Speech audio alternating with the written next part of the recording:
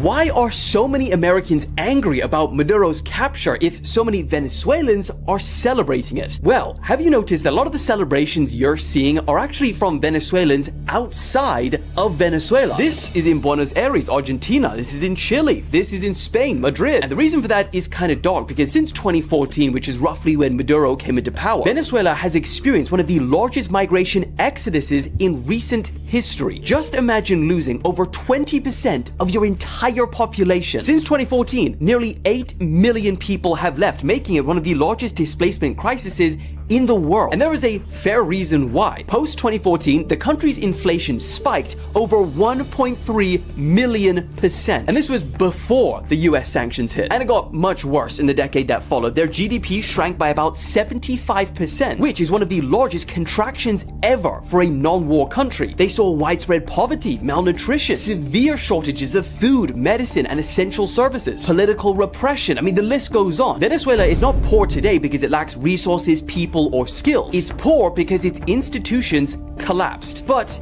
here's the distinction. The vast majority of 2025 polls show that Venezuelans outside of the country support military intervention, while those still living there don't. Then again, Venezuela did recently pass a law declaring anyone who expresses support for US military action a traitor. So that could have skewed the results slightly. But it's not just their location that split opinion. When pollers across Latin America were split into their political ideology, 79% on the right said that US military action was the best way to topple the Maduro regime, while less than 4% on the left said the same. The left said that diplomatic negotiations or social protests were the way to go. And that's where America comes in, because the biggest divide there is politics. While the first polls following Maduro's capture suggest that 41% oppose and 34% support, when you switch to the voters' politics, you'll see something very similar to those in Latin America. I mean, there's even protests breaking out in cities like New York with signs reading "No blood for oil." So why are Americans angry? Well, to put it bluntly, their country doesn't have the best track record for regime changes. And many Americans today still live with the memories of the devastating consequences those have caused in places like Cuba,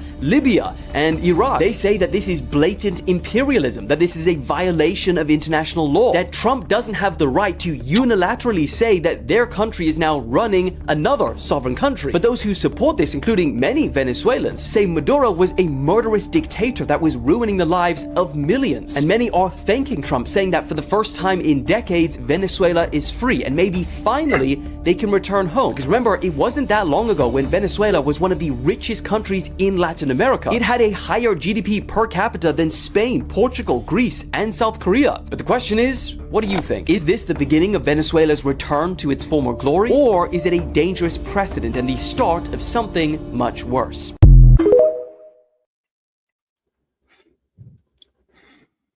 All right, and that's where we're at with that, guys, and we are live.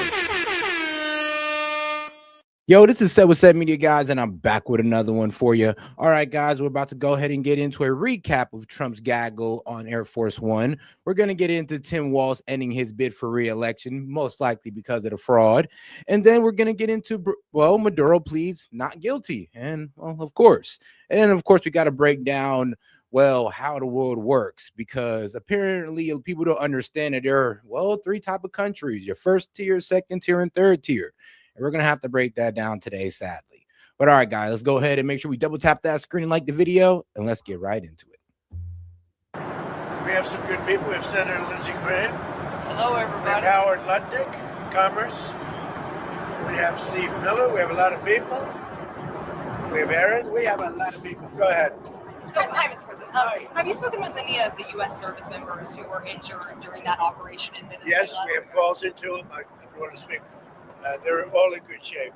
Can you detail what watching that was like when all of this played out in Venezuela and what Maduro was doing that moment? Well, I knew the possible danger. I mean, it was a very dangerous operation. It was amazing that we had a few injured, but all are in good shape right now. But I knew there was great danger. You got off a helicopter. The helicopters were being shot at. They got on the ground. They're amazing talent and tremendous patriotism, bravery. The bravery was incredible. Lindsay, they got off the helicopter and the bullets were flying all over the place.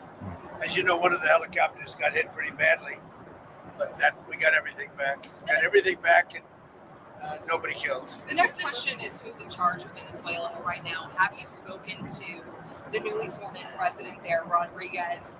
And what are Yeah, Delcy Rodriguez is now the new interim president of Venezuela. She's already saying that they want Maduro back, they want Maduro freed, and Maduro's the one only true president. Now, this is the interim president of Venezuela, and we're not sure how long she's going to last because remember, Trump said, look, you'll be in power as long as you get down and lay down. Now, it doesn't sound like she's doing that. She's already saying that, this takeover has a Zionist tinge to it. So we'll see where this goes. your thoughts on the entire situation? You said the U.S. would run Venezuela. We're dealing with the people. We're dealing with the people that just got sworn in. And don't ask me who's in charge because I'll give you an answer and it'll be very controversial. What does that mean? It means we're in charge. Have you spoken with her? We're in charge. Have you spoken with her? No, I haven't, but other people Do you want to? Yeah, at the right time, I will. Did the U.S. give Delcy Rodriguez any guarantees in exchange for cooperating No, with your no, administration? but she's cooperating. Are you going to demand free and fair elections in the short term in Venezuela? Well, it depends on, what you're talking. We have to do one thing in Venezuela, bring it back. It's a dead country right now. It's a country that, frankly, we would have been, if I had lost the election, we would have been a dead country. We would have been Venezuela on steroids. Venezuela right now is a dead country. We have to bring it back. And we're going to have big investments by the oil companies to bring back the infrastructure. And the oil companies are ready to go. They're going to go in. They're going to rebuild the infrastructure. We built it to start off with many years ago.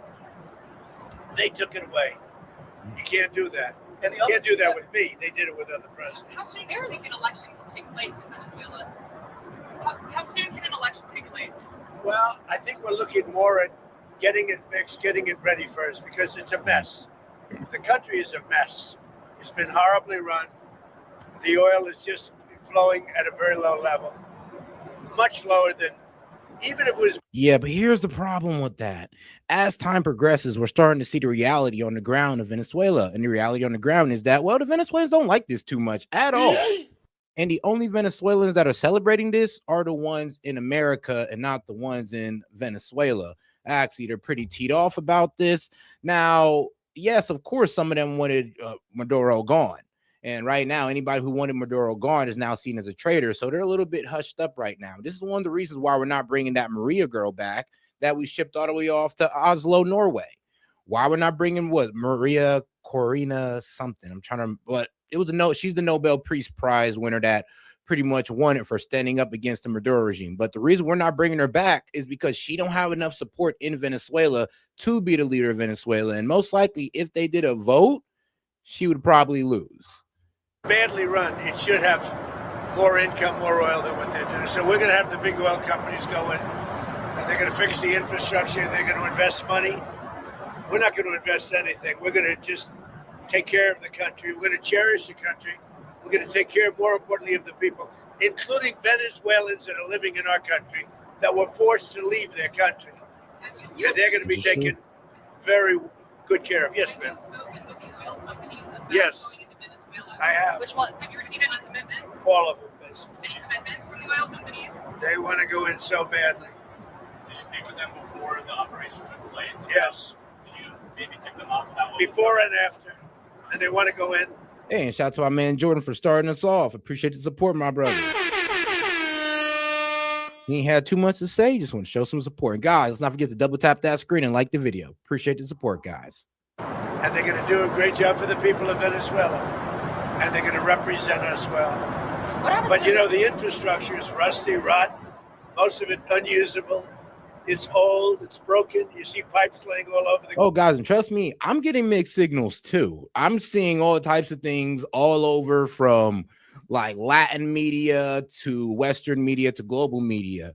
And sadly, it's only in America where our media is framing this as, oh, everybody's happy in Venezuela and they're all cheering. As Latin America says they're upset, global media says they're upset. So, like I said, we'll see how this plays out. But let's be real though. Maduro was not the best thing for these people. I'm not sure what delusion they were living in, but yeah, the reason why they were living so badly was Maduro. And it seemed like the Maduro regime had a beautiful spin to why they were doing so bad. What I was hearing is that the Maduro regime often blamed the United States for the reason that their people suffering instead of their socialist policies. Ground hasn't been, nothing's been addressed in for years. So I'm sorry, but so if you think about it like that, it makes sense why a lot of people in Venezuela wouldn't want America's interference. Chevron's in, as you know, they've done a good job, but even they haven't been in a position to invest money because they're at a month-to-month basis. What happens to this? They're only there because I wanted them to be there. Yeah, are there any contingencies in case the military in Venezuela is unhappy with the U.S. and the way it's running Venezuela? Do you guys have plans for anything? So Venezuela thus far has been very nice, but it helps to have a force like we have. We were ready for a second wave. We were all set to go, but we don't think we're going to need it. There's about 17 billion worth of oil reserves in Venezuela. More. Is that going to be? You mean trillion? And is that going to be Did you something? say billion or trillion? I said billion. You said 17 billion? It's much more than that. Okay, Trillion so barrels what's of going to oil. happen to those reserves? Well, we're going to run everything. We're going to run it, fix it. We'll have elections at the right time. The main thing you have to fix, it's a broken country. There's no money. There's inflation. Like we would have had, if I didn't win this election, we would have been Venezuela on steroids. Lindsay would know that. You might say something on that because we were talking before. We would have had a doubling up of very bad things that cost us a lot of money, like welfare, frankly. We wouldn't have had jobs. And instead of having $18 trillion in, we would have had at least $5 to $10 trillion leaving the country. So our costs would have gone up, and all of the money that's, we're setting a record, and it's long broken. And that's it. That's after 10 months. We haven't included the 11th month yet. So we think we're going to hit over $20 trillion. The all-time record is 3 by another country known as China.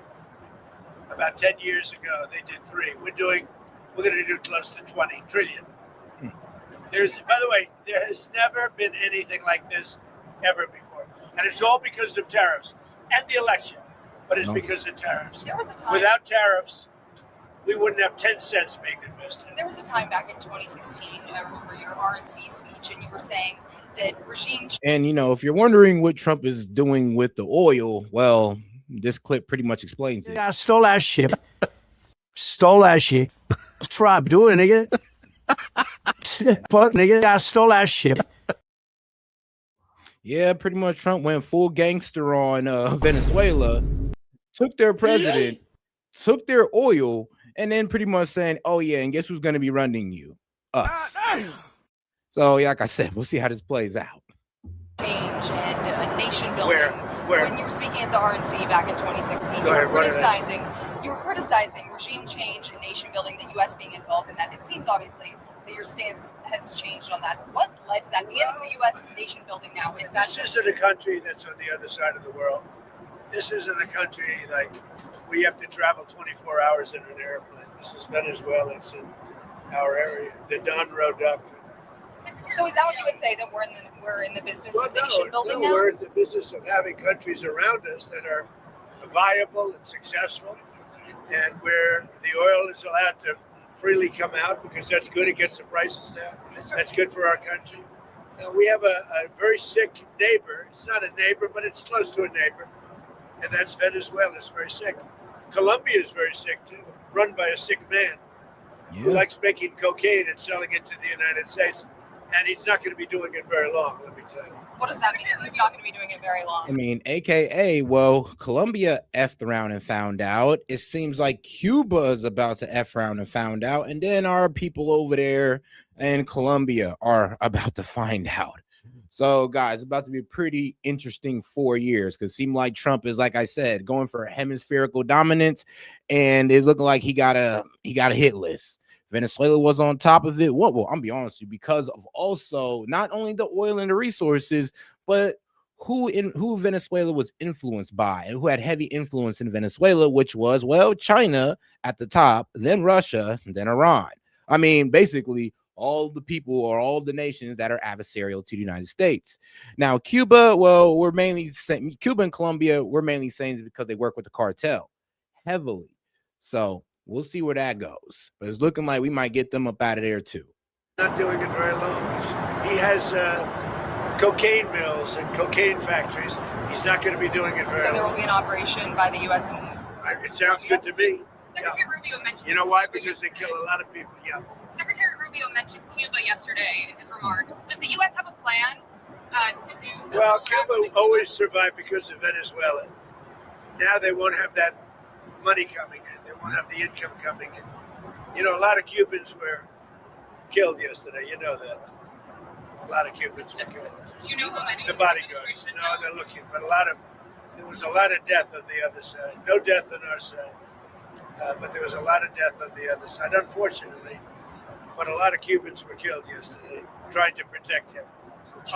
There's been protesters killed in Iran. You said we were locked and loaded, ready to go. What is the line there for when the U.S. is going to get involved in those protests? We'll take a look. We're watching it very closely. If they start killing people like they have in the past, I think they're going to get hit very hard by them. I'm gonna be real with you. That is absolutely ridiculous that Trump even has that plan. Like, I honestly disagree. Like, what, we're really about to bomb Iran or get involved with Iran over a protest? So, are you serious? That is not a good reason to go in there and bomb Iran. Like, people were pulling back when we were going in there for the uranium or, you know, for the nuclear facilities, and people weren't even okay with that. So to go in there over a protest, I mean, can't you just let them overthrow the Ayatollah on their own? Like, word on the global streets is that the Ayatollah is preparing to leave. So let them cook, man. Let them cook. We don't need to get involved with that. Can I just add something? So when he first got elected in January, we met, you know, biggest comeback ever. We talked about like so really? I didn't feel it was a comeback actually. So because the first one was the bottom line is we talked about a drug caliphate in our backyard. You know, we had Venezuela, we have Cuba, we have Colombia in our backyard. And these three countries have been condemned ever since I've been in politics. Joe Biden put a $25 billion bounty on Maduro's head. Chris Smith, today he got inaugurated, said, I hope Trump will hold Maduro's feet to the fire. You did. So what has he done? He's going to clear our backyard of a drug caliphate, countries run by narco-terrorist dictators who murder, rape, send drugs into our country to kill thousands of our citizens. To my Democratic friends, you should be celebrating this. When bin Laden went down, I mean, they should, but now they're asking to free a dictator, which is hilarious, by the way. It's absolutely hilarious how they call Trump this evil dictator. Now they're outside asking for a dictator to be free. So it's actually pretty funny. Now, the history is talking about what Maduro is. Well, we worked out a deal with Maduro. We said we was going to give back one of his friends and a family member who were caught transporting drug smuggling. And we said, all right, bro, we'll give you these guys back, but you got to hold a fair election. He told us, yes, senor, I will hold his fair election. And guess what he did? He stole the effing election and then try to play with us. And he did this under Biden. This was all under Biden. Guess what Biden did? Nothing. He said, oh, well, it is what it is. Now Trump comes in, and let's be honest, the way he did Biden, Trump don't trust him. He's like, we already worked out a deal with you in the past, and you kind of played the Biden administration on it. So Trump has no trust. The Trump administration has no trust with Maduro, and it kind of shows because they captured him to run Venezuela. And even if they were to work with the U.S., they're still going to play behind our back and work with Iran, Russia, and China. I was the first to applaud President Obama. This was one of the most sophisticated military operations in the history of the country. What they were able to do was amazing. They knew we were coming. We had a good part of the Navy, and they were able to capture this man alive. No military in the world could have done it. And as to this commander-in-chief, he did something people talked about doing. You just wait for Cuba. Cuba is a communist dictatorship that's killed priests and nuns. They've preyed on their own people. Their days are numbered. We're going to wake up one day, I hope in 26, in our backyard, we're going to have allies in these countries doing business with America, not narco-terrorist dictators killing Americans. This is a big frigging day. And everybody in the world is thinking differently than they were just a few days ago because of what you did. Do you think you're going to? By the way, you know, you mentioned something that's interesting. Lindsay mentioned Bin Laden. You know, I wrote about Bin Laden 1 year before the attack on the World Trade Center. And the Cubans aren't really too, well, actually, they're pretty upset with us because it was about, I think it was 30 Cubans or something like that. I'm gonna go ahead and double check that, but there were Cubans who were killed in the raid to get Maduro. And I said, you got to go after Bin Laden. It was in my book. And very few people want to say that, but it was in my book. You know that. I think you've actually talked about it.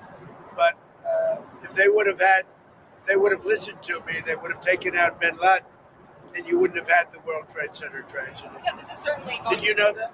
I predicted Bin Laden. I learned something every day. No, but did you hear that? Okay, yeah, it was 32 Cubans killed during the U.S. attack on Venezuela. So yes, there were 32 Cuban. Well, now the administration says they were the security guard of Maduro, and I mean, like, really? Doesn't that kind of prove that you guys are kind of working with the cartel since you pretty much got Cubans working as Maduro security, and like pretty much the 32 people that were killed? Now they're trying to say that these guys are citizens, but the United States are saying, well, these were bodyguards for Maduro, so fair game. Well, I did now. I just turned it right now. I wrote a book. It was 1 year before the attack that the book came out, and it talked about, there's a whole page, a whole section dedicated to a guy named Bin Laden, who's a bad guy who you have to take out. So I'll get the book. But right after the election, he told me, I'm going to clean up our backyard. And shout out to my man Jet. He says Maduro asked for it. Be rude for Trump, not to oblige. I mean, hey, he did. He said, "Come and get me." He said, "I dare you," and that's exactly what he did. Like a thief in the night, came through and just like I stole that shit. Stole that shit. That's what I'm doing, nigga. But nigga, I stole that shit. y'all here stealing oil and world leaders. It's crazy out here. Now, this was before he took office. This is one of the president's priorities, is to make sure that people in our backyard, narco-terrorist states, will not continue to kill Americans without the number of people that will be alive today because Venezuela will be in different hands is going to be tens of thousands.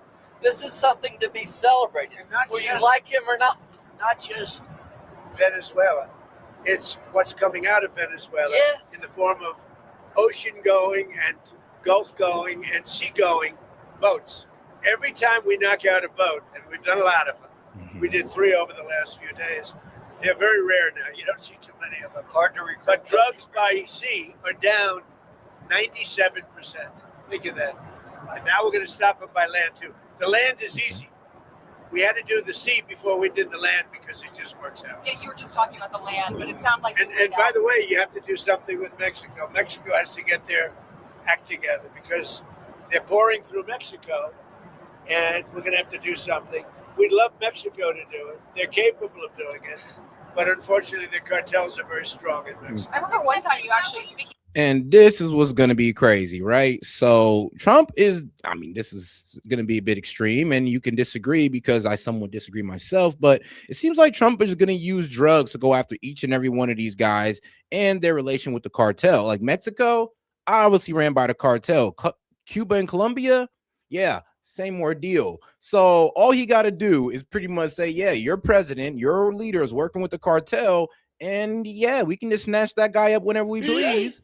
Like a thief into the night, and well, I guess we'll be running your country from there on out and pretty much taking your resources because we're going for hemispherical power. Like I said, you can disagree or you can agree with it, you can love it or hate it, but this is the plan. In Mexico, I asked you about Claudia Sheinbaum, and you told me at one point you had offered to send U.S. troops into Mexico to combat drug trafficking there. Is that something you I like Claudia. I think she's a terrific person. I would say every single time I talk to her, I offered to send troops. And she's just not willing? She's concerned. She's a little afraid. The cartels are running Mexico. Whether you like it or not, it's not nice to say, but the cartels are running Mexico. And speaking of those U.S. troops, one thing that Americans and a lot of people are wondering I mean, yeah, the only reason why that Claudia girl in Mexico isn't dead is because she's working with the cartel. And now, well, it's been revealed. I mean, let's just be real. If you just look up all the politicians that get killed, they're all the ones that say they're going to go after the cartel. Those are the guys that get killed. The ones who don't say anything, who works with the cartels, are the ones who make it. So what does that tell you about our girl Claudia? All right, then. I thought so. Like, obviously, she's working with the cartel. Shout out to my man Jet. He says, I do, however, don't like Graham cheesing this much. I don't like it either. Like, trust me, like this bastard here, always salivating, always watering at the mouth over the slightest smell of blood, over the slightest hint of war. If he, bro, the man is just like, ooh, can we bomb Iran next, Trump? Like, bro, chill. Like, there is something wrong with this man, Lindsey Graham. Like, he just, I don't know. He's like, he just wakes up and wish for death for some reason in another country. It just sounded like you weighed out another strike, another land strike, at least in Venezuela. You sound like you weighed that out. But well, we didn't need it. But we were prepared to do a second strike if we needed it. We're totally prepared. But that's off we're the table. Still prepared. That's off the table now. No, it's not. If they don't behave, we will do a second strike. Well, your demand. The question is that the American troops, are they going to be on the ground? They're doing any kind of peacekeeping. I think Americans are very... It depends on what happens. It depends a little bit on the new administration, if you want to call it. So if you see that pushback from Rodriguez and ultimately... Well, I don't think there was pushback. I think that... She called it... Well, you know, you hear a different person than I hear. Really? So you have spoken with them? We talked to them, yeah. Oh, you did speak. They've been very good. So yes, it does seem like Delcy Rodriguez might be a bit two-faced. And right now, this used to be the vice president of Venezuela. Now she's the interim president of Venezuela, Delcy Rodriguez.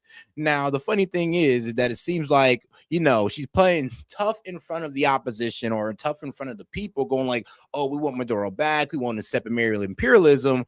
Meanwhile, Trump hears her, but he ain't paying her no mind because obviously she must be on the phone with Trump going like, oh, no, don't worry. We'll give you the same deal that Maria gave you. Leave me in power, Trump. I got you. Let me just go talk my people up with a speech of resistance. And, you know, I'll secretly work with you on the side. This is why Trump isn't really worried. And then also, if she does, you know, try to go to Maduro's ways, then, well, she'll be taken out herself. Because she called it kidnapping of Maduro. It's all right. It's not a bad term. Go ahead. Now, are you going to demand that Delcy Rodriguez let opposition figures return or free any political prisoners? Oh, God, let's not forget to double tap that screen, like the video, guys. Appreciate the support, by the way. But let's get more people on the conversation by double tapping that screen. If you have any questions, comments, jokes, or disagreements, I'll be happy to read it out loud. Just $2 and up. Appreciate the support, guys. We haven't gotten to that yet. Right now, what we want to do is fix up the oil, fix up the country, bring the country back, and then have elections. Is it fair? We better bring the country back. Otherwise, you're gonna have a mess that's so bad. It was really bad. It's gonna get a lot worse unless we go in and fix it. Is the U.S. going to reopen its embassy in Caracas or get the DEA? We're thinking about it. We've been asked to do it. We've actually been asked to do it. Do you think you and Putin and on the phone, of course, and then Zelensky at Mar-a-Lago? Yeah. You told me that numerous times. You told me that your New Year's resolution was peace on earth. Do you think that 2026, if you could set a deadline of when the Russia-Ukraine I don't do deadlines, but I would say that, you know, like as an example, Thailand and Cambodia. Well, I was very proud of that. Wait a minute. And they started up again and they got it solved. Where does it I give myself 1/4 of a point for that. So now I'm 8 1/4 points because they started up Thailand and Cambodia, and now it's okay. So where does it actually stand between Russia I think and we'll have a Ukraine deal at some point. Hopefully, Yeah, Thailand and Cambodia pretty much have reestablished fighting while displacing, well, hundreds of thousands of their own people. Well, we'll see how that progresses. So I don't know if you saw the numbers just came out. 30,000 soldiers were killed this current month. And there was that intelligence. 30,000. 27,000 the month before. You and Senator Graham discussed additional Russia sanctions.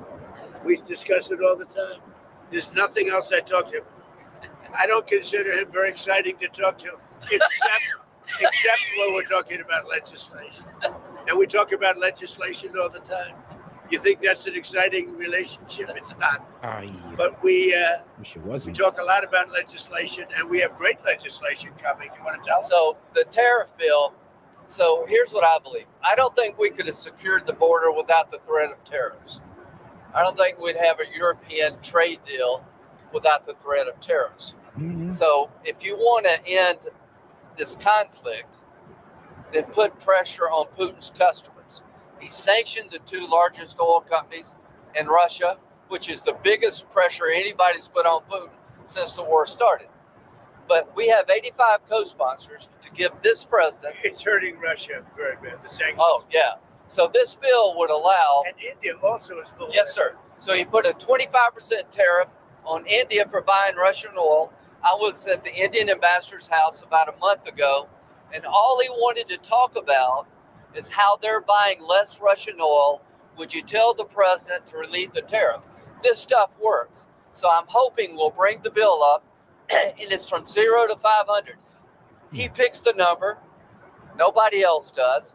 But if you're buying cheap Russian oil, keeping Putin's war machine going, we're trying to give the president the ability to make that a hard choice by tariffs. I really do believe that what he did with India is the chief reason India is now buying substantially less Russian oil. So I hope we pass this bill soon.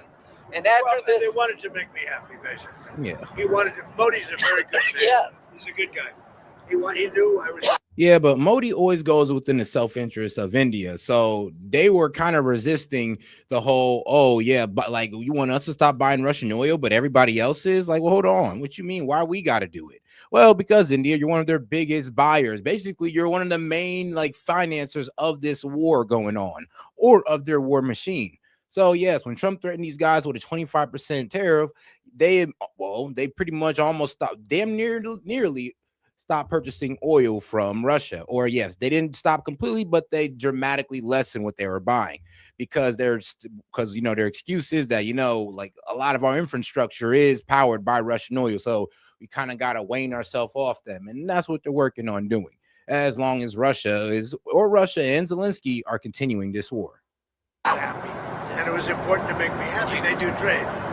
Yeah. And we can raise tariffs on them very quickly. And it would be people are afraid of that. All of that to say, you told me you weren't very thrilled. And I'll tell you something, the Russian economy is lousy. But what's really lousy is the Venezuelan economy. The Venezuelan economy is, I think, the worst economy I've ever seen. If you look at inflation, things are doubling every day. It's stolen blood. It's a disaster. We got to fix the country fast. President Trump, are there going to be any more? You said the oil companies are going to go in there. Are there any other companies that you've talked to about dealing with Venezuela? Maybe Mr. London could talk about that. Are there any other corporations, entities outside? Outside of the oil business. Well, the oil business, yes, but outside, yes. Howard, you want to say? They have steel, you have minerals, right? All the critical minerals. They have a great mining history that's gone rusty. So steel, aluminum, minerals, I mean, this is all, it was once upon a time one of the great economies and cultures of the world, and it was destroyed, and now President Trump is going to fix it and bring it back for Venezuela. But it's not easy. It's really gone bad. But it's got potential. What? Maybe any rare earth minerals? They have rare earth, but everybody has rare earth. Rare earth is not rare. What's rare is the processing. We're doing processing plants. That's right.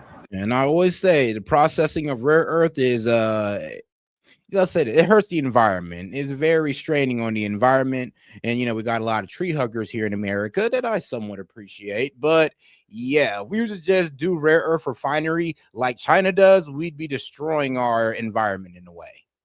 There's no such thing as rare earth. The rare earth is everywhere. What isn't everywhere is the processing of rare earth. And we have a lot of places going up right now. One thing we haven't heard you specifically react to is the Minnesota fraud. Yeah, we are increasing our rare earth refinery, but the problem is like, can we find a way to do it cleaner than China? Because if not, then it's going to be hard to keep the production up like China does. Because remember, China don't give a damn about their environment. They don't give a damn about their people. So they'll keep it going at the detriment of their own people. They don't care. Well, it just doesn't get worse. I've reacted. It's almost not even believable. This very stupid, low IQ governor. He's a very stupid man because, I had a campaign against him with JD. And he's a stupid man. And he's a corrupt politician.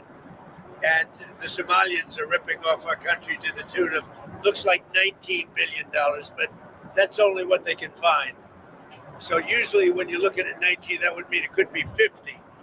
But so apparently the fraud went up to 9 billion. I guess they found an extra 10 billion to come up to 19 billion. Tim Walz actually ended his bid for re-election.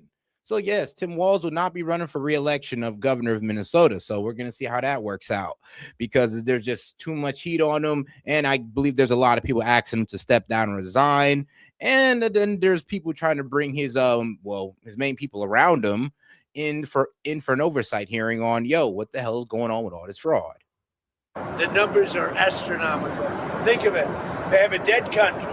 They don't have government. They don't have anything. They don't have a military. All they do is run around shooting people and trying to capture ships. We don't let them take ships anymore. You know why? We use the same exact missile on them that we use on the drug carriers.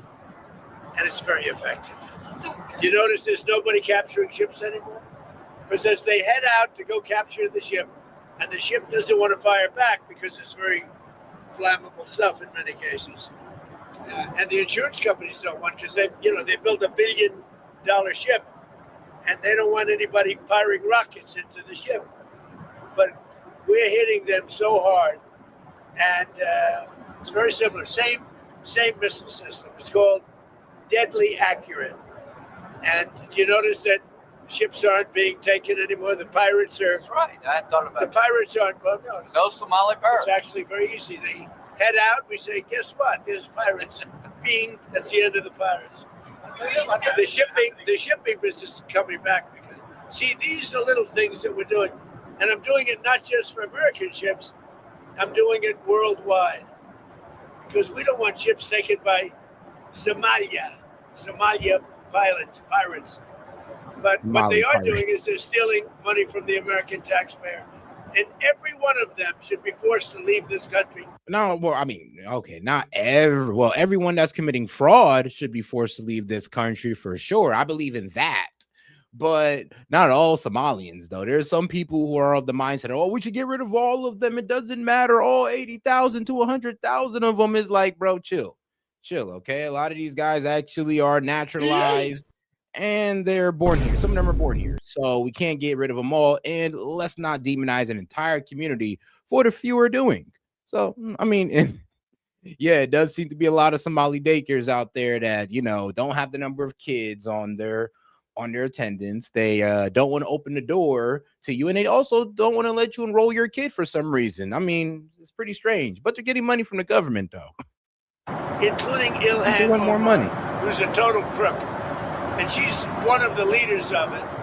Not the only, because she's not that smart. But think of it. $19 billion at least they've stolen from Minnesota and from the United States. It's actually more from the United States, because Minnesota puts in, and we're not going to pay it anymore. We're going to have Walz go pay. We're not going to pay them, and we're not going to pay California, and we're not going to pay Illinois with that big slob of a governor that they have that doesn't want. We brought down crime by 25%. He didn't do anything. He's not doing anything. But they want us to leave. He had a day where they had 17 murders not too long ago. 17 murders and 77 people shot, but 17 died. And then he talks about, we can handle it. He can't handle it. But we pull back, and we'll go in at the appropriate time. But we're the ones that brought the crime down. We brought it down 20%. They didn't bring it down. Pritzker didn't bring it down. Same thing with Gavin Newsom. If we didn't go in to Los Angeles 7 months ago when they had the riots, even the police commissioner, the head of police, said if we didn't have the federal government go in, we would have lost total control of the city of Los Angeles, and they would have had to cancel the Olympics. Think of that. Speaking of Los Angeles, the National Guard, you pulled out the National Guard out of Portland. We did. In Los Angeles. And you know what?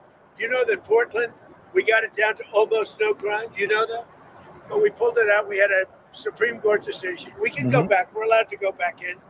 But we'll go back in when the crime starts. Look, the crime will soon start, because they now know that we're out.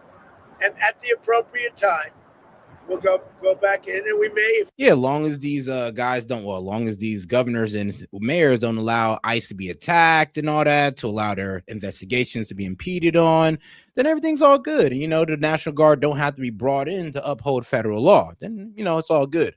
And then, of course, if Brandon Johnson was serious about that ICE-free zone, then Trump can invoke the Insurrection Act and you'll have the National Guard in Chicago. So, the Democrats are treading lightly. We're allowed to. The most powerful thing we haven't used the Insurrection Act. You're considering using the Insurrection Act? I've always considered it, but we haven't needed it anywhere. 48% of the presidents of this country have used it. Oh, guys, let's not forget to double tap that screen, like the video, guys. Let's get more people on the conversation by double tapping that screen, guys. We've got a lot to get into tonight. Bush used it, I think, 22 times or something. You know that, right? Bush the elder. Now, what are your short-term next 2 weeks? What do you need from Delcy Rodriguez? You threatened total access. We need total access. We need access to the oil and to other things in their country that allow us to rebuild their country. Yeah, we need access to their oil, their gold, that silver, because the silver is going to be one of the most important things. And and other resources as well. But those are like the top three, man. We gonna need that oil, your gold, and your silver. We need it all, man. And look, man, we got data centers to run, okay? Okay. A lot of things. Roads that aren't built, bridges that are falling down. Yeah, bridges that are falling down, nobody can go anywhere. Joking. And on Greenland, On Greenland now? Yeah, on Greenland. How did we come up to Greenland? So, do you expect to take an action against Greenland? Well, I don't want to talk about Greenland. Hey, and shout out Seth. How you doing, sis? Said Democrats/libs just proving our point once again. Yeah, the hypocrisy is crazy. Like Trump's a dictator, not are outside cheering, free Maduro the dictator. Well, really, free Maduro the socialist because we love him because he's a socialist. It's like, we'll see. We'll see what happens there. Let's talk about Venezuela, Russia, Ukraine. We'll worry about Greenland in about 2 months. Let's talk about Greenland in 20 days. Venezuela, we talk so much about energy. By the way, I will say this about Greenland. We need Greenland from a national security situation. It's so strategic. Right now, Greenland is covered with Russian and Chinese ships all over the place. We need Greenland. Yeah, we're trying to establish like Arctic power in the Arctic region of the world. Yeah, because pretty much Russia, they have main access. Like they're like right there to the Arctic. So they have main access to the Arctic. Then China, and we're kind of left out a little bit on that. And it's very vital that we have some type of stance or some type of military stance in the Arctic. And Greenland would help us. So much. It would just help us so much. And Iceland would too. And I'm be honest with you, it's going to be a wild year because people are predicting that Trump is just going to pretty much take damn near all of Latin America, move on to Greenland and Iceland. And then, of course, he might just finish off all of South America. And this will be called hemispherical dominance. Of course, us non-interventionists will somewhat lose our mind. But, hey, this might turn out to be a good thing in the end. If it doesn't lead to the deaths of hundreds of thousands of soldiers and trillions of dollars. If not, we're good. If so, then man, Trump will be marked as one of the worst presidents in history. So we'll see how this goes. From the standpoint of national security, and Denmark is not going to be able to do it, I can tell you. You know what Denmark did recently to boost up security in Greenland? They added one more dog sled. It's true. Sir, they thought that was a great move. What would the justification be for a claim to Greenland? I don't want to talk about Greenland now. I just say this. We need Greenland from the standpoint of national security. And the European Union needs us to have it. And they know that. I think there's some concern that the operation in Venezuela will affect your relationship with Xi Jinping in China. No, I don't think so. I have a very good relationship. We have the power of tariffs, and he has other powers on us. Are you still planning to? Well, actually, we kind of took away one of China's main cars. China gets a lot of oil from Venezuela. So the fact that we literally cut China off from one of its main oil suppliers is kind of effed up. It's like we kind of cut them off at the knees a little bit. So China and Russia both expressed their disappointment in America. And China is calling it, we're breaking international law. And I mean, like, dog, you break international trade laws all the time. So please spare me the criticism. Travel to see him in April? Yeah, I'll be going in April. I think there's some confusion from Americans and maybe the community in the world when it comes to what you said about Rodriguez earlier today in a phone interview. You said that she would face the same fate, if not worse, than Maduro. But it sounds like you're talking to her on the phone and wanting to work with her. My people are just the same. Are considering her in power. Can you just clarify where you stand on Delcy Rodriguez right now being in I don't have to tell you. I just say that she will face a situation probably worse than Maduro, because Maduro gave up immediately. So she could also. He raised his hand. He gave up. Oh wow! And he did the right thing, but he gave up. Basically, he's saying, "Look, man, we capture Maduro, we'll unalive you." That's what Trump is pretty much saying. He's like, "Yeah, if we come for you, sweetheart, it's not going to be to capture you and take you to jail. It's probably going to be to unalive you." Well, that's a gruesome way of putting it, but hey, he's being honest. So we were so effective, and it was so fast and violent. It was very violent, but we were so effective. He raised his hands. He gave up. What was the most violent moment? I don't want to tell you. There are some bad moments, but there were some very violent moments. I don't want to tell you. Did you get a briefing at all on Maduro's first night in U.S. Yes. What can you tell us? I have a total briefing on every aspect of it, but I don't think it's appropriate to talk to the press about it. You'll find out. When it comes to him in court tomorrow, I mean, what's the end game here with Maduro? There is no end game. We're just going to go through a slog of a trial. The judge is very respected. Judge Hellerstein is a highly respected judge. We'll see how we do. The case it's infallible. People are so happy with what we've done. You go down to Miami, you go down to a lot of places. Yeah, the Venezuelans in America are celebrating all across America. But like I said, as I've been looking through global news and Latin American news, it seems like the people of Venezuela don't like what we did whatsoever. And it seems like these guys are taking to the streets protesting, asking for the return of Maduro. So, yeah, it seems like we're framing it as if all the people of Venezuela are happy. There's no objections to this when there are obvious objections. And we really don't know how big the group of objectors are, but there are people in Venezuela who hate what we done. I mean, even though, we did liberate them from a socialist dictator, sure, we did, but some of them actually like their socialist dictator. And one of the reasons why, because they blamed their hard times on America and the sanctions and all that good stuff. I mean, it's real easy to point fingers and play the blame game. Well, dancing in the streets of this country. Now, he was a rough man, killed millions of people. He killed millions and millions of people. After he stands Can I just say something? We got that. This is a good thing, not a bad thing. President Biden put a $25 billion bounty on the guy's head. Why? Because he was a horrible criminal, murderer, poisoning our people. Every administration has been saying he's a threat to our country. He's a bad guy. This is the first guy that's actually done something about it. Here's the story for me. He could be in Turkey today, but he's in New York. So if you tell people in Cuba, you need to stop being a communist dictatorship threatening America, you should go somewhere else. You better take the offer. Maduro has nobody to blame but himself. He gave him a way out. He chose to defy Trump and the U.S. military, and his ass is in jail where he deserves to be. And every president has said the same thing, but he did it. One of the things that is happening, and I think you see it all the time, Howard, you've seen it, that Cuba is ready to fall. Yes.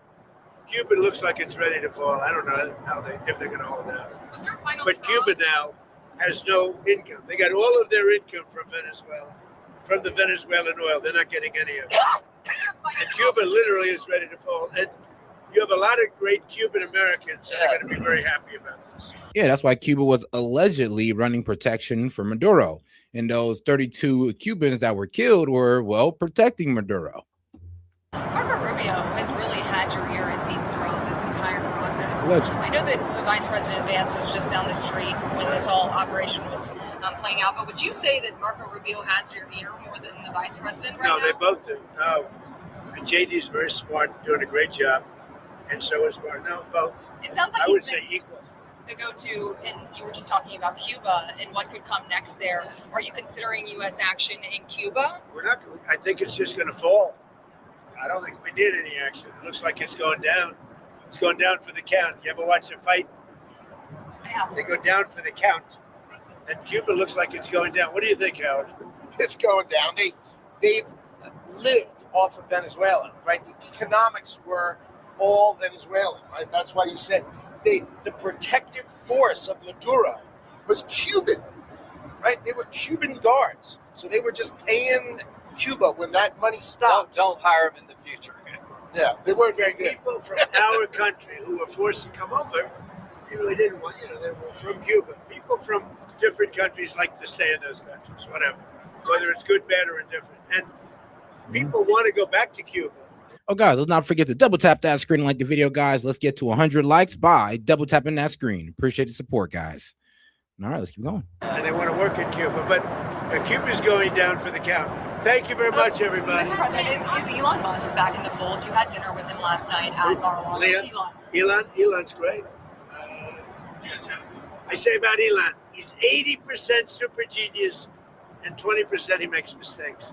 But he's a good guy. He's a well-meaning person. Can I ask you about one more thing that I've been wanting to ask you the last couple of days? You said that you were very He's got a lot of questions. I do have a lot of questions. Tell him who you were. Go ahead. I'm with News Nation. My name's Libby D. Excellent.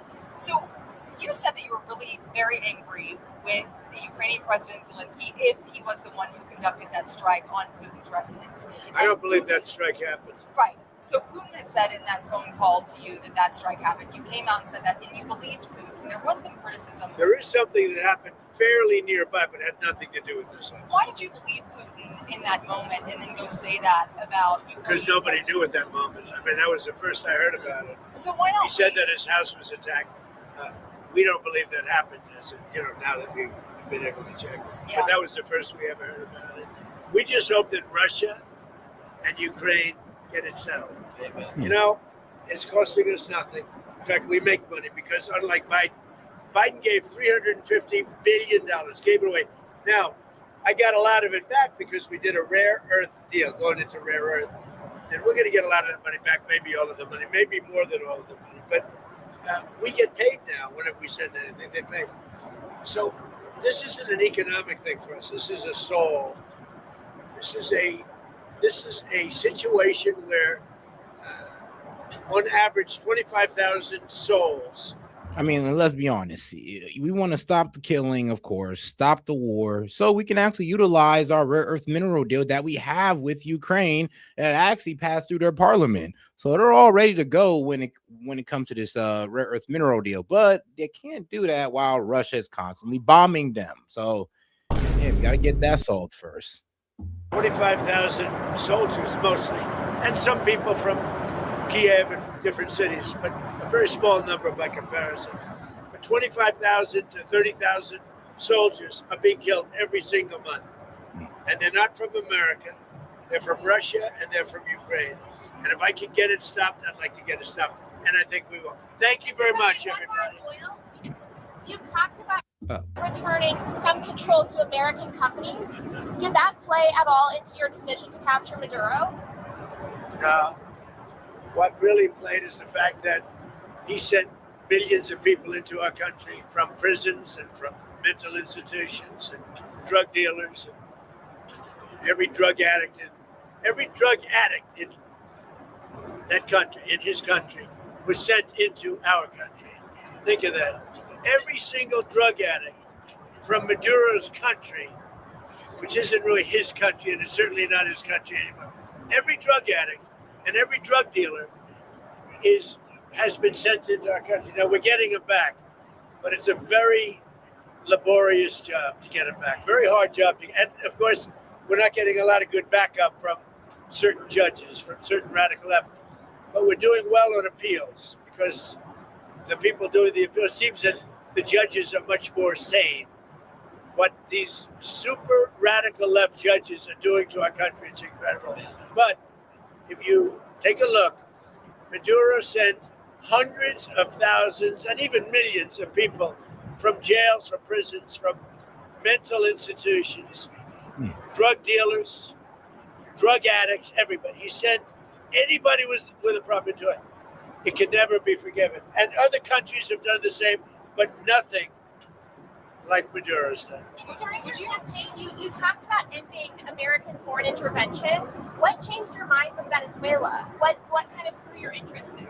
The fact that he sent drugs into our country, we're stopping it rapidly with what we're doing with the sea, because they come in, a lot of it comes in by sea, but it's not coming. The drugs coming in, as I said before, by sea are down 97%. You should be saying, thank you very much, President Trump. Great job. Now they can't get anybody to pilot those boats. You know, it's 97%. I'm trying to figure out who are the other 3%. Would you say that Operation Resolve? What's your response to supporters who voted for you, who may be glad and relieved to see Maduro in custody? The voters that voted for me, let me just tell you, the voters that voted for me are thrilled. They said, this is what we've... Now, we weren't too thrilled about the strikes, but I mean, we're happy that everything went well and no U.S. lives were lost. So, yeah, I really wasn't too thrilled about the strikes, but hey, I'm thrilled now. Like I said, everything worked out so far. So you can't really be mad at the results right now. So as time progresses and the third day of us capturing Maduro, let's see what happens. Because it seems like things are only intensifying in Venezuela, because as of about 2 hours ago, there's been reported shootings near the presidential buildings. So let's just think about it. What is the right response when a country sends in tens of thousands of people to overwhelm your system? When a country is a narco-terrorist state that floods your country with cocaine, that's aligned with Hezbollah, what's the right response? You blow up the boat before they get here. You take down the source of the problem.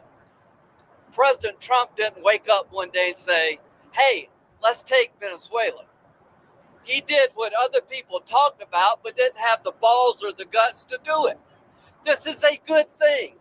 This is not interventionism. This is making America safer. We're going to be more prosperous because of the business deals.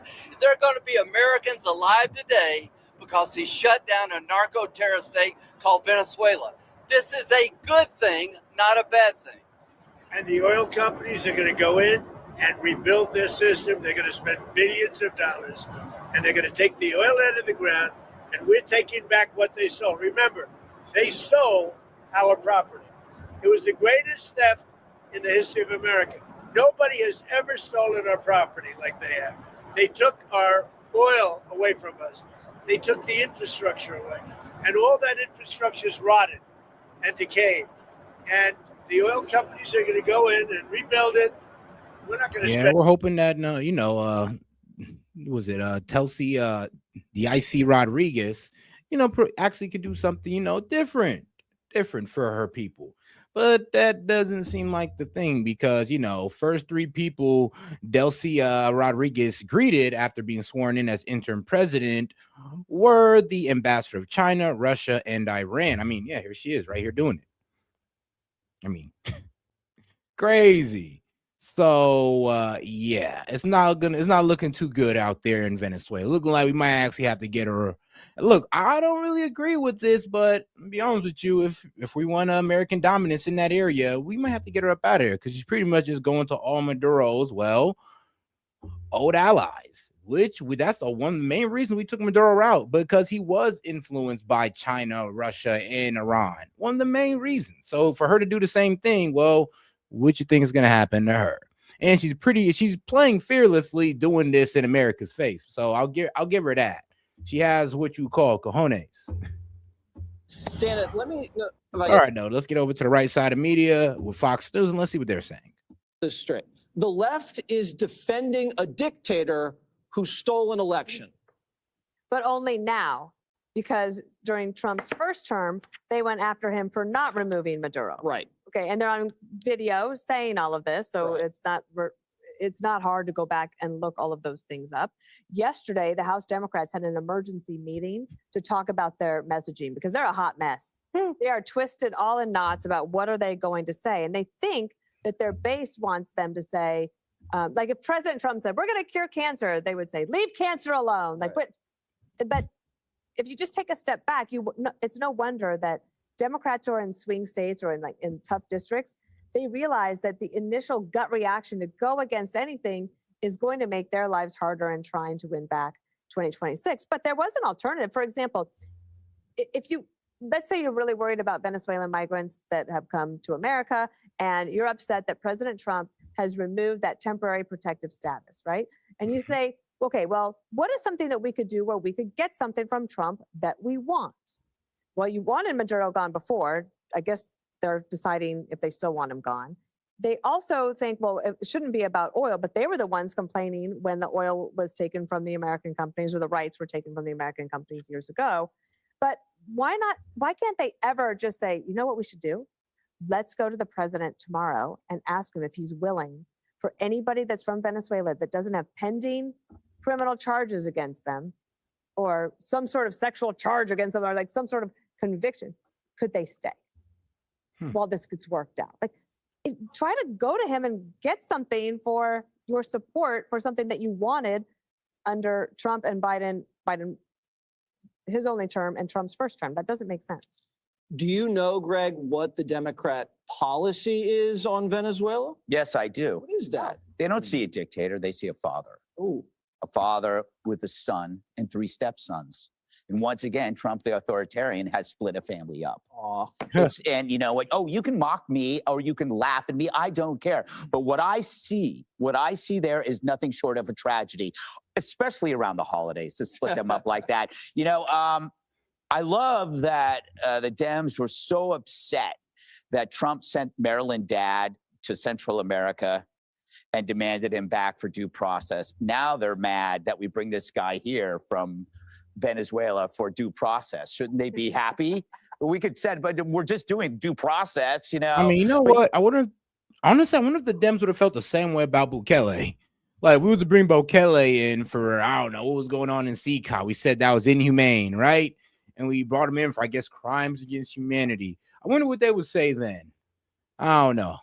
It seems like they're kind of picking and choosing because Trump took this guy out. You guys are upset. But here's the thing. I mean, we're upset because we're afraid of this becoming a catastrophe because every time we try to do regime change, it don't work out for us. That's what we're upset about. Some of the liberals are literally upset because Trump did it. And they probably don't even know anything about this guy, Maduro. All he knows that Trump went into a sovereign land, took their leader, and just transported him here to face charges. That's all they really know. And they believe that everything Trump do is evil, so they're not really even going to look into it that deep. You got to ask, you know, when you look, if you're a young, like, leftist, you got to, like, think for yourself and go, why are all these protests interchangeable? Why are the protesters interchangeable? Why do the signs all look alike and readily available? And I get it, you know, you're the opposition. Democrats are the opposition, but it's kind of funny when you start opposing yourself. The Dems will now defend anyone, including if it means contradicting their own beliefs from a few years ago. Chris Murphy was at Bozo, right? He was like screaming to get Maduro out, and now he's like, oh, this is terrible. He said that the fact that Maduro was still in Venezuela was proof that Trump loves dictators. And now he's like going, how dare he do this? So you got to, like, I don't know. Also, and I'll shut up because I don't know if I'm making any sense. I'm just basically winging it. You got to love a party that violates federal law with sanctuary cities and then imploring their own law enforcement to defy or hinder. Oh, shout out to my man Hellbat. Hey, member for 4 months. I appreciate the support, my brother. He said, made it. What's up? Hey, it's all good, my brother. It's all good. Eyes, then telling you that you're violating the law. That is like Ilhan Omar accusing you of incest. Bro. Is that's been proven, right? I mean, no, No. it's just the marrying. No, I don't know what. Allegedly. Bro, you better say allegedly, bro, because I'm be real with you, that has not been proven. I know everybody want to sit there and say Ilhan Omar married her brother, but no, she did not marry her brother, guys. Actually, the guy that she married that you're claiming to be her brother came from the UK. Ilhan Omar came here in the 90s when we was actually getting involved in Somalia, by the way. America was getting involved in Somalia under Bill Clinton in the 90s. All right, now you get that. This is one of the reasons why Ilhan Omar is here, through our intervention, which we're afraid might actually happen again. We get another Ilhan Omar, but this time from Venezuela. Do you want a Venezuelan Ilhan Omar? Well, you know, actually, now that I think about it, that might not be too bad. I'm be real with you. Be real with you. But that's pretty much it there. The main thing about Ilhan Omar that's funny is that she's on her third husband, and she cheated on her second one for the third one, while also helping the third one kick back campaign finances through his, consulting company. Her campaign money got kicked back to her third husband consulting company while she was married to her second husband, and also cheating on that man. So 3 husbands, cheated on the second one. I'm gonna be real with you, I guess that's more of a spicier and true story than her messing with her brother, or, you know, have you guys say married her brother.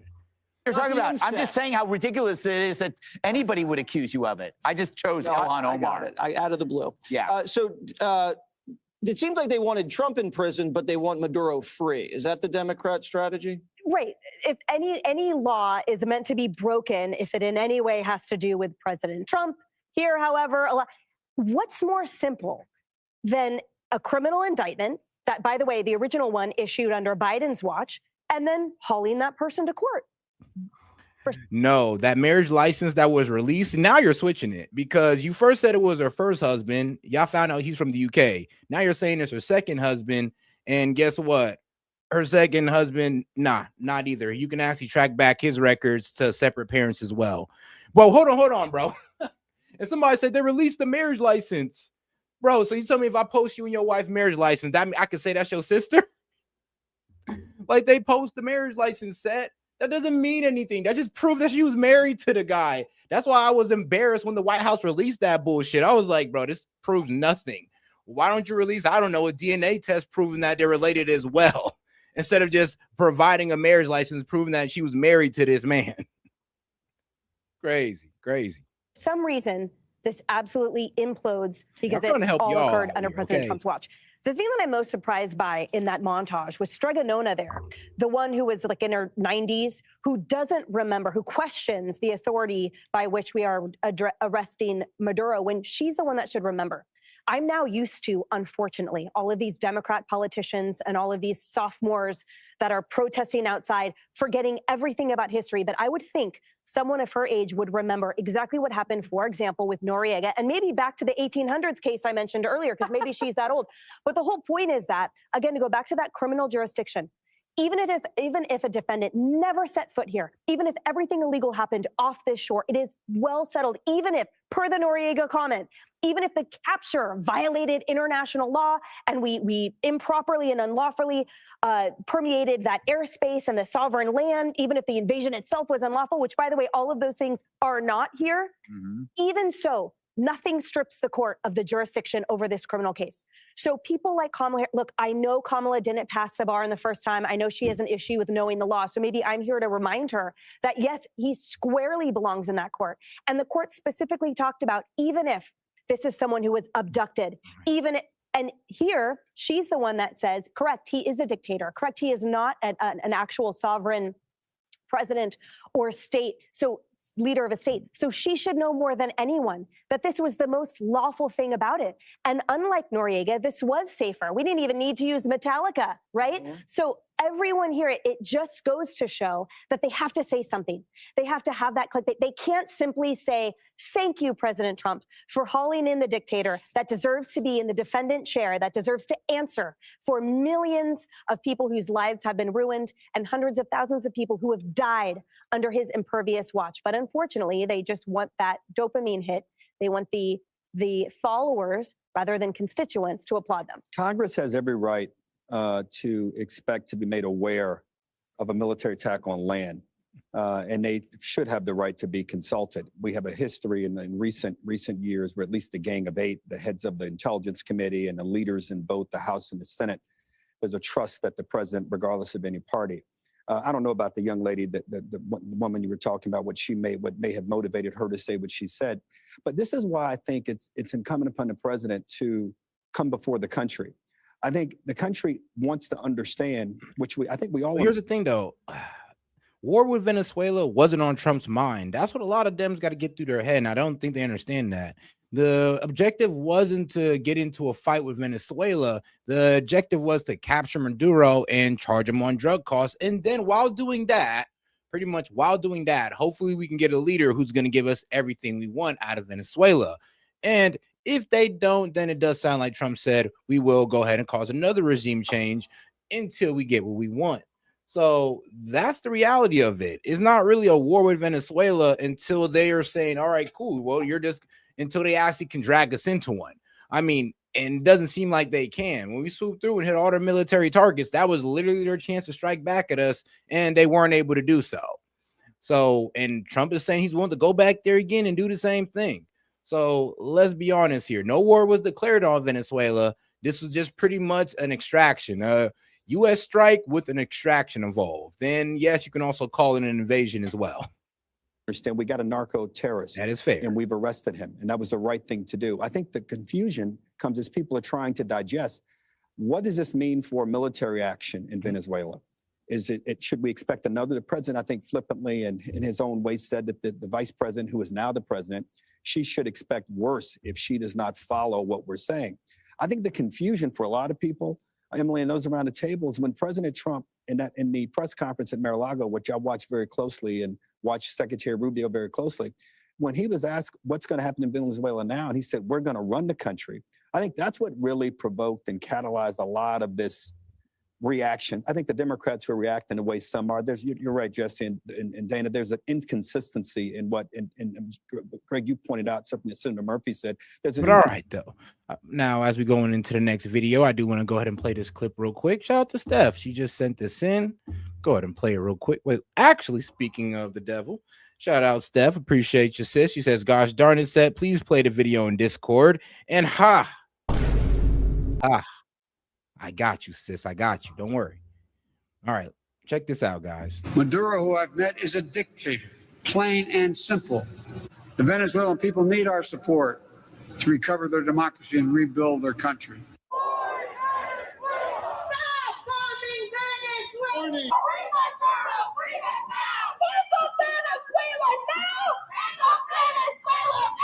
I'm angry on behalf of Americans, on behalf of Congress. They just look at everybody erupting and singing and. I mean, come on now. We didn't even enslave them.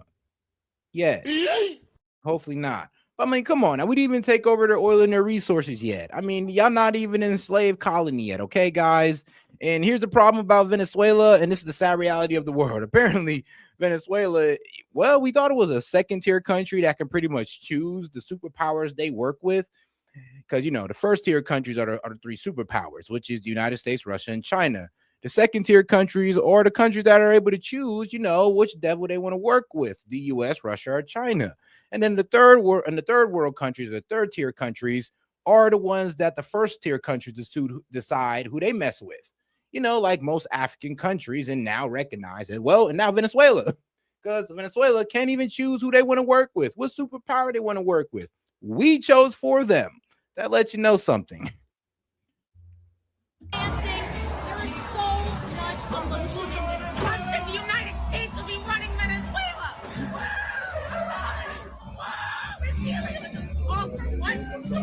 I'm here at El Arepaso in Doral, the heart of Venezuela in Miami, and we are looking at all of the reaction to the capture of Venezuelan dictator Maduro. It's very, very exciting. It's incredible. We want to say thank you, Trump. Thank you. I'm really happy right now because my country is free. This emotion behind me is really indescribable.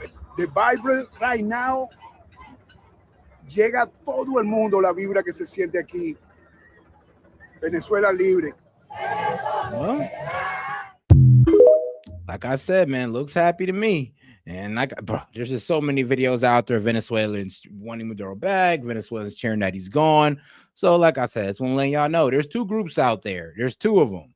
And don't let the media trick you and think that there's only just one group out there that just everybody in Venezuela is happy about this. No, they're not. I mean, look at their vice president. Think about it like this. If there were nobody in Venezuela who missed Maduro or who wasn't in support of the Maduro regime, then why is the vice president still there? Why did the Supreme Court of Venezuela pretty much install her in there, knowing damn well she's basically a Maduro part 2? I mean, why? If there wasn't people there weren't people in Venezuela who still support Maduro. Like, you kind of see where I'm getting at here. Obviously, there's still support for Maduro in Venezuela. Obviously, there's people who still support Maduro in high numbers. If even the Supreme Court is installing, well, a Maduro part 2, which is D.I.C. Rodriguez. Well, shout out to that young lady. I mean, good luck. Don't get your head taken off out here.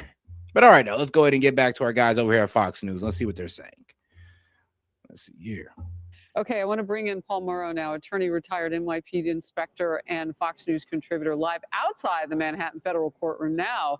So talk to us about what was going on inside, because you had that look, and particularly this paragraph, when they were discussing when to set up motion schedules and all of that. And as we were just talking about how complicated this case is going to be, was there any reaction from Maduro? Not really. You know, everybody's in federal court. Everybody's observing the sort of ceremonial atmosphere of it, including Maduro.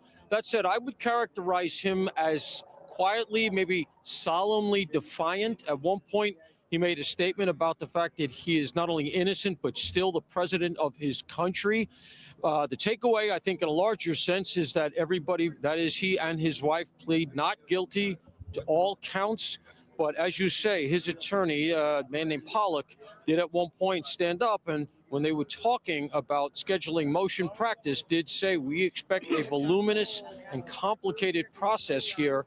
And so at least until March 17th, Maduro waives his right to speedy trial, meaning essentially the clock stops, and they're all going to be setting up and working out a schedule to start exchanging what is apparently a lot of stuff.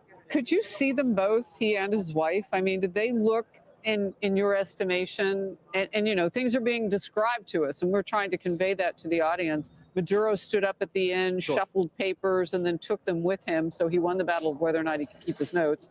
And he has on tan trousers, orange sneakers. She was described changed outfit with like kind 3 of a times. weak, thin voice, somebody smaller, that sort of thing, and now says she was injured in what she calls the abduction.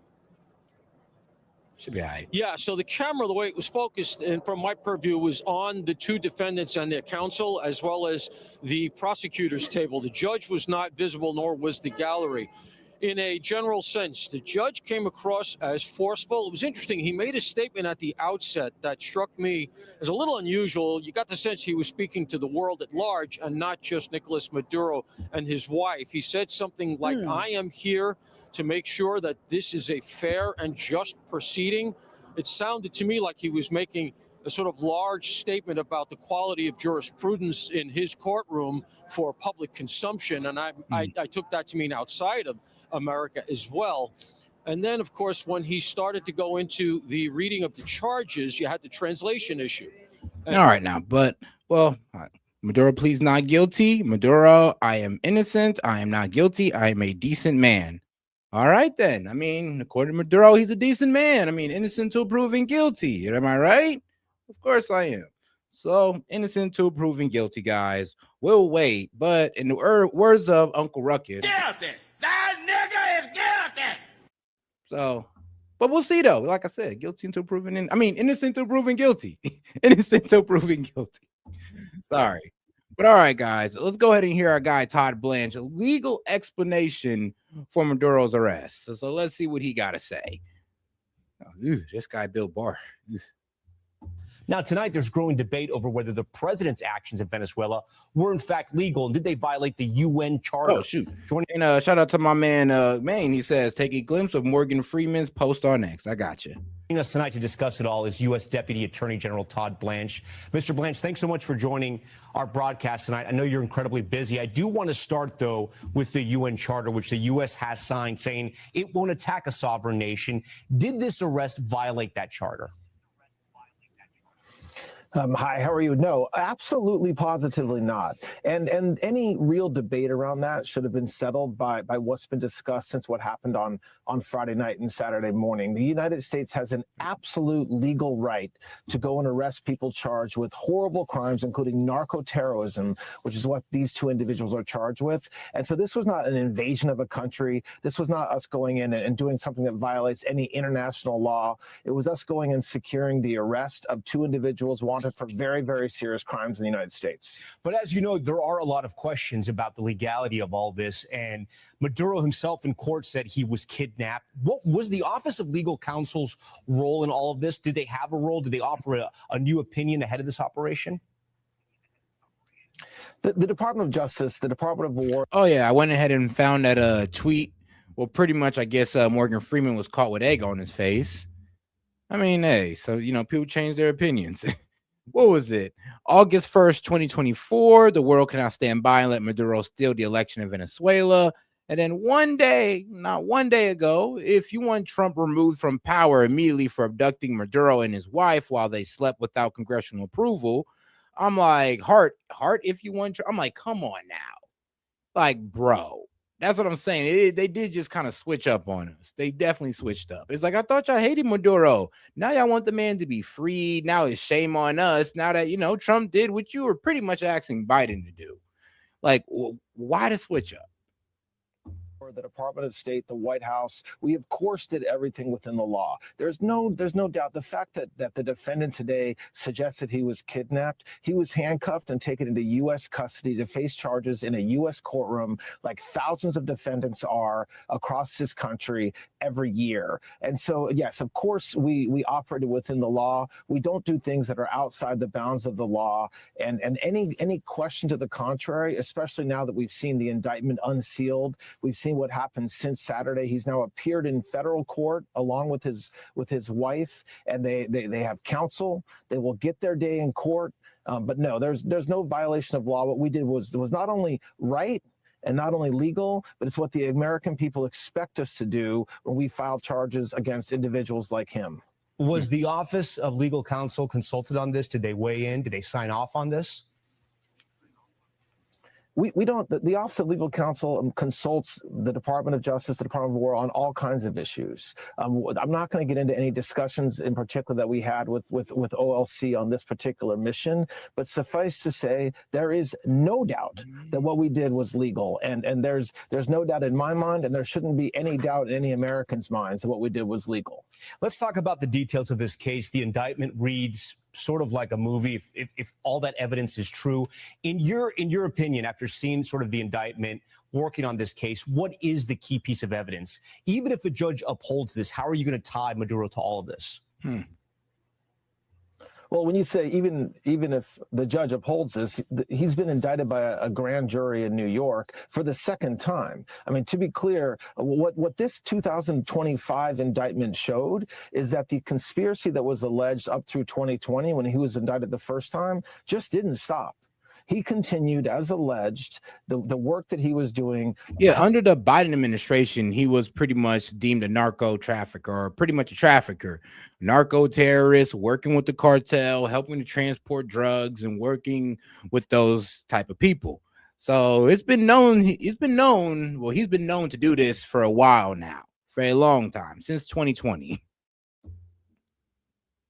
Helping to orchestrate a major international infrastructure that brought tons and tons of cocaine to the United States. And he continued doing that, as alleged in the indictment, up until 2025. And so this is, like I said, he'll get his day in court with a jury of his peers in New York. And as alleged, if you, like you said, it does read a little bit like a movie. This was an infrastructure and a very organized group of individuals from all over the world, different gangs and different terrorist organizations that work together to bring drugs into this country. And that's what I expect the evidence and trial will show. But if you can share with our viewers, what is the strongest piece of evidence? I mean, do you have cooperating witnesses that are going to walk a jury through exactly how Nicolas Maduro, who was the leader of Venezuela, was tied to this drug smuggling?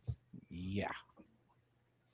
Well, so I'm not going to talk about the types of evidence that we have beyond what's in the indictment, but I think one thing should be obvious to folks watching tonight, which is that the original indictment, there's already been several individuals who have pled guilty to the charges alleged in that indictment. There's no doubt that the Venezuelan government has been part of a massive effort to bring cocaine in the United States for a very, very long time. And so, yes, we'll prove this case like we prove every case in federal court. I expect there'll be witnesses. I expect there'll be cooperating witnesses. There'll be documentary evidence. And at the end of the day, as alleged, we will prove beyond a reasonable doubt what's charged in the indictment, those 4 counts, not only against Mr. Maduro, but against his wife as well. I want to walk you through some of the allegations and our viewers as well. Here's one section of the indictment. By in or about 2020, the State Department estimated that between 200 and 250 tons of cocaine were trafficked through Venezuela annually. The maritime shipments were shipped north from Venezuela's coastline using go-fast vessels, fishing boats. Yeah, because let's be real. When it comes to fentanyl, not a lot of it goes through cocaine. I mean, not cocaine. Not a lot of fentanyl goes through Venezuela, but a whole lot of cocaine goes through Venezuela. And of course, they, like I said, heroin as well. And then, of course, the human trafficking and smuggling they do as well through Venezuela. So let's not pretend that, the cartel or that Venezuela has no value to the cartel. Like, let's not sit there and play dumb. Like, we know what it is, right? Of course we do. And container ships. I know this is not a court of law, but I am curious. How do you go from there directly to the head of state of Venezuela? Look, I mean, that's a good question. You do it with evidence. You do it with the testimony of witnesses, and you do it with individuals who participated or who knew about what was going on. I mean, this isn't the first drug case that the Southern District of New York has brought. I mean, they do this all the time. And any time that you're going after literally like the architects of a major criminal organization like this, obviously you're going to rely on individuals who knew what was going on and knew what the other participants were doing. And I expect that's what the Southern District of New York will do here. It's worth reminding everybody, this again is just guys, let's not forget to double tap that screen and like the video, guys. Let's get us to 100 likes by double tapping that screen. If you have any questions, comments, jokes, or disagreements, I'll be happy to read it out loud and engage with it. Just $2 and up. Appreciate the support, guys. Let's go ahead and get back into it. Continuation of the charges filed against Mr. Maduro in 2020. So it's just all what we're doing here is we're showing up the evidence. There's some more cooperating witnesses that are described in the superseding indictment, and we're showing that conspiracy that lasted for a very, very long time didn't stop in 2020 when the first indictment was filed. It continued all the way up until 2025. I'm going to ask you about one more section because this is sort of stunning if this is true. Between approximately 2006 and 2008, while acting as Venezuela's Minister of Foreign Affairs, Maduro sold Venezuelan diplomatic passports to individuals that Maduro knew were drug traffickers in order to assist traffickers seeking to move drug proceeds from Mexico to Venezuela under diplomatic cover. Now here, Mr. Deputy Attorney General, you have a direct link where you're accusing Maduro of essentially making fake passports and giving them to drug dealers. How do you prove that? Again, look, and it's not that's not me saying that. That's an indictment that's brought by a grand jury sitting in the Southern District of New York. And the way you prove that is exactly as you can imagine. I expect there will be testimony from witnesses who either participated in that event or were aware of those passports and of that conduct being conducted. That's what I expect the grand jury had to hear about when they were considering whether to vote on that indictment. And that's exactly what a jury will hear about if there's a trial in this case. You are right. This does read a little bit like a movie, and the idea that this conduct was able to happen for so long, it shows why we've had such a. I'm weak. You said it reads like a movie, aka man, you could have took this and made like a Grammy Award, Oscar award-winning movie out of that entire affidavit, out of the entire charges that were put up against Maduro. He said it reads like a movie. Basically, almost you can make a Netflix series out of it. I mean, F it. Why not? I did it with Pablo Escobar. I mean, you damn near made like 4 spinoffs. But all right, guys, let's get into White House official. U.S. in charge of Venezuela becomes, whoops, here it is. Becomes military stationed outside the country. So let's hear it. Well, let's listen to Sid's favorite Republican, Stephen Miller. Briefed on the Venezuela. So a source briefed on the Venezuelan operation told me that a handful of American troops sustained bullet and shrapnel wounds, but none are life-threatening. Can you share with us how serious any injuries to American service members might be, and also any information you can tell us about any Venezuelan civilian casualties? Yes. Well, let me take the second part first, which is that the overwhelming share of casualties and fatalities that were inflicted were against the Cuban guard that had exerted control over the people of Venezuela. So what many don't realize is that for years, Maduro stayed in power through an illicit deal with Cuban communists to provide his security because he didn't trust his own people to keep him safe. That is how much he was hated inside of Venezuela. So what our special forces encountered when they did that daring midnight assault into Caracas were armed Cuban guards, and they sustained massive numbers of casualties. I can't give you an exact number. The numbers that you've seen in terms of the Cuban guards publicly reported are probably lower than the actual number that were killed. To your first question, no, none of the, at least as I've been briefed, none of the injuries are life-threatening. Everybody is stable. And it just underscores the remarkable skill, precision, courage, and capability of our special forces. And I wanted to set the table one more time for your audience. I'm sure you've talked about it at length already, but the United States of America launched an assault force into Venezuelan territory, which has sophisticated air defense systems, which has sophisticated surveillance systems, which has weaponry that they've received that can take out planes and helicopters from our foreign adversaries that they've been stockpiling for years in anticipation of the possibility of such an action. Maduro was staying in a military fortress. In other words, since the United States had started amassing this armada under President Trump's leadership and direction, he'd increasingly narrowed the scope of his own movement, and he was sleeping in a fortress. And so we flew into Caracas. These special forces engage in direct gunfire with elite Cuban guards, and every single kill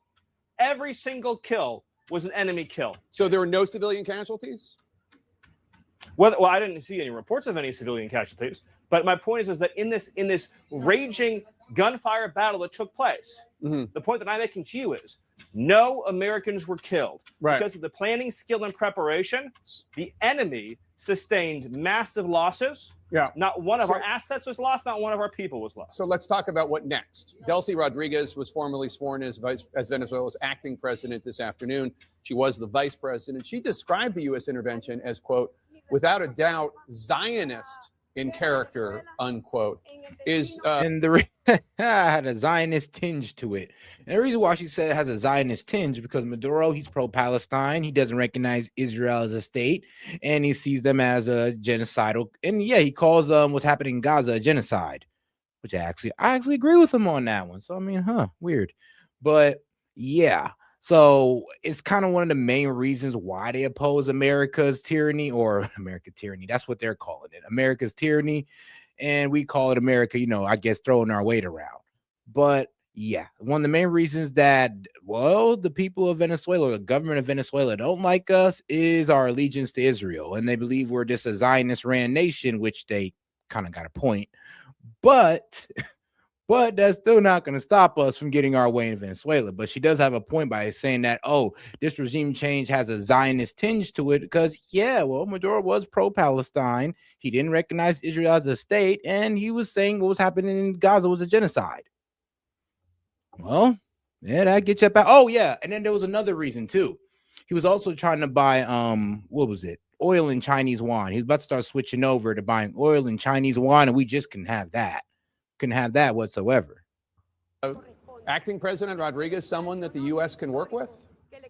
So the acting president put out a statement. I want to say, Jake, it was last night, pledging cooperation with the United States, pledging full and complete cooperation. But they also just passed a law saying that if you supported the operation against outlawing individuals or threatening with. Yeah, that's the problem. It's like, bro, Fox News, I'm gonna be real with you guys. Fox News is telling us a completely different story than what everybody else is saying. I'm gonna be honest with you guys. It's like, it's only Fox News promoting that, oh, everybody in the streets is celebrating, everything is all good. Oh, thank God. But one, the people, Maduro's team is still in power. They just outlawed the support of the U.S. and any type of anti-Maduro support, and they're asking for Maduro back. What does that tell you? Like, well, I know a lot of you are saying, well, it tells us that we need to actually go in there and take care of that Dulce or DIC Rodriguez lady. And I mean, yeah, you could think that way as well. But then it also says that, maybe the next time we go in there might be a little bit more of a fight. So we'll see what happens. Criminal penalties, individuals, if they supported the operation against Maduro. I think they did that today. Well, the good news there, Jake, is that nobody inside of Venezuela supported the operation, so it's a law without meaning or effect. Look, Jake, there's going to be some posturing that occurs when a nation has been so thoroughly defeated in this way. The United States of America, think about this, Jake. The United States of America has encircled this nation for months. One of the largest naval armadas in history has been stationed off its coast. Yeah. Fighter jets have been encircling the island. We've been engaging in kinetic lethal strikes against Maduro's drug boats and trained Arauco gang members leaving the island. Yeah. We have launched a complete oil embargo of the ghost fleet, the dark ships. We've been covering on all top of it. of that, Yeah. now on top of all that, right? Maduro is sitting in a jail cell in New York, as is his wife. So of course there's going to be, this is very important though, of course there's going to be some posturing. Okay. Without giving anything away, I want to be very clear. Very clear. The government has sent messages. This is such an important point, Jake. To the Secretary of State, to our senior U.S. government official negotiators. They have sent message after message making clear that they will meet the terms, demands, conditions, and requirements of the United States. Okay. And I want to be very clear about that. So the question about who is now running Venezuela is one that even members of Congress who are big Trump supporters. Honestly, this is where even I got to call into question it. It's like, all right, so we took out Maduro, and this DIC Rodriguez lady, which was the VP of Venezuela, is now running things. And she's basically, like I said, a Maduro part 2. Like all the same policies with socialism and all that good stuff. She's demanding that we bring Maduro back. So we took out Maduro, but his people are still in charge. Now, she could be, like Trump said, Trump's not worried. The way Trump is acting, it sounds like she's kind of playing both sides. Like she's saying one thing to her people, and then she's saying one thing behind closed doors to Trump. So we'll see if that's true and how that progresses. Because as of now, it seems like the Maduro regime is cracking down on anybody who's speaking up about it. I told you about 2 to 3 hours ago, there are shootings going around the presidential area, or I'm sorry, but the presidential building in Venezuela. So things are pretty hot. Things are pretty hot in Venezuela right now. We're, like I said, as the day progresses, we find out more and more. Say they're not quite sure about. Senate Majority Leader John Thune told CNN's Manaraju that he doesn't know what President Trump meant by his assertion that the U.S. is running Venezuela, and he said he needs more information. Can you tell us what the president means when he says, is acting President Delcy Rodriguez in charge? Is she running Venezuela or not? Well, what the president said is true. The United States of America is running Venezuela. By definition, that's true. Jake, we live in a we live in a world in which you can talk all you want about international niceties and everything else. But we live in a world, in the real world, Jake, that is governed by strength, that is governed by force, that is governed by power. These are the iron laws of the world. But that are you existed saying since the beginning of time? But in terms of day-to-day operations. So, AKA, might makes right. I mean, it's so many words. That's pretty much what he's hitting us with. He's like, look, bro, I'm just going to keep it real with you. And like I was saying, too, Like, bro, the way the world works, there is first world order law. I would say, well, let's do this: first tier, second tier, and third tier countries. 3 groups of countries. And like I said, the first tier are the superpowers, with the United States, China, and Russia. The second tier are the countries who can choose what superpower they work with. The third tier are the countries who don't get no say in who they work with, don't even get a say in how they use their resources or how their economies ran or who's their effing leader. Those are your third world. Those are your third tier countries, like, well, most African countries. In Venezuela. And well, now that we see Venezuela, that is acting President Rodriguez, right? It's not some sort of No, American what I'm emissary. No, what I'm saying is, we'll keep going here, Jake. So I want to say what I'm saying, and then you'll follow up. But what I'm saying is just one level above that, which is hilarious. Shout out to my man Hellbat. He said, best part is all the right people condemned the Maduro arrests, such as Hamas and Putin, and they can't get their oil now. Fuck them. I mean, yeah, of course, Iran's upset, Russia's upset, China's going like, hey, you're breaking international law, because we just cut off a decent part of their oil supply and a really good supply of cheap oil. So, of course, they're going to be mad. They're going to be throwing a little temper tantrum. And when we go meet with China for negotiations, we're like, yeah, you know how you use Venezuela? Yeah, that's ours now. We're going to be looking at them like, yeah, that autumn oil barrels. I stole that shit. Stole that shit. That's what I'm doing, nigga. But, nigga, I stole that shit. And that's exactly how Trump is going to walk in talking to Xi.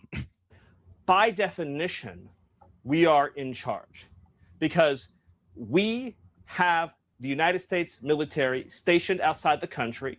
We set the terms and conditions. We have a complete embargo on all of their oil and their ability to do commerce. So for them to do commerce, they need our permission. For them to be able to run an economy, they need our permission. So the United States is in charge. The United States is running the country during this transition period. If that's true, obviously that doesn't mean that President Trump is setting the bus fare schedule inside the country. So doesn't mean that President Trump is assigning the K-12 curriculum in the country. The indictment that the president and the military were acting on from 2020 was of 6 people. 2 of them were seized on Saturday by our special operators. There are 4 other individuals indicted who remain in Venezuela. Is the U.S. demanding that they be turned over? One of them is Maduro's son. One of them is a former government official. One is a current government official. And one of them is the head of Tren de Aragua, as I'm sure you know. Are they going to be turned over if President Trump is, in fact, running Venezuela in the way you described? Well, I don't want to. Obviously, what we have to balance here, Jake, which I think you more than most understand, we have to balance between, of course, what I can say to you publicly versus very close hold conversations that might be happening privately. And I know you understand and respect that. But I'll answer the question in this way. There might be individuals who are fugitives from American justice that could become part of a future conversation. But it's also true that for government leaders inside of Venezuela, as the president has said, right, we want an interim government that will respect the interests of the people of Venezuela, that wants a good, peaceful, secure future for Venezuela. So I would just say it this way. For those who may be indicted, the best choice they can possibly make is to be part of a constructive decision-making process for the future of Venezuela. Basically, lose your socialist ways, do what we say, and, well, you'll be alive to see the next day. It's basically what we're telling the current administration in Venezuela. But let's see if they take that threat seriously, or will they drag us into, well, a conflict or a war. So let's see how this goes, guys. But all right, now, shout out my man City actually sent this in. Apparently Megyn Kelly has something to say. When I was at Fox News, which was a long time, 14 years, I would have known exactly what to do in the wake of Trump's attack in Venezuela, his retrieval, shall we say, to put it in mild terms, of Nicolas Maduro. I would have known that I was supposed to cheerlead it. And I turned on Fox News yesterday, and I'm sorry, but it was like watching Russian propaganda. There was nothing skeptical. It was all rah-rah, cheerleading. Yes, let's go. When I was at Fox News, which was... Yeah, that's true. Like I said, it was literally no type of speculation. Nobody said, well, what if... None of that. It was just nothing but cheerleading, and to the point where even I was like Like, all right, guys, like, trust me, I want to believe that this is going to be a happily ever after, but that'd be pretty naive to sit there and think that after the history we got with this. Like, and then let's not just sit here and try to call us the Panikins because we're over here bringing up the history of regime change. For some reason, they hate when we do that. But all right, though. All right. And now, I mean, not just me, myself, and other guys in MAGA, but when the Dems do it as well, and they have every right to do so. But hey, it is what it is. Now let's get over to our girl, Marjorie Taylor Greene, who is now stepping down from Congress, but she has a farewell message, a parting message to Republicans. You voted for this president 3 times. Is this what you voted for? Not only did I vote for the president 3 times, I was one of the few Republicans that stood by him early on when the rest of the Republicans turned their back on him. I also campaigned all over the country for him and attended many of those rallies where the campaign promises were no more foreign wars. Oh, guys, let's not forget to double tap that screen and like the video, guys. Let's get more people in the conversation by double tapping that screen. Appreciate the support, guys. Let's get those likes up. More regime change and putting the American people first. Caitlin, those are the things that I believe on and have stood on in principle, not only in principle, but by actions as well. I never voted to fund Ukraine. I never voted to fund any of the foreign wars. And I worked hard to get rid of foreign aid and funding foreign governments and foreign people. That's what I believe in. However, it is concerning to see what's happening and the direction that the Trump administration is moving in. We can say, thankfully, that Maduro has been arrested.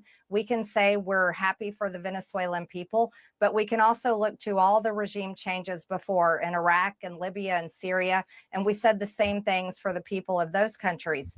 But then we watch those countries fall into turmoil and civil war, and we watch the rise of ISIS and terrorism, and we watch U.S. troops remain in those countries for a very long time, and many flag-draped coffins come home. And that's what many Americans don't want to see happen. And tonight it is disturbing to see the latest news coming out. And the worst part about it is, like I said, let's say we go into Venezuela and they take a couple American lives. The worst part about that is that I don't believe that, well, these guys in Fox and in my own party are going to accept that as this is what we were talking about. This is what we didn't want. No, they're going to use those deaths to rally into a war with not Vietnam, but Venezuela. I mean, I'm just calling it out before if it happens, trust me, if any life is lost, we will use those lives, not as a reminder to not get into war, but as a reason to get into war. Venezuela, where there is chaos and possibly some sort of civil war or sort of chaos and disruption happening. And we care about people, but we care about our country too, Caitlin. And to me, America first is what matters most, and the American people matter most. And I believe the focus should be strong domestic policy to help Americans afford life, afford health care, health insurance, be able to buy a home, an affordable home, and live the American dream. And so I unapologetically support America first. And as an American, it's okay to disagree with the president that I helped get elected, and it's okay to disagree with other Americans. But what's not okay is for our government to put their full focus on foreign countries. Do you think that Marco Rubio, Stephen Miller, Pete Hegseth, Agreed. and J.D. Vance should be running Venezuela, as the president puts it? I would like. I mean, it's actually kind of funny. It's like Trump is probably going to be your first two-nation president. He's the president of the United States and the president of Venezuela at the same damn time. So, yeah. I'm sorry. I'm going to stop saying that because I know I'm going to offend a lot of people saying that. Like to see our elected president and vice president and his administration running America. I think that's most important for the American people and our interest. And we have real problems here at home. We're nearly $40 trillion in debt.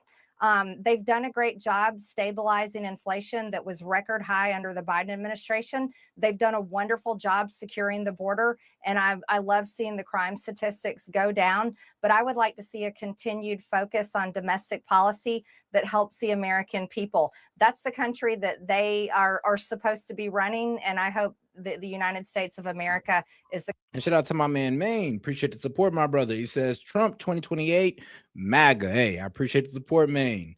And like I said, hey, look, I'm MAGA, but like I'm not trying to get into any foreign wars. Like I said, the only reason I'm not too upset at Trump for striking Venezuela and capturing Maduro is because it went off without a cinch, and we didn't end up getting dragged into a war or a conflict or losing American lives just to get one guy. I mean, man, imagine if that was what we were dealing with. But we're not, so we don't really gotta think about it like that. But let's not pretend like it can't happen if we try to go in there for the IC Rodriguez. Country they stay focused on running. The White House is arguing they can do both, basically, that they can deal with what's happening in Venezuela and also address those other campaign promises. Do you see it that way if there's not really a clear plan that's been laid out, at least so far, for what happens next in Venezuela? Again, from an America First standpoint, Caitlin, Venezuela belongs to the Venezuelan people, and they should elect their own government leaders. We have elected our government leaders, the Trump administration, and we've elected them to run America, not to be globalist, not to run other countries. I mean, hold on now. That's not what a globalist is, sweetheart. A globalist is those people who don't believe in borders and who's huge fans of globalization and high immigration. That's not a globalist. Just because you want, I mean, that's more of an imperialist stance. Not to pursue regime change and foreign wars. We very much need our government and our government leaders to focus on the American people and the issues that we care about on Main Street, USA. It sounds like you think the president is breaking a campaign promise. I know the campaign promises that I made, Caitlin, and that's America First. And I've stuck with those. I've said no more foreign wars, no regime change. That's why I always voted against it and never voted to fund any of the foreign wars. That's why I'm able to say I don't think this is a good thing. Of course, we want the people of Venezuela to have freedoms, and we want them to have a good, stable government. And of course, Maduro is a bad guy, and administrations in the past, the Biden administration before that, all were putting out bounties on his head. Of course, I can say killing Americans with illegal drugs is bad, and I'm fully against it. And that's why I impeached Secretary Alejandro Mayorkas. Those were my articles of impeachment that passed the House. So I can have all of those views and at the same time say I very much want our American president and his administration to focus on America first. You have been very... Now, believe it or not, this could be spun into America first. I mean, we need oil. We need natural resources. We want to start rare earth refinery, but we don't want to do it and hurt our land. So how can we get this off with doing all the above without all the negative? And of course, that would be, hey, yo, let's go ahead and do rare earth refinery in Venezuela, not hurt our land. Let's go ahead and pick up more oil in Venezuela, not ruin our land again. And let's just go ahead and, I mean, be quite honest with you, take all the gold and silver because, hey, man, we need it for the tech. Okay, guys, we need it for the tech, and Elon needed it for his nice little Teslas. All right. So, yeah, this could be America first, but in the worst way. Well, for Venezuela, by the way. And shout out to my man Hellbat. He says, who is ready for a no tax on overtime, baby? I mean, hey, man, shout out to tax season. Outspoken as a member of Congress. As of tomorrow morning, you're no longer going to be a member of Congress. How do you plan to hold a role if you're no longer in that position of power? You know, what do you think that looks like for you going forward? Well, thankfully, I get to be an American citizen, just like I was before I became a member of Congress. Before I became a member of Congress in January of 2021, I had never held any political position. I was just a business owner, raised 3 kids, and enjoyed American life. And thankfully, that's something that I'll be able to enjoy once again. And being an American is such a privilege. We have such great freedoms and rights, and I'll use my voice to always defend those. But I've thankfully held the job title representative, Caitlin, and I think the job title speaks everything for the job. And so it's my hopes that whoever's the next representative for the great 14th district of Georgia will take that job title seriously, because I think that's something that's lost in Washington, D.C. Everyone goes to Washington and they get lost in all the special causes and the lobbyists in the hallways and the foreign interest and the committees, and they lose sight of the people back at home. And I never lost sight of the people back at home. They always were number one to me, and I really enjoyed going home as much as possible. So, Caitlin, I'm very thankful that I get to spend more time with my family and friends and hold the very proud title of U.S. citizen. Well, two of the biggest things you've spoken about as in your last few weeks and months as a representative was Jeffrey Epstein and how the Justice Department has handled that, and also healthcare. We heard from your colleague AOC, who was saying she believed the Venezuela move is about oil. I'm real with you. NTG was killing me is that she's trying to ride out of here on this little superwoman wave, on this morality wave. But I mean, sis, if it mean that much for you, why are you stop fighting? Why stop the fight? I thought these Epstein victims actually meant that much. I thought American First meant that much. Because you're not getting your way, and of course the Republican Party, and definitely not with the president, you're just gonna give up? Like, well, damn, I guess you was never a fighter in the first place. And that's just my opinion, of course, but that's just how I'm seeing it. Regime change. Said, quote, they need a trial now to pretend that it isn't, especially to distract from Epstein plus skyrocketing healthcare cost. Is that something that you agree with? I wouldn't say that it's meant to be a distraction. I think those are all separate issues. So no, I don't necessarily agree with what she said. I signed my name on the discharge petition to release the Epstein files because I fully stand with women who were raped as teenagers. I mean, you ain't standing with them no more, man. You going back to your $1 million construction company, and that's it. I mean, you're kind of giving up on the fight to go back to a life of leisure. It's kind of hard to respect, and be quite honest with you. And releasing those files was a campaign promise. That was something that MAGA voted for, and the American people across political spectrums believe in and overwhelmingly demanded. So I'll never apologize for that, even though the president called me a traitor for standing with those victims. That's not actually true. The president called you a traitor because you went against his immigration policy. You went against the tariff policy, all on CNN. You didn't go to no right-leaning media because you knew you were going to get pushback and you wanted to talk unopposed. That's why he called you a traitor. It's not because of the Epstein files. It's because you went all over left-wing media bashing him while playing two-faced and saying, well, I support the president. I support the president, but... and then saying everything unopposed on CNN and MSNBC, and you're expecting him to respect that? Like, I'm be real with you, I can't even respect that. And I mean, if you actually, let's be real, you should have came to at least Trump, or at least go to the Fox News where he watches the most, instead of them having him find out on social media about, oh, I'm getting his shit talked on CNN by my best, or one of my best supporters, so-called. I'm just saying there could have been a better way she could have got her message across to the right wing and Trump, instead of going on all the adversarial news stations and then thinking that's not going to make her look funny. I think that healthcare is a separate issue, and it's extremely important. The Democrats created Obamacare and they passed the ACA tax credits. I didn't vote for those, and that has driven the cost of healthcare and health insurance to be unaffordable for many Americans. And it is a serious issue, and that's why I have pushed hard on my own party and the Speaker of the House, because Republicans have never presented an alternative plan, even though Mike Johnson said over and over again that he would have one on day one. And I think that's a complete failure to. Wow. I mean, so you don't even know about the 2019 Republican health plan? And that's the problem. I mean, she spends so much time complaining, she don't even know what's really going on in front of her.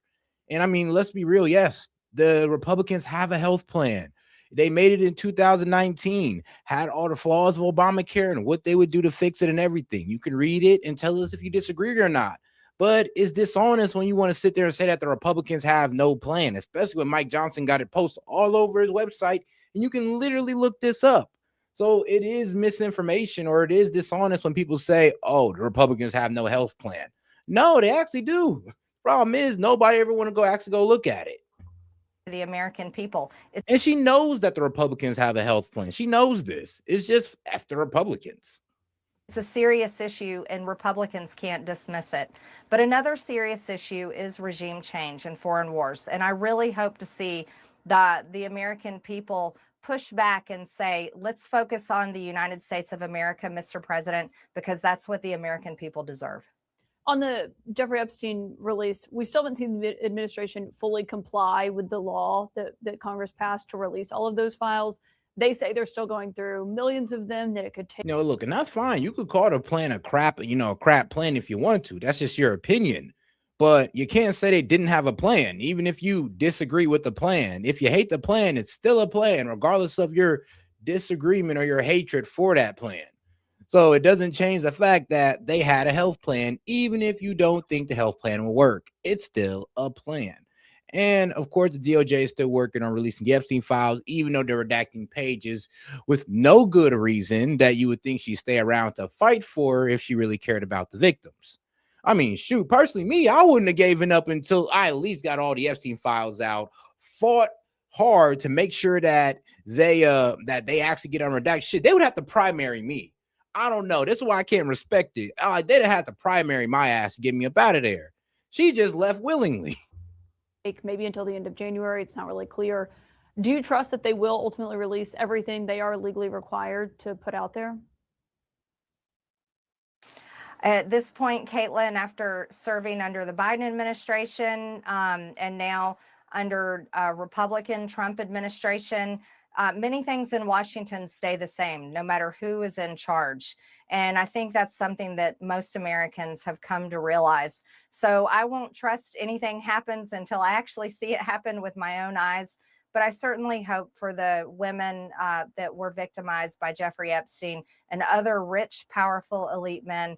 I hope for them that the files do get released and they are the ones that will know when it happens. Do you have a parting message for your fellow lawmakers here in Washington, namely Republicans, your party? My parting message for everyone is that we really need to join together and put America first. I'm one that has been vocal about being very tired of the toxic nature of politics because the division is causing us more problems. It isn't fixing any of our problems. So what I would say is I would encourage all lawmakers to look within themselves, examine their job title, which is representative, and work together to do good for the American people, because it's the American people that elects them. It's the American people that pay taxes, that pay for our government, and it's the American people that they swear an oath to serve. And so that would be my parting message for lawmakers. Yeah, I know. And I like how she said that. Please remind them that they're supposed to be serving the American people and not a foreign country or their favorite lobby, aka whatever company they want to align with or whatever industry they want to align with. But all right, man, let's go over to 7 minutes of unaccountability with Tim Walz. Walz quit Minnesota governor race, but he blames Trump. I mean, of course. I mean, that's all he's good at doing is blaming Trump. Well, good morning, everyone, and Happy New Year. Like many Minnesotans, I have to tell you, I was glad to turn the page on 2025. It was an extraordinarily difficult year for our state. Yeah, I know. You took an L. And it ended on a particularly sour note. For the last Yeah, I know. You got caught for letting a whole bunch of fraud go down, well, basically in your capital. So, yeah, it was terrible, bro. It was pretty terrible. For years, an organized group of criminals have sought to take advantage of this state's generosity. And even as we make progress in the fight against the fraudsters, we now see an organized group of political actors seeking to take advantage of a crisis. I don't want to mince words here. Donald Trump and his allies in Washington and in St. Paul and online want to make our state a colder, meaner place. They want to poison our people against each other by attacking our neighbors. And ultimately, they want to take away. Hold on now. I mean, like, bro, we're not attacking everybody in Minnesota. We're just attacking the Somalians in Minneapolis that seem to be caught up in this Somali fraud ring. Yeah, the Somali fraud ring that particularly involves healthcare and daycares. Well, healthcare businesses and daycares. So I'm sorry, but don't get mad at us for calling out the ethnicity of the people who's committing this crime. Get mad at yourself for allowing them to do this crime and allowing them to be targeted like this. It's more your fault than us for. It's more your fault for letting them doing it than us for calling it out. I mean, I would hope they'd understand that. Much of what makes Minnesota Get mad at the us. best place We in the just country saying to it raise with a it. We just family. calling it how we see They've it. already begun trying to withhold funds that were meant to help families afford childcare, and they have no intention of stopping there. Make no mistake, we should be concerned about fraud in our state government. We cannot effectively deliver programs and services if we can't earn the public's trust. That's why over the past few years, we've made systemic changes in the way we do business. We've gone to the legislature time and time again to get more tools to combat fraud. We've hired people we fired people who weren't doing their jobs. We've seen people go to jail for stealing from our state. We've cut off whole streams of funding in partnership with the federal government. No, actually, no. It was actually the government. What was it? It was a Jim O'Neill guy who was deputy secretary at Health and Human Services. Yeah, shout out to Jim O'Neill. He's the one that shut it down. And then you guys sat there and complained about it, talking about how we're leaving kids without daycare, without any type of childcare. So yeah, it wasn't you. It was actually Jim O'Neill who took it upon himself to shut down honestly, the money that was going to these daycares and healthcare services. Where we saw widespread criminal activity. We've put new locks on the doors of our remaining programs, and we've hired a new head of program integrity to make sure that those locks can't be broken. All across this state, Minnesotans are hard at work on this problem.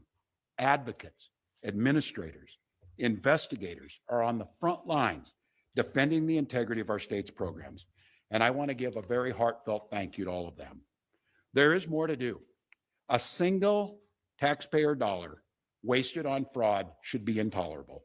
And while there's a role to play for everyone, from the legislature to prosecutors to insurance companies to local and county government, the buck does stop with me. My administration has been taking fast, decisive action to solve this crisis. We'll win the fight against the fraudsters. Fast, decisive action, but it got like a 10-year history. Okay, Walz. Okay, fast, decisive action, but it's been going on for about a decade now. I mean, that's real fast. 10 years later is, hey, bro, that's the fastest sweep up to a problem I've ever seen, I guess. Hey, according to Walz, figuring out that, fraud's been going on 10 years later is pretty much fast on the problem. I mean, okay. But the political gamesmanship we're seeing from Republicans is only making that fight harder. Bruh. We've got Republicans here in the state legislature playing hide and seek with potential whistleblowers. We've got conspiracy theorist right-wing YouTubers breaking into our daycares, demanding access to our children. Whoa, breaking in? Breaking in. So you're bro, come on now, dog. I know you guys say, oh, well, you can't let them in if there's kids there. Yeah, you can. You could sit there and ask for information at a daycare while children are there. They usually lock off the play area for the children in their reception area. So yeah, you're allowed to go into a daycare and ask for information on how to enroll your kid in said daycare. And all daycares should be able to do that for you, to provide you a brochure and rates on which you can get your kid in there. For some reason, Nick Shirley couldn't get that. And I mean, let's be real. Even if it's a YouTuber, I'll be real with you, just to make your business look good and look legit, you would think that they would hand them a business card or some type of brochure so they can be like, look, I know you're investigating it, but I just want to let you know that, we're on the up and up. Not you guys sitting here defending, the fact that they're trying to hide the fraud. And let's be real, even if they are a legit company and they just didn't want to give them that information, they got to understand that they made themselves look bad by not being able to provide a brochure for him to look over to see how he'd get his kid in there, even if he had no interest in bringing his kid in. Even if he had no interest. So I'm sorry, but the excuse of, oh, well, there's kids in there and daycares can't let them in. Yes, the F they can actually. Actually, most daycares all daycares who are legit will let you into the reception area to get some information. I mean, we can at least agree on that. We've got the President of the United States demonizing our Somali neighbors and wrongfully confiscating funds. I mean, let's be real, guys. I mean, it's either, bro, best case scenario, discrimination, because for some reason, if you ain't Somalian, they won't give you no information on how to get into those daycares or how to, or get rates into enrollment into those daycares. So it's either discrimination, and you're only allowed to be Somalian and go in there, or it's fraud, or worst case scenario, since there's missing children on their attendance roster, which they're getting money for. I mean, hey, the worst case scenario, child trafficking. So which one is it? Because I'm sorry, but most likely it is fraud. But hey, since we don't know and y'all trying to hide, well, now we're able to assume that Minnesotans rely on. It's disgusting and it's dangerous. Republicans are playing politics with the future of this state. It's shameful. And I've said it before, and I will continue to say it. We welcome ideas from anyone in any party, from any walk of life, who wants to help us continue to stay ahead of these criminals. How about that? And we welcome the involvement of the federal government. What about Melissa Horton, who was actually trying to vote against all this fraudulent money going out, and somehow she ended up, unalived. Yes, Melissa Horton, the lady that had the weird guy with the mask pull up with the mask, and I mean, and what was that? I think he killed her and her husband, I believe. You guys can correct me that or not, but if you understand what happened though before that, Melissa Horton voted on a bill where she got shunned by her own party to the point where she was on camera. She was basically in tears, looking like she was in fear for her life over the fact that, look, we were trying to take out those revisions that were obviously fraudulent. And then later she gets unalived. Now, I'm not trying to say that Tim Walz had anything to do with it, but I'm just saying it's a bit suspicious. That's all. I am grateful to the career professionals at the U.S. Attorney's Office. Oh, and shout out to my man, Adam Rogers. Hey, how's it been, my man? He's one of my favorite Canadians. He says, what I miss, I have a super mega ultra number one super legendary Leering Center in Canada. I have a super mega ultra number one super legendary Leering Center in Canada. Hey, yo, shout out to the Leering Centers across the world, man.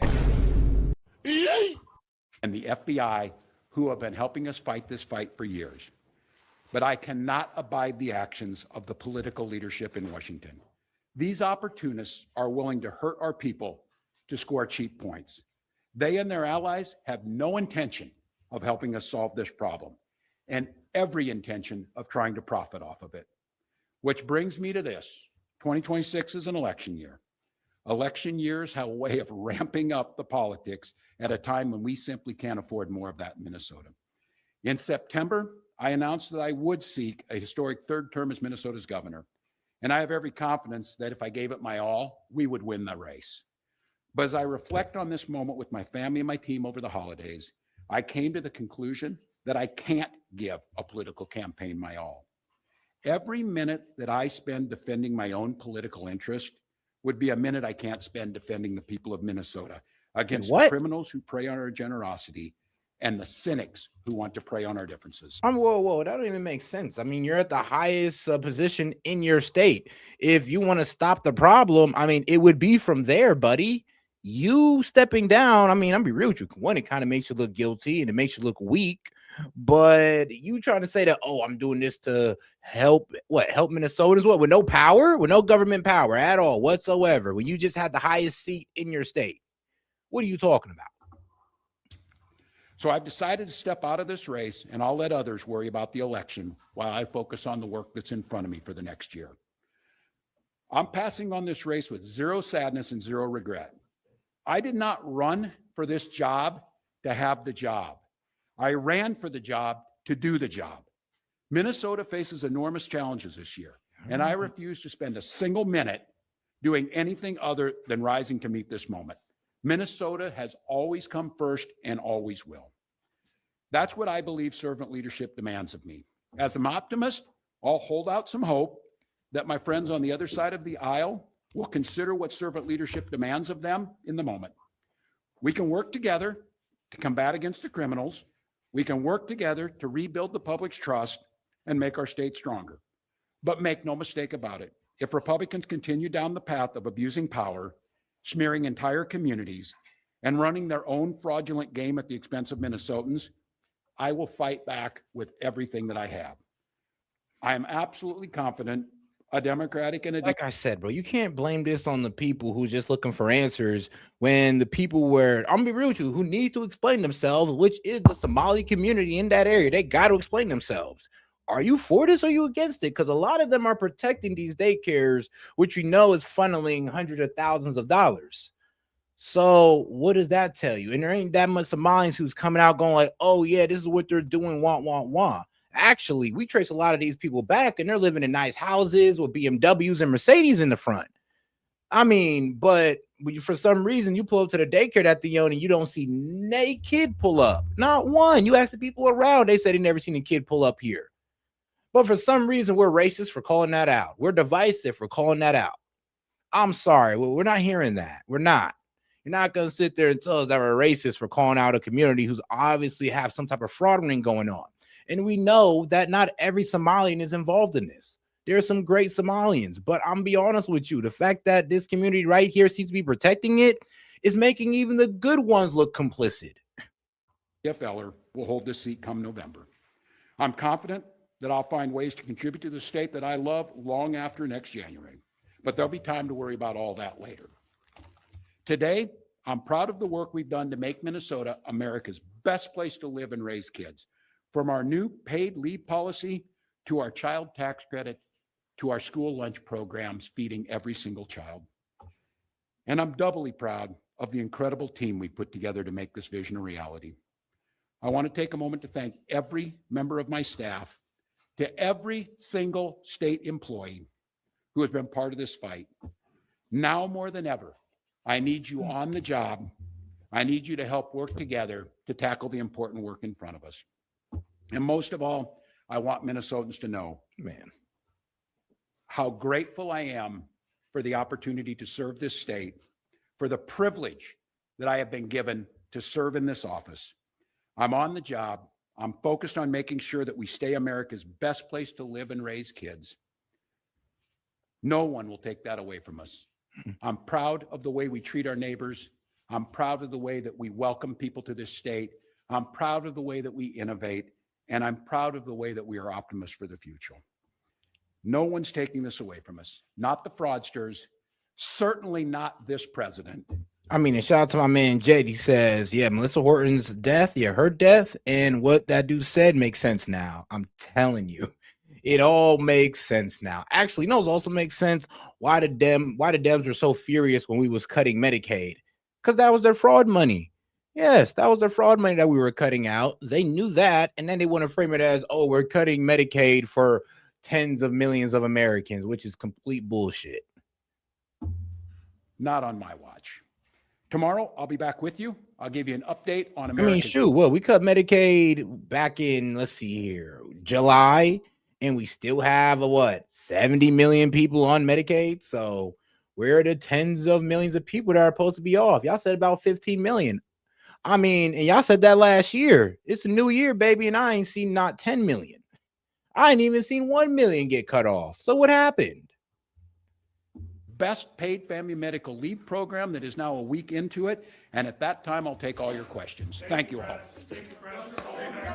Wow. So you're just going to give up and just run off into the wind. Okay. Well, let's go into this little back and forth at the United Nations, because I believe the ambassador for Venezuela and, of course, Mike Walz, which is, I guess, the ambassador for the U.S., the UN ambassador for the U.S., pretty much we're going to hear these guys both out in their arguments. But let's start with our guy in Venezuela first. Let's see what the UN ambassador for Venezuela got to say. Well, we are just leaving that package because we're going to head to the UN, where Samuel Moncado, permanent representative of Venezuela, is speaking to the United Nations Security Council. Corporations. This has been the case for years, as well as participation in processes of political destabilization and the promotion of institutional breakdown in her own country. The instrumental... Oh, and shout out to Adam Rogers. How do I open a daycare in Minnesota? Trust me, bro. Hey, man, look, bro. You just get you a building, claim that you got about 90 kids in there. The government is going to send you about $1 million or $2. You know, you take that money, you live somewhere else, and make sure you're Somalian. Actually, have a Somalian do it for you, because Aaron, if you're too white, I'm sorry, bro, but they're going to catch you. But for some reason, if you're Somalian, they're going to be afraid to be Islamophobic and racist, so they'll let you off. Okay, bro? Actually, you can just run it through a Somali. I'm be real with you, that might be a whole lot safer. I'm gonna be real with you. That's really why they got away with it. Is because they're Somalian and nobody wanted to get called an Islamophobe or racist, and they control a major voting block. That's 80K to 100,000 votes per district, for a district, and for the city of Minneapolis. So for all the districts in Minneapolis and the city alone, they control 80 to 100K votes. I mean, a lot of people are willing to let them get off with anything they want in order to have them vote for them. Now, I'm saying not all the politicians over there are that corrupt, but it seems like the Minneapolis one, yeah, looking like it. Use of this person to legitimize narratives of confrontation, justify the use of force, or minimize violations of international law does not contribute in any way to the purposes of this council or to the strengthening of multilateralism. On the contrary, it erodes the credibility of the debates and distorts the Security Council's mandate entrusted with the maintenance of international peace and security. Mr. President, on January 3rd, 2026 is a date of profound historical significance, not only for Venezuela, but for the international system as a whole. And shout out to the Cap Hunter. He says, how much is it for a pardon? Asking for a friend. Well, the pardons don't really have a price. They kind of have like a net worth type of ordeal. Like, because, if that's the case, everybody be getting a pardon if they just know the right rich guy. So in order to, knock off all the brokies, you got to have a certain net worth of at least, I don't know, maybe like 50 million and up, or if your family's worth 50 million. It all depends on who you know and who you are. We all know that. So yeah, if you've got a decent net worth to you, then you're in the realm of being pardoned. Or of course, a decent amount of political influence. That'll also get you a pardon as well. So it's not about price, it's about net worth and influence. On that day, the Bolivarian Republic of Venezuela was the target of an illegitimate armed attack lacking any legal justification by the government of the United States of America, which included bombing of our territory, the loss of civilian and military lives, the destruction of civilian infrastructure, essential infrastructure, and the kidnapping of the constitutional president of the Republic, Nicolas Maduro Moras, and the First Lady Celia Flores. I mean, here's the thing. We call him an illegitimate president, but Venezuela, they consider him a legitimate president still, for some reason. Venezuela comes before this council today with a deep conviction that international peace can only be sustained if international law is respected without exception, without double standards, and without selective interpretations. The events of January 3rd constitute a flagrant violation of the UN Charter perpetrated by the US government in particular. Oh, and shout out to Jersey Bello for the gift, the New Year's Eve 2026. Appreciate the support for 260 jewels. Appreciate that. The violation of the principle of sovereign equality of states, of the absolute prohibition of the use or threat of use of force against the territorial integrity or political independence of any state, as enshrined in Article 2, Paragraph 4. And a violation of the duty to settle disputes by peaceful means. Similarly, these acts also seriously violate the Geneva Conventions and its protocols, as indiscriminate attacks were carried out against the civilian population and assets. I mean, hold on, dog. You better provide a death toll then. All right, what's the death toll of the civilians we killed during that operation? Do you have a number? Because the United States is playing like the only people that were killed that, was outside of Venezuela, that weren't even really supposed to be there, were the 32 Cuban soldiers, or not soldiers, but civilians or bodyguards that were killed during the extraction of Maduro.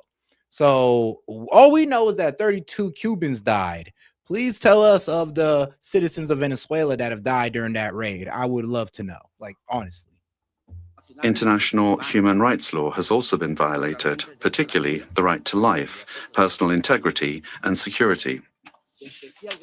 Of particular seriousness is the kidnapping of the President of the Republic by the government of the United States of America, which constitutes a direct violation of an essential norm of the international legal order, namely the personal immunity of heads of state in office. This immunity is not an individual privilege. It is an institutional guarantee that protects the sovereignty of states and the stability of the international system. I mean, and shout out Jed. He's like, the humans welcome to try and enforce what laws they speak. Yeah, low-key. I mean, that's a problem. I think Venezuela is, I thought they were a second-tier country who can decide, you know, what world power they want to deal with. But no, they're a third world country. Well, not third world, but a third-tier country. And pretty much where, well, the U.S., which is a superpower, decides, well, what they do, who runs their government, what they do with their resources. I mean, damn near everything. And then probably even rig their elections to put in the guy that we want. I mean, that's the fate of these third-rate countries, or, well, third-tier countries. Its disregard not only affects Venezuela, sad fate, but also sets an extremely dangerous precedent for all states represented in this chamber, regardless of their size, power, or alliances. Mr. President, General Assembly Resolution 3314 clearly defines as an act of aggression the bombing of the territory of one state by the armed forces of another state, as well as the invasion or occupation, even without formal annexation. The events we are denouncing here unequivocally fit this definition. In 2004, the International Court of Justice affirmed that occupation exists when a state exercises effective control, even without formal annexation or the continuous presence of troops. Security Council Resolution 242, for its part, emphasizes that the acquisition of territory by force is inadmissible, while General Assembly Resolution 2625 establishes that the territory of a state shall not be subject to military occupation as a result of the use of force in contravention of the UN Charter. Allowing such acts to go without an effective answer would amount to normalizing the replacement of law by might, while eroding the very foundations of the collective security system. Today, it is not only Venezuela's sovereignty that is at stake, the credibility of international law, the authority of this organization, and the validity of the principle that no state can set itself up as a judge, party, and executive. Here's the thing, though. I mean, who's going to hold us accountable when the UN's forces, well, we're the ones who uphold y'all laws. I mean, there is no law if it's us or Russia or China, apparently. All everybody can do is really talk. I almost wish somebody could hold us accountable, but who's going to hold us accountable? At this point, it's just like, it's like a word salad, or I'm gonna be real with you. It's just sweet words that you want to hear if you don't like the United States. Like, oh yeah, they're breaking international law. They're going to get in trouble. All right, great. Who's going to enforce it? Who's going to swoop in and invade America to get Donald Trump? Nobody, if they know better. So, like, I'm hearing them out. I'm hearing about all the Geneva Convention. I'm hearing about international law, but who's going to enforce it? Because y'all did the same thing to BB, and y'all found out y'all couldn't enforce that one because of America. Of the world order are also at stake. Mr. President, we cannot ignore a central element of this U.S. aggression.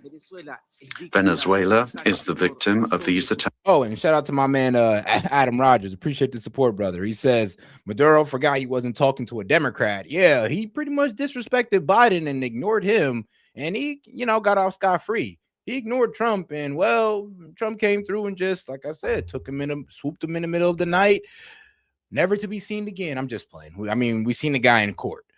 But, yeah, apparently he thought he was talking to, well, I don't know. He probably thought he was talking to somebody in the Biden administration. He thought that, well, don't matter who the face is, same rules apply. Like, no, not with Trump. Not with Trump. He definitely changing the rules up a little bit.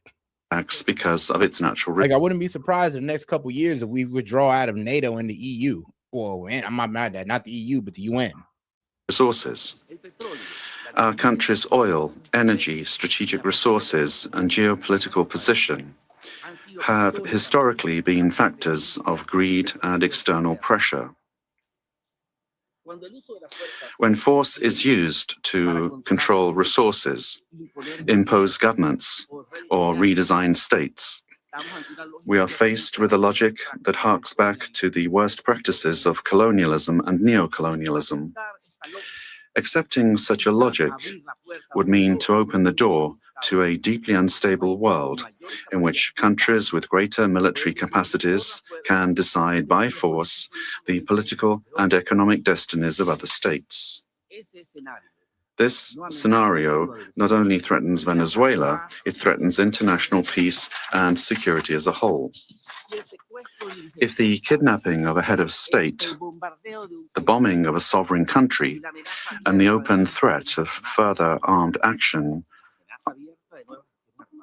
are tolerated or downplayed, the message sent to the world is a devastating one, namely that the law is optional and that force is the true arbiter of international relations. Venezuela firmly believes in diplomacy, dialogue, and peaceful coexistence among nations. That has always been our historical position, and it remains so today, even in the face of an aggression of this magnitude. It is precisely that commitment to peace, the one that was violated on the 3rd of January. Therefore, Venezuela urges the Security Council to fully assume its responsibility and to act in accordance with the mandate conferred upon it by the Charter of the United Nations. In that regard, we request, A, that the government of the United States of America be demanded to fully respect the immunities of President Nicolas Maduro and First Lady Celia Flores, as well as their immediate release and safe return to Venezuela. Immunity given to, well, hold on, give it to him by who? Who gave this man immunity from our laws? It can't be y'all. Y'all not strong enough to do so. So, I mean, who gave him this immunity? God? Like, please let me know. 2, that the use of force against the Bolivarian Republic of Venezuela be clearly and unequivocally condemned. Thirdly, that the principle of non-acquisition of territory or resources by force be reaffirmed. And 4, that measures aimed at de-escalation, the protection of the civilian population, and the restoration of international law be adopted. Mr. President, in spite of the seriousness of the events, Venezuela would like to inform this body and the international community that its institutions are functioning normally, that constitutional order has been preserved, and that the state exercises effective control over all of its territory. In accordance with that, AKA, they're saying that, bro, we didn't even know why you got involved. You're over here saying that, oh, people are suffering, oh, the whole government's collapsed, but according to the representative, they're saying, bro, none of that's true. You came in here for your own interest, and we're calling you guys out to the UN over it. And I'm all right then. Our Constitution, Executive Vice President Delcy Rodriguez is being sworn in as acting President of the Republic, thereby guaranteeing institutional continuity, stability, and internal peace. We wish to convey a message of serenity, confidence, and hope to the Venezuelan people. Venezuela is a nation that believes in peace, work, and dignity. Our commitment is to diplomacy and law, and the law is firm and unwavering. We defend our sovereignty without renouncing our values. We bet on dialogue without accepting imposition. We believe in a future of coexistence, development, and mutual respect among nations. We trust that the Security Council will rise to the historic moment facing humanity and choose the path of legality, collective responsibility, and peace. Thank you very much, Mr. What are y'all gonna do, though? That's what I wonder. It's like, all right, so if we ignore everything you say, because you actually brought up some compelling points, I'll be quite honest, but how will you enforce this? And hold on, what immunity did Maduro have from our laws? I'm a little confused of why he even said that. But all right, man, let's get over to our guy. What was it, Mike Wolfowitz? That's his name? No, my bad. Mike Walz. Mike Walz. President. Don't miss out. Whoops. So let's go ahead and get into this guy's argument. The United States successfully carried out a surgical law enforcement operation facilitated by the UN. All right, they're running with the law enforcement operation. military against two indicted fugitives of American justice, narco-terrorist Nicolas Maduro and Celia Flores. Which is true. Nicolas Maduro has been charged for drug trafficking and all that good stuff since 2020. Now, his wife, I didn't know she was involved in those charges. I didn't even know she was even involved in the case like that. But apparently, she's getting charged for what Maduro's getting charged for, because apparently that was his right-hand woman. Huh, interesting. Nicolas Maduro, there is no war against Venezuela or its people. We are not occupying a country. This was a law enforcement operation in furtherance of lawful indictments that have existed for decades. The United States arrested a narco trafficker who is now going to stand trial in the United States in accordance with the rule of law for the crimes he's committed against our people for 15 years. Maduro was a fugitive from justice. This is the Western Hemisphere. This is where we live. And we're not going to allow the Western Hemisphere to be used as a base of operation for our nation's adversaries and competitors and rivals of the United States. You can't turn Venezuela into the operating hub for Iran, for Hezbollah, for gangs, for Cuban intelligence agents, and other malign actors that control that country. You cannot continue to have the largest energy reserves in the world under the control of adversaries of the United States, under the control of illegitimate leaders, and not benefiting the people of Venezuela, and stolen by a handful. I mean, hold on now. Okay, so let's be honest. Now, we consider the Ayatollah an illegitimate leader, but I don't think we consider Russia an illegitimate leader. As much as we don't like them, we don't consider Putin an illegitimate leader, but that Venezuela is selling their oil to. Do we consider Xi a legitimate leader? Yeah, we do. So yeah, we can't just say that, oh, they're giving their oil to illegitimate leaders. The only 1 out of 3 we could sit there and say is an illegitimate leader, and that's only Iran and the Ayatollah. Of our oligarchs inside of Venezuela. CBS News 24/7 continuing coverage. You know, today's arraignment and not guilty pleas from Nicolas Maduro and his wife Celia Flores come after about 48 hours since U.S. Delta forces captured them in that pre-dawn raid Saturday. Shortly after, Venezuelan Vice President Delcy Rodriguez, you see her right there, sworn in as acting leader. Well, President Trump, for his part, warned the interim president would pay a price if she does not cooperate with the United States. Listen. We're dealing with the people. We're dealing with the people that just got sworn in. And don't ask me who's in charge, because I'll give you an answer and it'll be very controversial. What does that mean? We're in charge. Have you spoken with her? We're in charge. Have you spoken with her? No, I haven't, but other people Do you want to? All right, so live at the White House and CBS News senior White House and politics reporter Ed O'Keefe. Ed, the president says we're in charge. Secretary of State Marco Rubio, though, says that the long-term plan wasn't for the U.S. to have any sort of hand in the government there. How do those messages square today? And adding to that, Reed, a little while ago at the UN in New York, the U.S. ambassador to the United Nations, Mike Walz, told the Security Council in part, quote, "There is no war against Venezuela or its people. We are not occupying a country. This was a law enforcement operation in furtherance of lawful indictments that have existed for decades. The United States arrested a narco trafficker who's now going to stand trial in the United States in accordance with the rule of law for the crimes he's committed against our people for 15 years. So Walz comes out of the Rubio camp, which is this is not a full-blown occupation. We were conducting a limited law enforcement operation, and we'll work with the new Venezuelan leadership to ensure that things go our way. That is different than we're in charge, which is what the president was saying last night on his way back here from Florida. And it's all going to be subject to intense questioning from senior lawmakers when they meet with these senior administration officials, including the Secretary of State, Marco Rubio, later today up on Capitol Hill.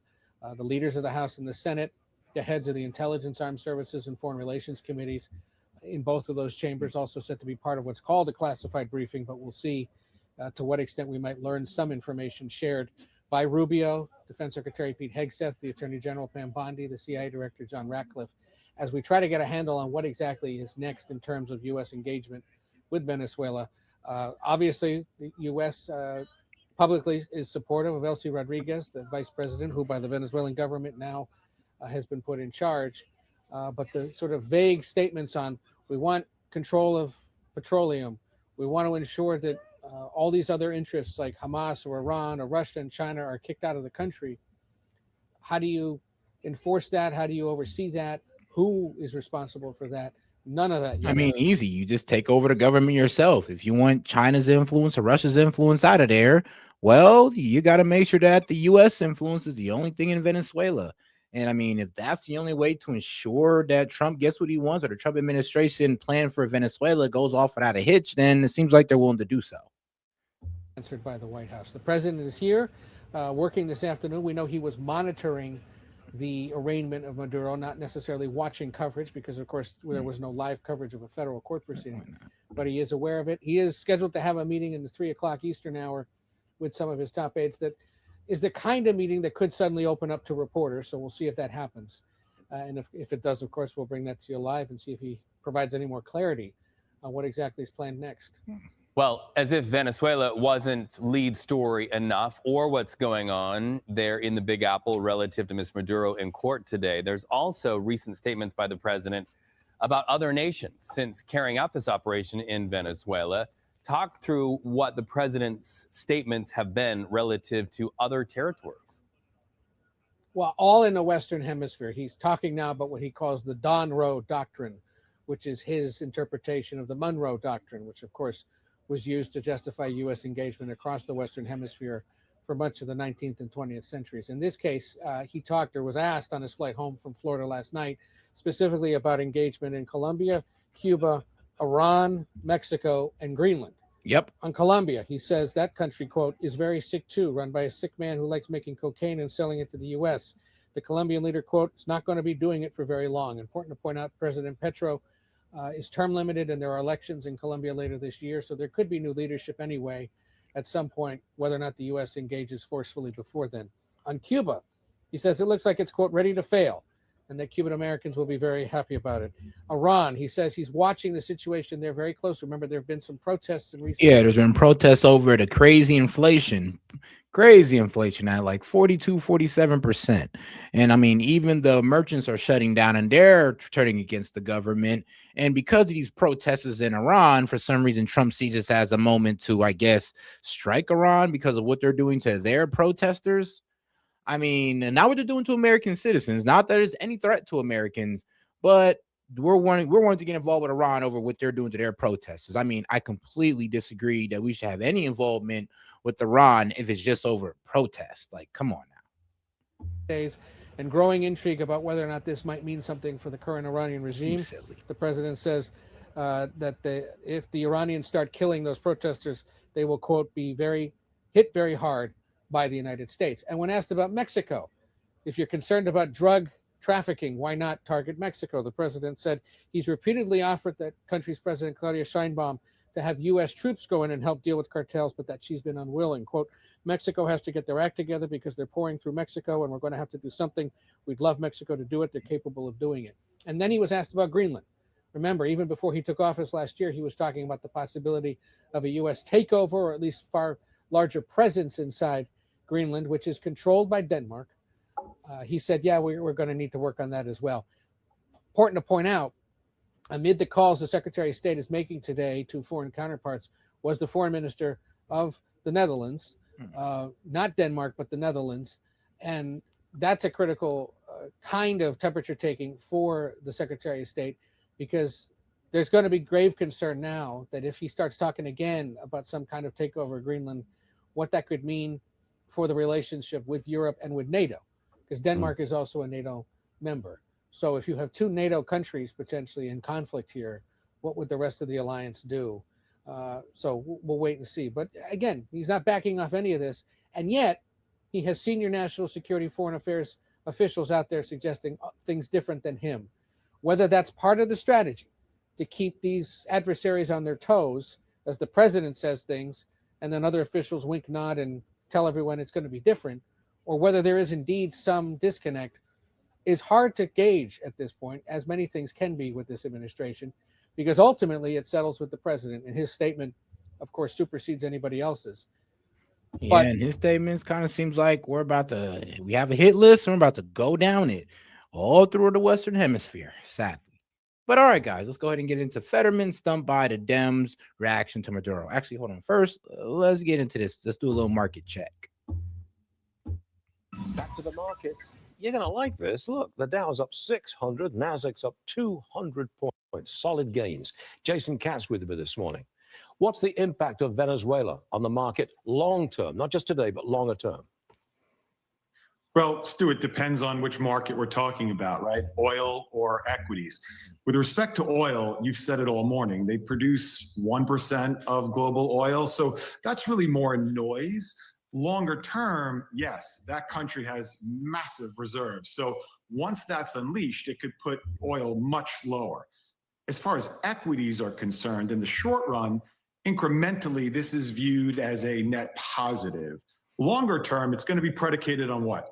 What the political transition looks like, how the global power lines up, and whether we have ambitions as the United States in terms of other areas in the region. But here and now, equities are looking this as a safer place to live and incrementally better for business. Gold and Bitcoin both up a little today. Is that the impact of Venezuela? Sure. You know, it's interesting. Gold and Bitcoin investors are interpreting the news over the weekend very differently than equity investors. Stocks view it as a stabilizing force, whereas gold and Bitcoin investors construe it as another element of uncertainty entering into the fray. So yes, there is geopolitical uncertainty that coincides with this. And there's the reaching for assets outside the conventional governments and systems. So Venezuela brings instability from their perspective, thus a reason to buy those assets. But again, I think this is a net positive. Oh, and shout out C-Man for sending a gift for, sending 100 for 2 jewels. And shout out to my man, Adam Rogers. I don't drive, but I do love lower gas prices. I mean, man, don't we all? Because look, just because you don't drive don't mean that it still won't benefit you. Well, and because it will, trust me, it will lower the prices across the board for a lot of products because transportation costs goes into the pricing of most products, As the world being a safer place, oil prices coming down, and it being Bitcoin. Yeah, Bitcoin need to recover. I mean, man, it was over 100K, and then it took a dramatic fall. effectively like a tax cut to the American consumer. Can we get another good year for the market as we've had in the past 3 years? That'd be wonderful, wouldn't it? I'm going to go so far as to say, Stu, that we are lining up for a 4P. Not easy to have 3 championships in a row. I think a 4th is in sight. Now, I don't think it'll be high double-digit type of gains in terms of 15, 20%.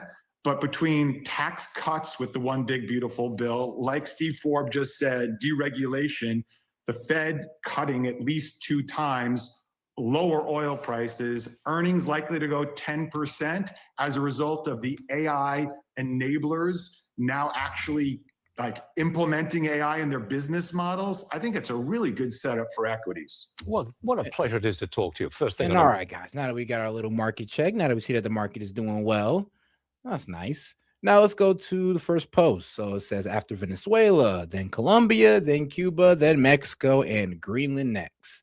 I mean, that does sound like Trump's plan, guys. So let's see what they're saying about it.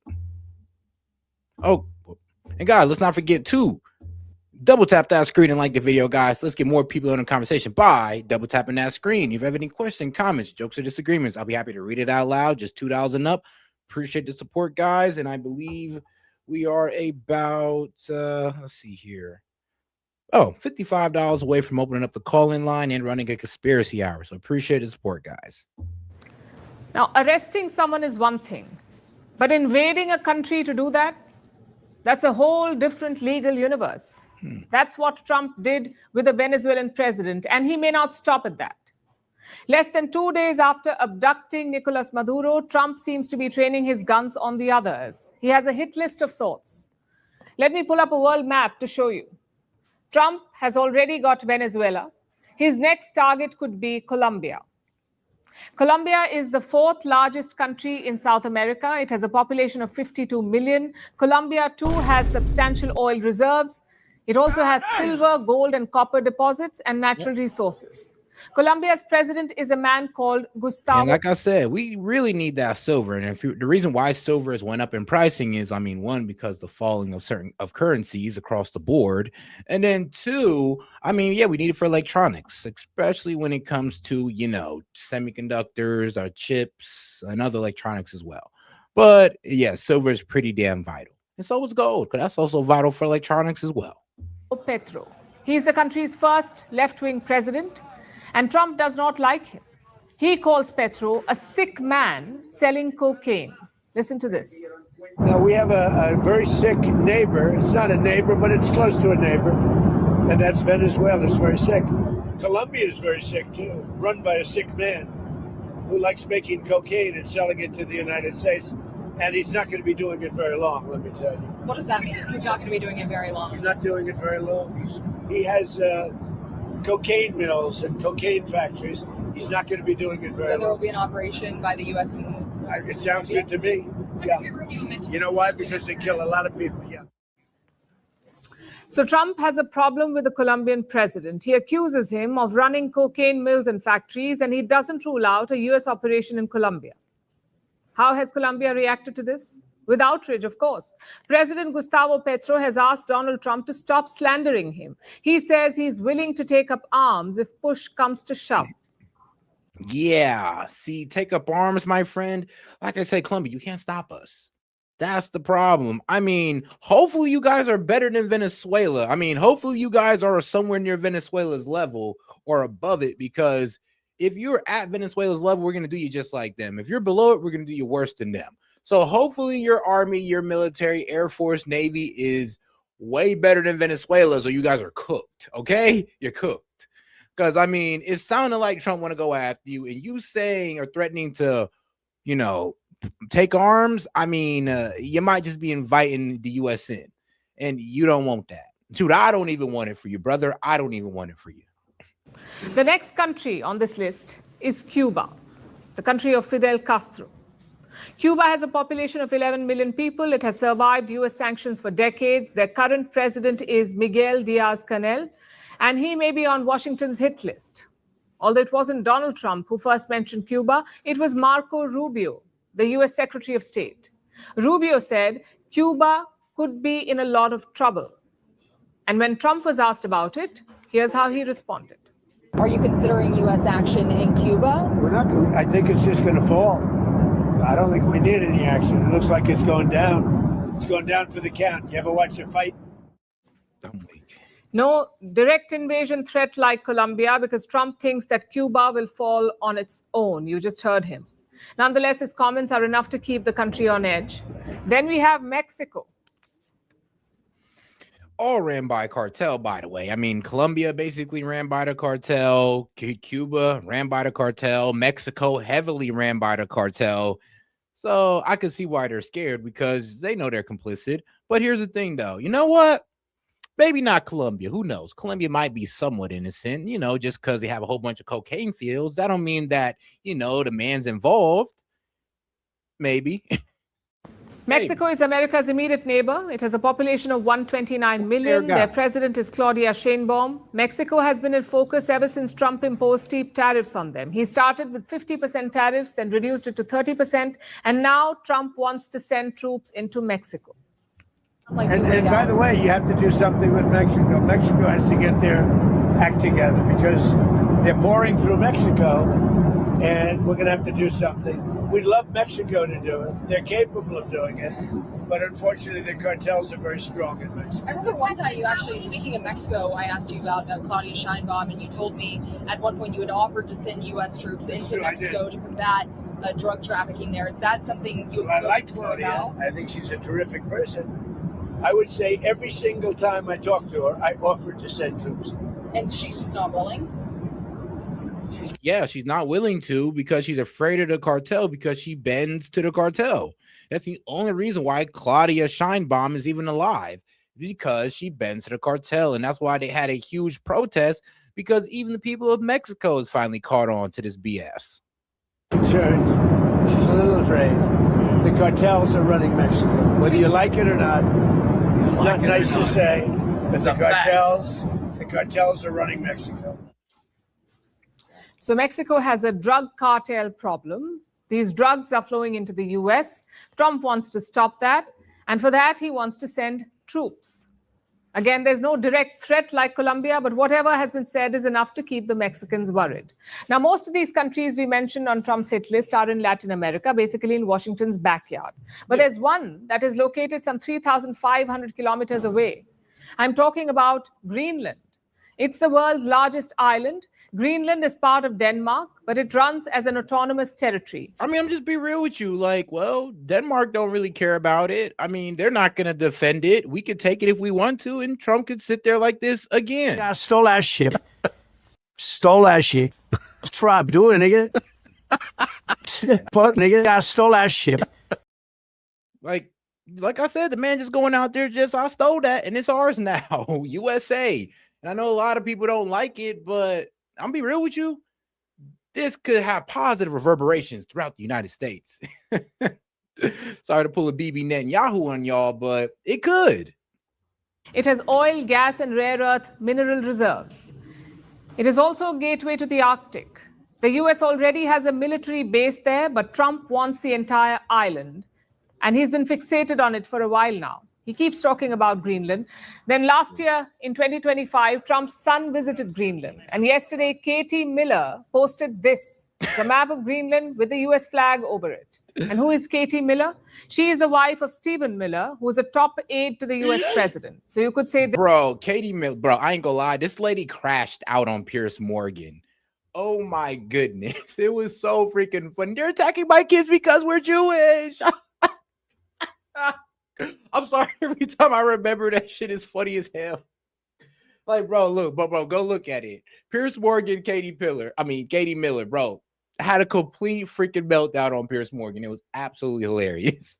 This is very much the administration's line. And if there was any doubt, Donald Trump himself made it clear. Listen to this. We'll worry about Greenland in about 2 months. Let's talk about Greenland in 20 days. On Venezuela, we talked so much about energy. By the way, I will say this about Greenland. We need Greenland from a national security situation. It's so strategic. Right now, Greenland is covered with Russian and Chinese ships all over the place. We need Greenland from the standpoint of national security. And Denmark is not going to be able to do it, I can tell you. You know what Denmark did recently to boost up security in Greenland? They added one more dog sled. It's true. They thought that was a great move. So Trump wants Greenland. Will he send troops to invade the island too? And if he does, how would that play out? Because, like I said, Greenland is part of Denmark, and Denmark is a NATO country. The US, too, is a NATO country. Technically, they're allies. They literally signed a treaty promising to protect each other from attacks. NATO has something called Article 5, which says an attack on one NATO member will be considered an attack on all. So what happens when one NATO nation invades another? The stronger NATO nation takes power. I mean, first off, bro, y'all really going to fight us, NATO? Like, come on now. We are NATO, basically. We provide most of the security force for NATO. So I'm sorry, but you can't threaten us with us. Trump attacks Denmark. Will other NATO countries fight the United States? It will be a diplomatic disaster at best and the end of the military alliance at worst. And while Trump talks about invading all these other countries, what happens to Venezuela? What does the international law say? As you may know, in 1945, World War II nearly broke the planet. So countries came together and they said no more random invasions, no more forced regime changes, and they signed the United Nations Charter.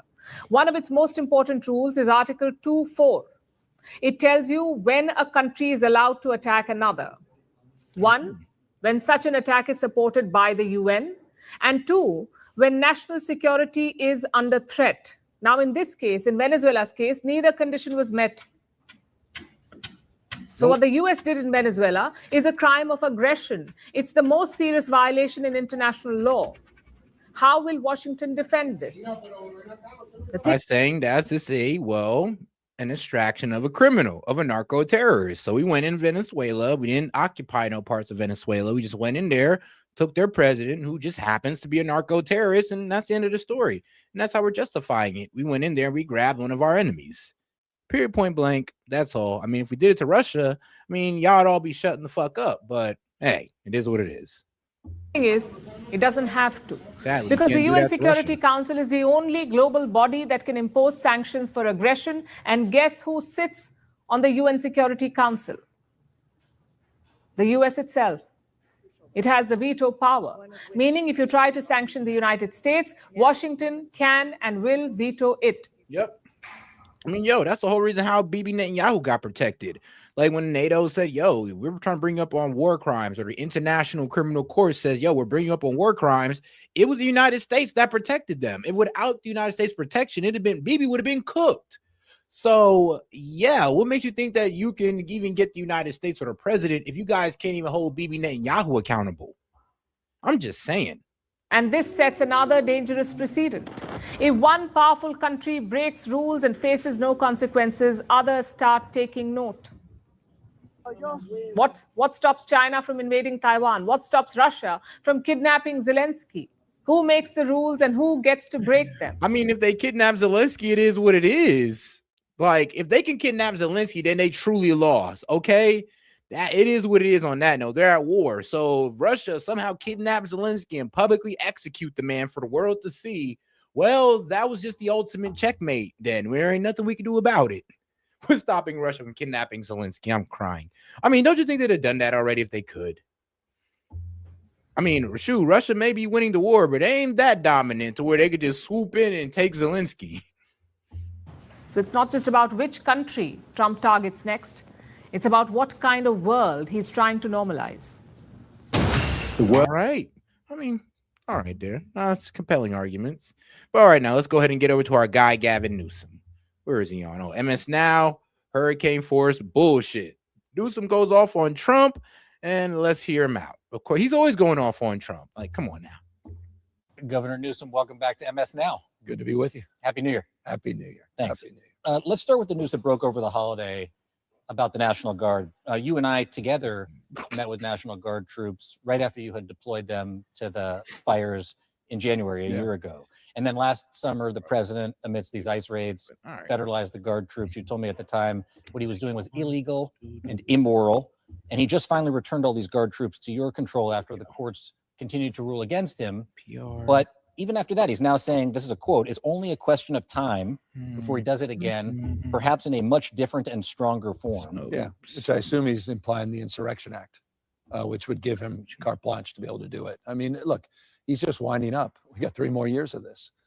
He's not going to back down easily. We were a test case. We said that in June when this happened. He nationalized, or rather federalized 4,000 National Guard, sent out 700 active duty Marines. By the way, many of those National Guard men and women that he federalized were the folks that were down there on the fires, the same folks. The Rattlesnake team. Rattlesnake team, finally coming back home, coming back into their communities. These were doctors and nurses, firefighters, police officers that were taken off the beat for political performance. But it was a test case to test it in the courts to see how far he could string this along. He lost. He was wrong from day one. We said it. The judges consistently made that point, and now he's got to reevaluate. Do you feel like you can assure Californians that you will prevent him from ever deploying troops to the streets of California again? No one could do that. Because by definition, he's going to test the boundaries and the limits. And that's why I suggest the next phase of this is the Insurrection Act. It's the only thing that would give him license. He's got the Supreme Court now that is adjudicated, at least partially. You've got lower courts. Justice Breyer here consistently has called this out, and he has no basis. And so on that basis of the past being prologue, there's no question in my mind that he's going to assert some other cockamamie decision. And the fact is, it takes so long. Gives him months and months as a process slowly moves through to test out further series and try to stretch the mind of imagination. And that's what it's always about for Trump. Once the mind is stretched from his perspective, it never goes back to its original form. He's constantly testing the boundaries, and he unquestionably will be doing again, including, Jacob, what he's doing with these quick response teams that he's committed to this month in all 50 states that will give him the ability to move at a moment's notice to every major urban center in America. Do you believe we're here because of the 1-year anniversary of the fires? His deployment of the Guard affected in any way your ability to respond for the people of California, the people of Los Angeles in the wake of the fires? I mean, I don't know about the wake of the fires, but these are our folks that I put down at the border, going back 6+ years. He pulled folks from our rattlesnake teams that were doing vegetation and forest management, preparing for wildfire season in terms of prevention and mitigation strategies.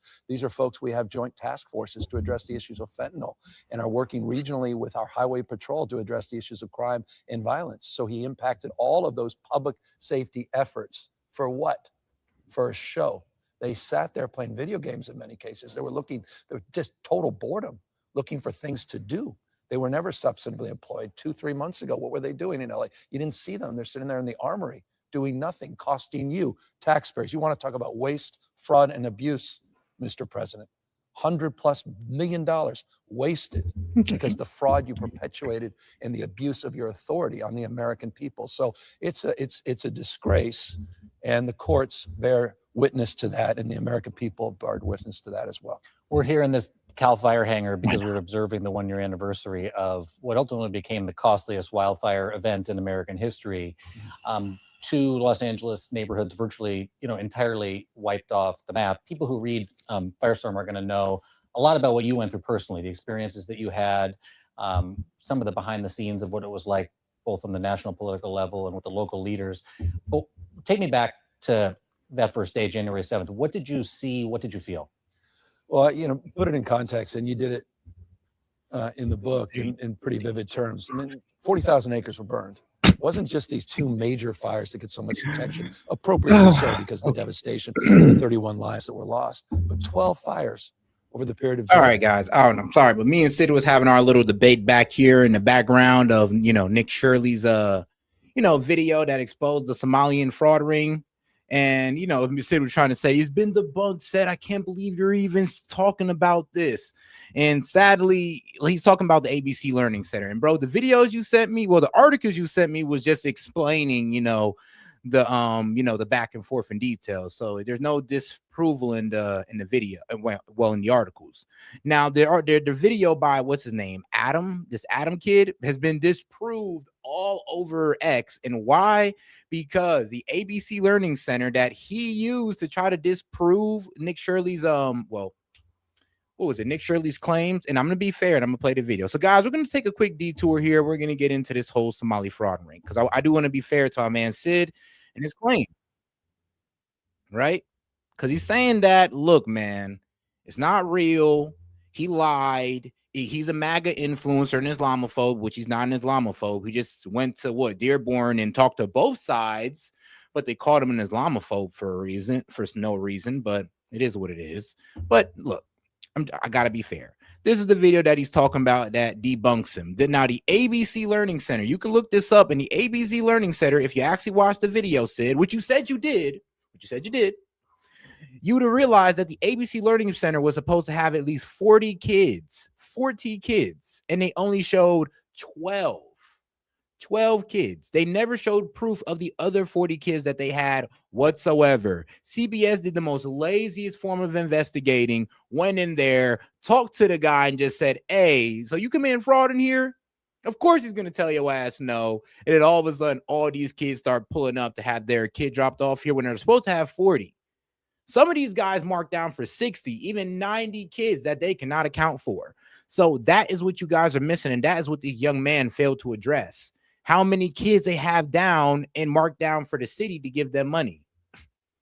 The MAGA narrative just got blown up in one swoop. This entire Minnesota fraud case that MAGA supporters have been chasing for the past week.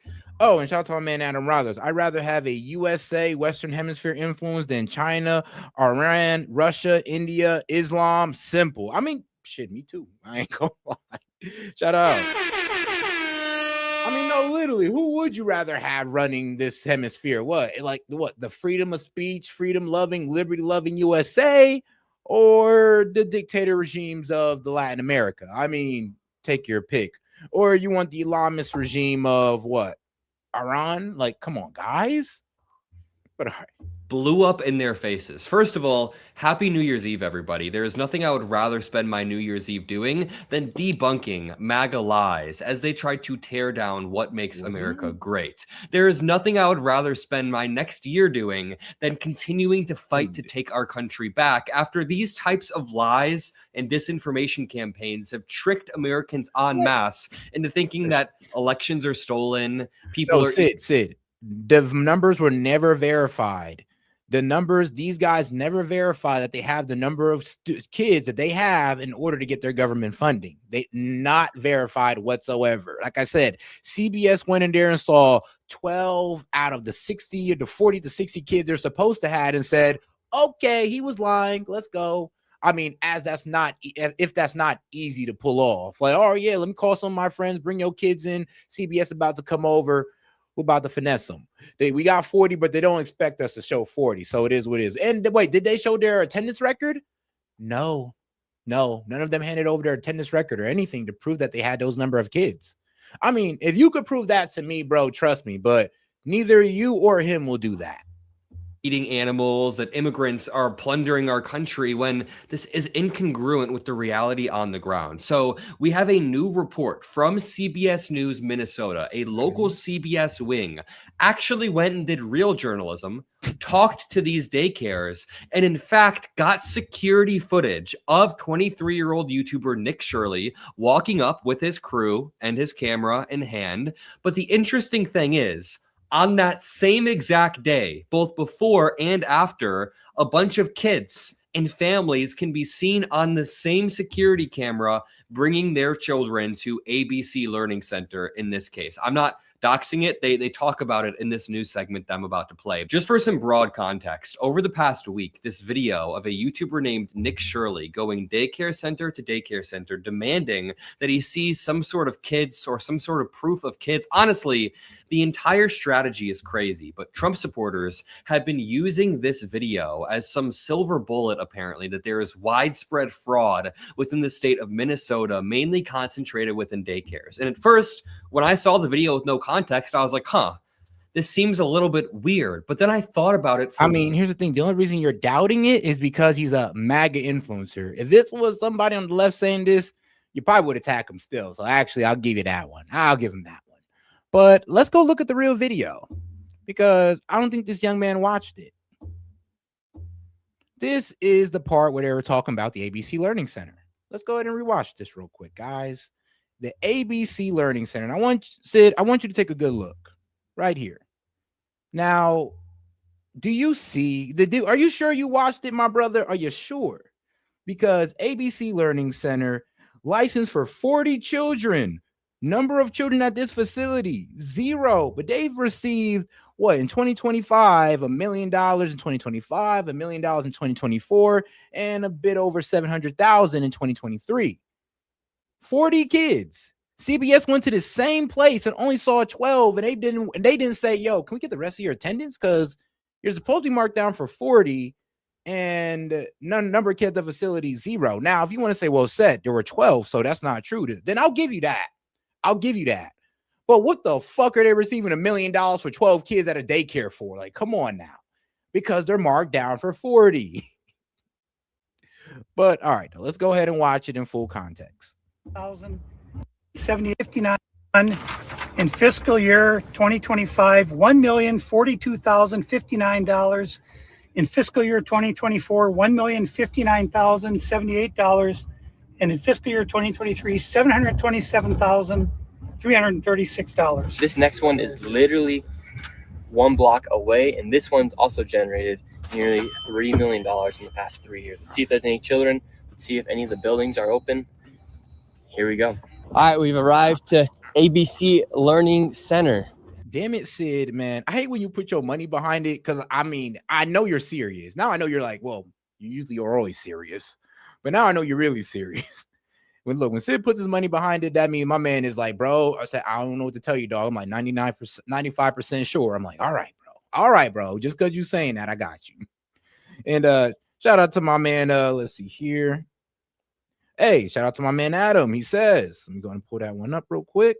I have a daycare in Minnesota now. Thank you, taxpayers, for making me rich. Thank you for contributing to my mega house and lifestyle in cars. God bless the taxpayers of Minnesota. I mean, hey, man, if you got it off, God bless. And he means Leering Center. The Leering Center, those were the guys that was pulling in big bucks. I think that was the guys that was like 60 or 90 kids they had to be accounted for. But like I said, nobody proved it whatsoever. And like I said, maybe I missed something in the Snopes and NPR. And I'm looking at it, dog. I'm looking at them. I seen the Snopes and the NPR. I believe the link to the Star Tribunal. I mean, you need a subscription for that one. But I did look at Snopes and NPR, and they was just outlining, the allegations and all that. They didn't really like prove Nick Shirley wrong. But I'll keep going. All the windows are blacked out. Let's see if anybody is here. This door is locked. This facility is licensed for 40 children. 0 children. I've come by this place 100 times. I've never seen a child here, ever. The only thing I've ever seen is someone standing outside smoking. What's crazy about this is that last daycare center is that green building right there. And the other daycare center right now is right here. These buildings should be operating as they're receiving literally millions of dollars. I knocked on the door, and to my surprise, somebody actually answered the door. Hello? Can we speak? I would like to check a child in the daycare. Can I speak to a manager? Where can I get paperwork to file for my son? I wanted to put my son Joey in daycare. And after a few questions, the lady went silent. Looks like little Joey Shirley ain't going to daycare here. And now where are we going? Now we're going to Sweet Angel Childcare. We're in the middle of a strip mall here inside of this neighborhood. In fiscal year 2025, this facility, which says it's licensed for 74 kids, was paid $1.26 million in tax money. And there are no kids. And all the facilities are the same way. All of them. Let's see if anyone opens. Yeah, let's see. Once again, I tried to find a spot for my son Joey, and they would not open the door. I want to put my son Joey in daycare. Cause I need a spot to put my son Joey. Yes. Is this your daycare center? No, I work there. What's happened? I just want to put a child in daycare, but all the daycare centers seem to be closed. No one's opening the doors. You work here? I was, yeah. What's happened? Where are the kids? Now, bro, check this out. Also, I mean, when you kind of look at it up front, it's like, dog, you got 40 kids, 40 children, but look at this. Is this daycare committing fraud? No, we're not committing fraud. Hassan showed us security footage from the same day Shirley was here. According to the timestamps in the Hassan, videos, this woman name. takes a young child into the center at around 9 a.m. that day, about 3 hours before Shirley arrives at the door closer to the street. Within the hour after Shirley leaves, a woman arrives at the other door with a stroller. A larger family heads inside a few hours later. Is this daycare committing fraud? No, we're not committing fraud. I mean, and that's it, bro. CBS, really? That's all you got to ask? Like, hey, yeah, bro, you got like marked down for 40 kids and you're receiving like $1 million basically a year for this. Can you prove to us that you have these 40 kids? Like, that we're not just giving you these child grants for child care for no effing reason? Can you prove it? They didn't even act for that. Think about it. If they'd have got that attendance sheet and they just showed them, be like, yeah, they're right here, Nick Shirley. All 40 kids, you were wrong. I'll accept that. That's how, all right, then I'm like, all right, yeah, Nick Shirley, you called it too early. They were just being secretive with their information. And I can get that. But they didn't prove anything, Sid. They didn't prove that, oh yeah, we got 40 kids. I would be cool if they even had 35 kids and they were just 5 kids off. I'll be okay with that. But you pull up only 12 kids and then what? Oh, you guys committing fraud? That's it. That's all the investigation you did. Okay, bro. Okay. Now, you don't even want to ask for the attendance sheet? Like, bro, can you at least prove that you have 40 kids? And if you can't give us the attendance sheet, is there any way you can prove that you have 40 kids? Do you have an effing field trip picture? I don't know, like a staff picture, like what schools take. When you take your school picture and your whole class show up. Do you have that at least? No? Then what the fuck? Is this daycare committing fraud? No, we're not committing fraud. Hassan showed us security footage from the same day Shirley was here. According to the timestamps in the videos, this woman takes a young child into the center at around 9 a.m. that day, about 3 hours before Shirley arrives at the door closer to the street. Within the hour after Shirley leaves. Oh, no. Okay, Sid. Then you misunderstood the information. License for 40 children, but it wasn't Shirley who said that. It was the old man who was with Shirley who had the city papers, pretty much saying they're licensed for 40 children, but he said he's seen none at this location. So the license is what the city is supposed to have them down for, but he says he's seen none while writing that down. So it wasn't Nick Shirley who said there were no kids here. It was the paperwork that they had that were saying there are no kids here, but they're marked down for 40 and they're receiving government funding because of it. That's the claim. Leaves, a woman arrives at the other door with a stroller. A larger family heads inside a few hours later. Is this daycare committing fraud? No, we're not committing fraud. Hassan showed us security footage from the same day Shirley was here. According to the timestamps in the videos, this woman takes a young child into the center at around 9 a.m. But remember my man Yumi Hassan, right? So this kid Yumi Hassan, I mean, shout out to this lady, comes from the DHS state, Minnesota, US. I mean, boy, this man Yumi Hassan has had a lot of violations. I mean, a lot of them. So yeah, the Department of Human Services, DHS, is ordering you to pay a fine of $200 for one out of the 2 background study violations. I mean, background study violations. He also got other violations down here as well. I won't read this entire page, but yeah, let's be real. Some of these guys who got caught up, even CBS admitted that they don't even have their licenses. Most of them do, like Sid said, but a decent amount of them don't. Yeah, ABC Learning Center inspection found 28 violations since 2022. So yeah, I'm not sure why you're running protection for our fellow Somali scammers, but it is what it is. All right, I'm just playing. You're not running protection. Maybe you just didn't know, you didn't read the information accurately, or you still hold your same opinion, which, like I said, now I'm gonna have to look into 10 times harder since you're standing 10 toes down. But all right, though, let's get back to our favorite political scammer, Gavin Newsom. January 7th, January 22nd.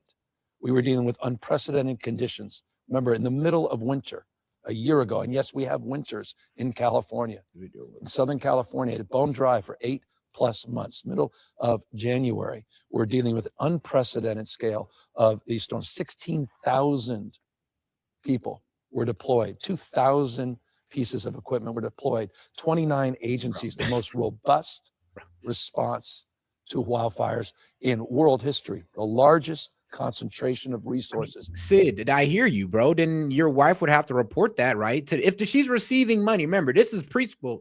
I think that is basically daycare. So, like, bro, then she would have to report that, or the business owner where she works would have to report how much kids she got in that class if you guys are receiving government funding. If these parents are paying out of pocket, receiving no government funding, then you're good. But these guys are receiving government funding for these kids that are not there. There's a difference. In LA County, the most populous county in America, deployed to address these unprecedented conditions. So I just want to shape a consciousness for folks to understand. It wasn't just the Palisade fire, it wasn't just the Eaton fire in Altadena that were devastating. It was fires throughout the region that challenged and stretched. You've seen a lot of fires. When you were governor-elect, you went to your first fire. I think it was one of the first times you were on location with President Trump. Yeah. What did it feel like this time? Was it different? No. So what was back to your question, it was apocalyptic, I think, as you described. Shout out to Cap Hunter. It's like, no, Cap Hunter. The crime is, if you're saying you have 60 kids, you take out to the government and they're giving you a certain amount of money because you claim you have 60 kids, that's fraud.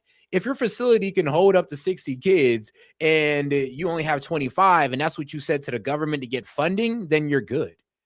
The problem is they're claiming they have this much kids to receive government grants and government funding for childcare. Like, that's the problem. That's all. It was like a bomb going off. No other way to describe it. And I was there just a few hours after the fire, and was there physically in the midst of the firefighting as I went up into the foothills and experienced firsthand what our first responders were dealing with, only to see the aircraft doing fire suppression, only to be taken down hours later because of the hurricane force winds. 80, 90, up to 100 miles per hour.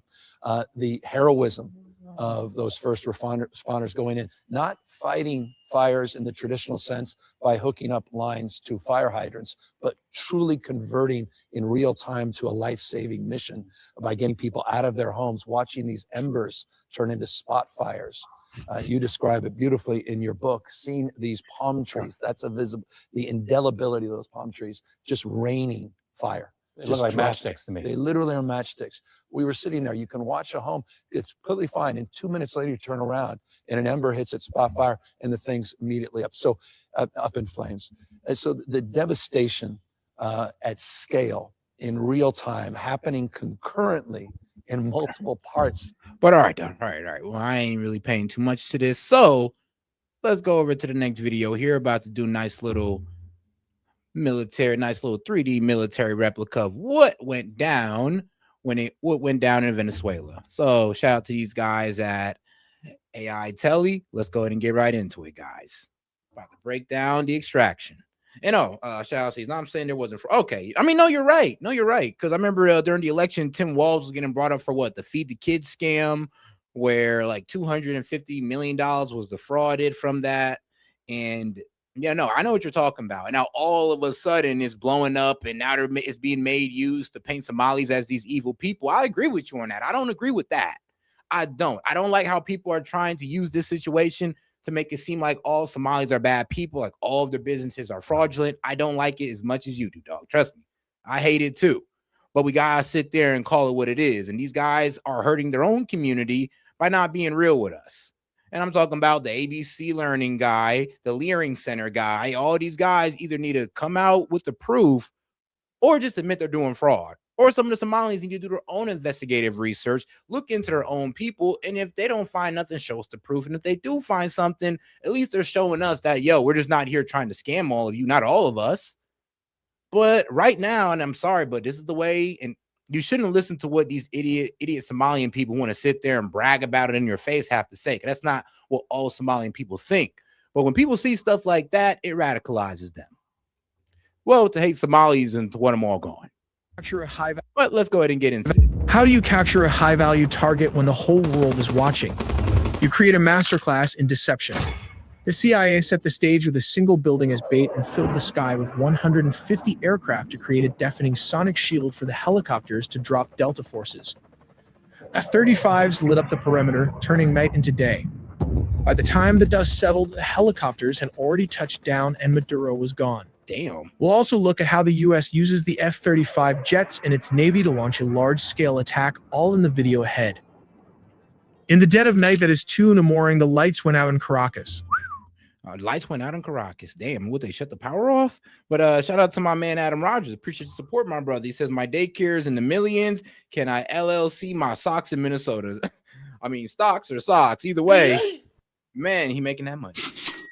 Like I said, bro, just make sure you play Somalian, bro. Make sure you get your wife out there with a nice little hijab and you'll be perfectly good. Well, actually, full-blown burqa. Just please, just go ahead and do it. By 5 a.m., the president of Venezuela was gone. But how U.S. played a deception games. While the whole world were focused on the aircraft carriers in the Caribbean, a shadow war was being fought on the ground. This wasn't an invasion. It was a surgical extraction.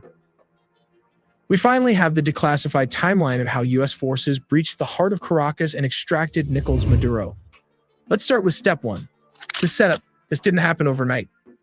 For months, the U.S. had been tightening a naval quarantine around Venezuela. The U.S. Gerald R. Ford Carrier Strike Group and the U.S. Iwo Jima Amphibious Ready Group were parked off the coast. The pretext was clear. The U.S. designated the Venezuelan government a narco-terrorist state, specifically targeting the drugs lords. But while the Navy squeezed the coast, intelligence assets were tracking one man. They waited for a specific window, a moment where Maduro was stationary and vulnerable. Step 2, the strike. It began at exactly 2 in the morning Venezuelan Standard Time. High above, several F-35 stealth fighters punch a hole through the enemy lines, destabilizing their anti-air defenses. Like these Russian S-300 missiles located all over the strategic high-value target. With the skies clear, the path opens for Delta Force helicopters to fly straight towards the mission. Here comes the deception as the helicopters flew. The jets started firing with more strikes as it hit Fort Tuna, the main military base and command center, and La Carlota Air Base, destabilizing Venezuelan air support. Cool. Reports from the ground described widespread explosions and a sudden communications blackout. The chaos wasn't the goal, it was the cover. But how did the raid happen? We have to look at step 3. Under the cover of darkness and chaos, the Tier 1 operators went to work. But what is the exact unit tasked with the mission? It is the Delta Force, one of the most elite secretive special forces units in the US military. Witnesses in Caracas reported low-flying aircraft skimming the rooftops, flying well below radar coverage. The team breached a secure compound believed to be a safe house within the massive Fort Tuna complex. Resistance from the Venezuelan Presidential Guard was swift but ultimately futile, as the helicopters lay cover fire. The operators moved with surgical speed, landing on multiple points. But how exactly the capture and extraction happened? For this, let's look at step 4. Specialized helicopters hovered over the objective to insert the assault team. While dozens of attack helicopters laid down suppression fire, the Delta Special Forces descended and started the search for the high-value targets. How did they find him? Simple. The CIA had planted spy inside Nicolás Maduro close circle. While back in the US, Delta Force built an exact replica of his safe house, rehearsing the raid until they could do it blindfolded. While operators breached the room so fast, his security could not even react to the situation as the sound of flash grenades disoriented the security guard. Using blowtorch, they caught him before he could even lock all the doors. Maduro's shock and awe froze him as Delta Force reached the compound. Nicolás Maduro and his wife, Celia Flores, were physically secured. This wasn't a negotiation. They were detained and immediately moved to the extraction point. These aircraft are capable of performing urban extractions from buildings and refueling in midair. Within minutes, they were airborne, leaving Venezuelan airspace and heading to a secure floating staging base in the Caribbean. This Operation Southern Spear has changed the geopolitical map of South America overnight. But wait, before after the extractions, there were reports of F-35 jets also leading the tip of the spear for the attack. We'll look how the United States used F-35 jets instead of F-16s for operations in Venezuela, because this is a well-organized and militarized Venezuela has positioned advanced Russian S-300 missile systems, Chinese radar networks, integrated Russian air defenses, and... I'm crying. Oh, I mean, that explains a lot. I mean, using Chinese technology. And here's the thing. I mean, look, this whole little raid on Venezuela, it made China and Russia look terrible. I mean, first off, Chinese radars. We beat the Chinese radars. Okay, guys, we made China look like fools and the radars look like a piece of crap. And then, of course, the air defense of Russia, I mean, well, decimated. Huh. I mean, you shouldn't have bought from China. Shahed drones along its borders. I mean, he will give you a nice, cool phone, Maduro, but he will not give you good weaponry or good radars either. This creates a highly lethal and challenging environment that older S-16s would struggle to survive. As stated, around 150 aircrafts and a massive 8 U.S. destroyers were stationed there. It also has 3 amphibious aircraft carrier and survey. My bad, game, and I just realized that was you. But he said, yeah, I told you the U.S. would exactly do this, and I'll give you my shout out. Yeah, guys, make sure to go fight out with my guy at Backyard Gaming or the original Backyard Gamer. You know, military guy, ex-Navy, so you can get a lot of insight about these military operations from him. Surveillance plane to turn it into a massive command and control juggernaut capable of overcoming a modern military's air defenses. Signals a readiness to counter Venezuela's entire air defense network if necessary. But why Venezuela Air Force failed to intercept? As of 2025, Venezuela's fighter jet fleet consists mainly of approximately 21 Sukhoi Su-30 multirole fighters delivered by Russia between 2006 and 2008, which now form the backbone of their combat air power. Additionally, they maintain about 5 operational F-16 Fighting Falcons from an older batch, including 3 single-seat S-16As and 2 two-seat S-16Bs. These F-16s are aging and suffer from limited maintenance and part support due to U.S. sanctions, although they have been supplemented with Israeli upgrades. Venezuela acquired its F-16 jets from the United States through a foreign military sales agreement called Peace Delta in May 1982, during a period of good diplomatic and military relations. They were the first Latin American country to receive the S-16, with deliveries occurring between 1983 and 1985. The reason the US does not use F-16s in current operations is because these jets lack the stealth capabilities necessary to evade the S-300 and other integrated defenses. The advanced S-300V or anti-2500 systems, supported by dense Chinese and Russian radar, can easily detect and target older aircraft at long ranges. Sending F-16s into such an environment would result in high attrition risks as they are vulnerable to radar detection and missile engagement. Not to forget the Russian Buk air defense system that can take out an F-16 with ease. These are cheap R-15 or 24 Buk systems are already active and mobile all over the country. Additionally, F-16s are less effective in contested airspace saturated with drones, especially the Iranian Shahed drones used by Venezuela for reconnaissance and kamikaze strikes. The F-35, however, offers crucial advantages. Its stealth design enables it to fly undetected or with much lower risk, making it effective against advanced surface-to-air missiles and networked radar systems.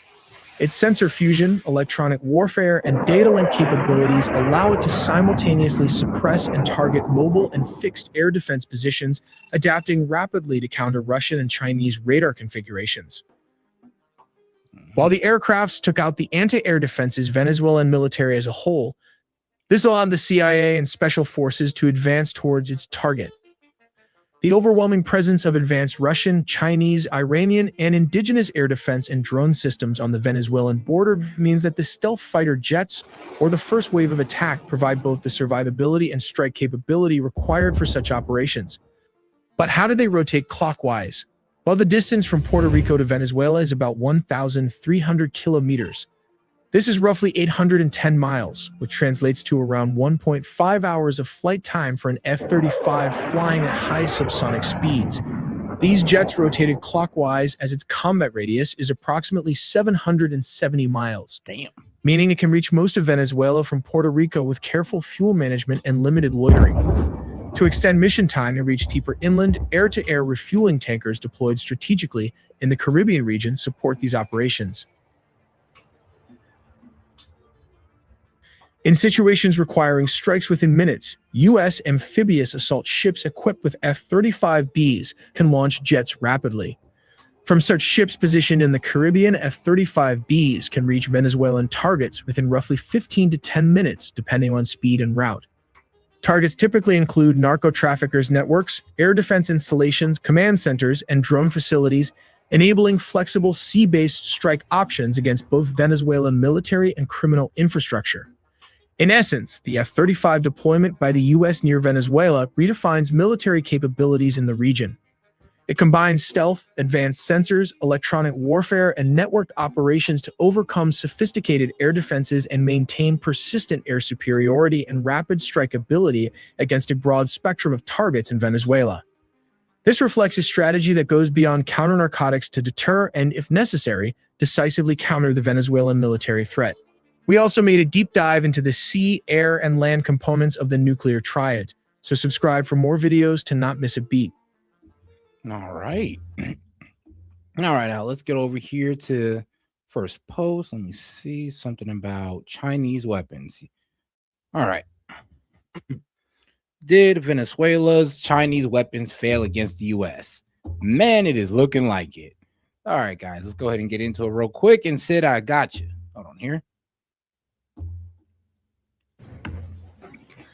You may or may not like what Donald Trump did, but you can't deny one thing. The military operation was an undeniable success. They disabled Venezuela's defenses. They swooped in, they captured Maduro and his wife, and they left without a fuss. No casualties, no losses for the US. It tells you how good the US military was. But what about the other side? What weapons did the Venezuelans use, and why did they fail? Well, drum roll, some of them were Chinese. And our story actually begins in the year 2006. That's when the US imposed an arms embargo on Venezuela. The country was cut off from Western weapons. So who did they turn to? The Russians and the Chinese. From 2010 to 2020, Russia made up around 60% of Venezuela's arms imports, and China made up around 16.4%.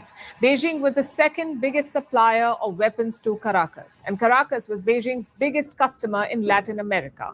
And what sort of weapons did they sell? Well, three systems stand out. First is the JY-27A radar. These are long-range surveillance radars. China, as we just seen in the video, that pretty much, I mean, we just completely evaded, snuck right under, and took out all their air defense system. I mean, damn. You know what? I'm feeling pretty happy that we've upgraded to them F-47s. Man, I wonder what cool perks those come with. I mean, look what the F-35s are doing out here. Be honest, I'm impressed. And a shout out, Jet. He said this shit all over Iran, China, and Russia's tech. Yeah, I mean, hey, bro, they proved it. I mean, they got Iranian drones in the air. They got a Russian military. They got Russian missile defense system, and then they got China. I think they got Chinese radars. Yeah, Chinese radars, and I believe they also got Russian jets as well. So Russian missile defense system and jets. Sorry, just marking it down for my notes. says they can even detect U.S. stealth jets. Venezuela installed 7 of these radars in September 2025. Their defense minister was all praise. He said the Chinese radars had successfully locked F-35 jets. Remember, these are the most advanced planes on the planet, the F-35s, supposedly the most advanced. And Venezuela said the Chinese... soon to be the F-47. So, yeah, I mean, them F-35s pretty much drove up under the Chinese radar. I mean, we took out the missile defense system of Russia, and we got around those pesky Iranian drones. And Iran is really good at making drones and missiles all of a sudden. Huh. I swear to God, bro, they're like the Germans of the Middle East when it comes to their ingenuity. Radars had spotted them. Then what happened on Saturday? Experts believe the F-35 managed to suppress the Chinese radars. Basically, the planes jammed the system. So that's one weapon down. Another system that Venezuela likely deployed was the JYL-1. Again, it's a Chinese radar. This one is also meant to track stealth jets. But this too seems to have failed on Saturday. And finally, you have Chinese surface-to-air missiles. Venezuela had the HQ-9 and the HQ-12 missiles. These are supposed to destroy enemy projectiles and jets. But on Saturday, they too appear to have failed. And frankly, it's not surprising. Pakistan deployed these same systems against India, yet Indian BrahMos missiles were hitting Pakistan at will. Now, just to be clear, we do not have conclusive evidence of what happened in Venezuela. Did their systems fail? Were they jammed? Were the operators inefficient? The fact is, we don't know. But here's what we can. I mean, what we do know is that, bro, anybody who buys Chinese weaponry or Chinese systems, they always fail. They always fail every freaking time. Like, even the jets they sold to the African countries start breaking apart midair. I'm not sure what it is about the Chinese, but they just seem to water down everything they buy. Like, they'll copy us, but not exactly. They'll just make it cheaper and make it more vulnerable to malfunctions and attacks. And say for sure, nearly 150 U.S. aircraft targeted Venezuela, and some of them flew extremely close to the ground. Take a look. Oh, that's what it was. It was their missile defense system failing. All right, that makes sense, because I was wondering, I'm like, whoa, how are they shooting up and coming down back on them? I'm like, what was that? Yeah, that was their missile defense system literally biting them in the ass, just like it did Pakistan. Extremely close to the ground. Take a look. Hey man, don't go cheap.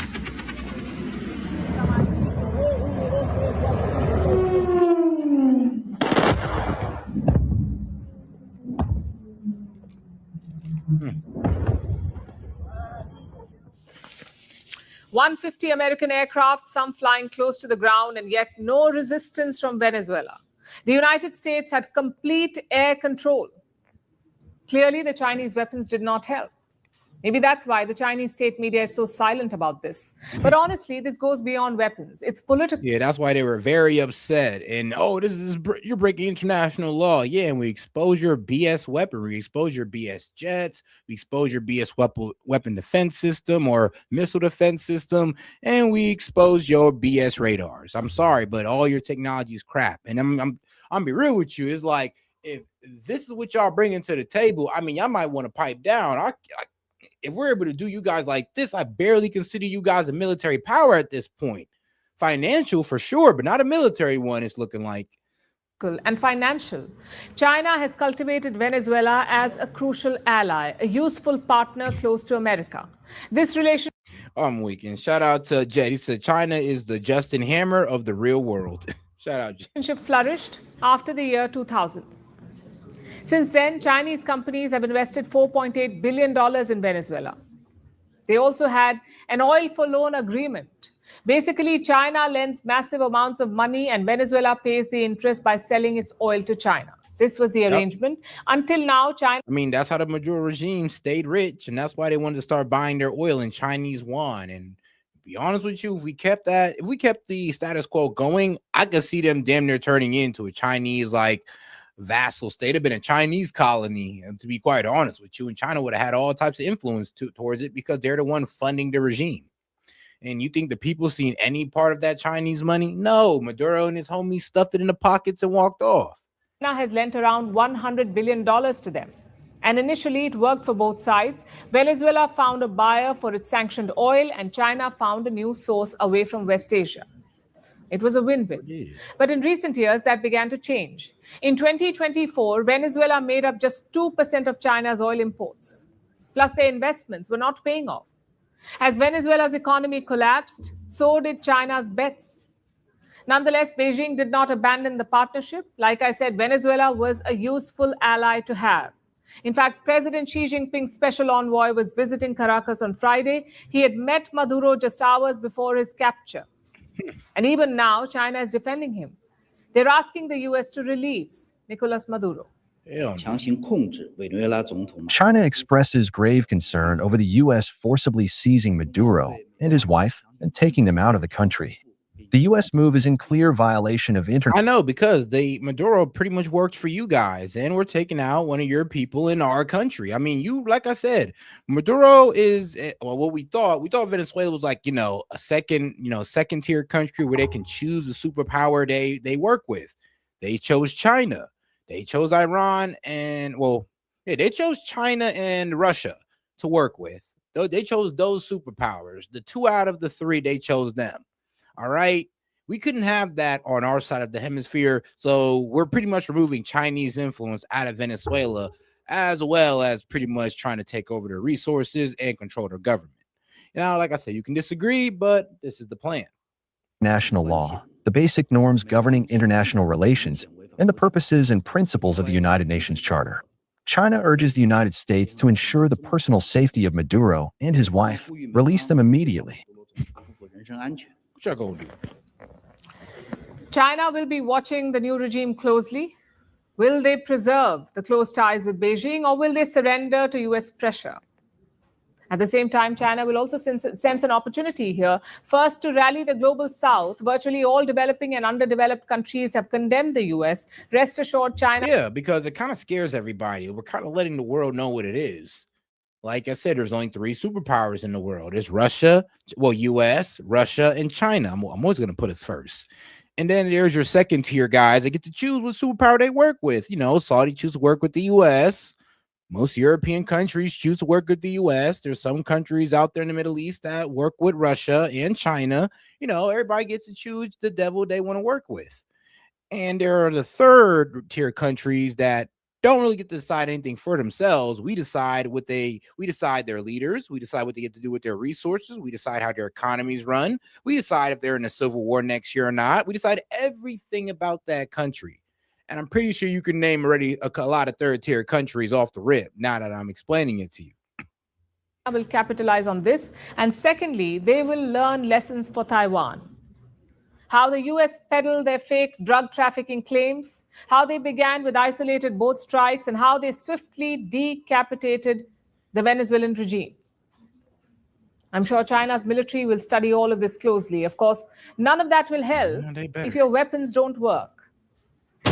The world doesn't fit in box. I like how she ended that. I'm pretty sure all that don't matter, China. All that studying of us don't matter if those weapons are insufficient and they malfunction all the damn time. I mean, y'all gonna cook yourselves. All right, guys, let's go ahead and get into this little video real quick. Not all of it, but at least some of it. The Taliban came to power. The Taliban came to power. While Trump's record of attacks is stark, it's also in line with American history.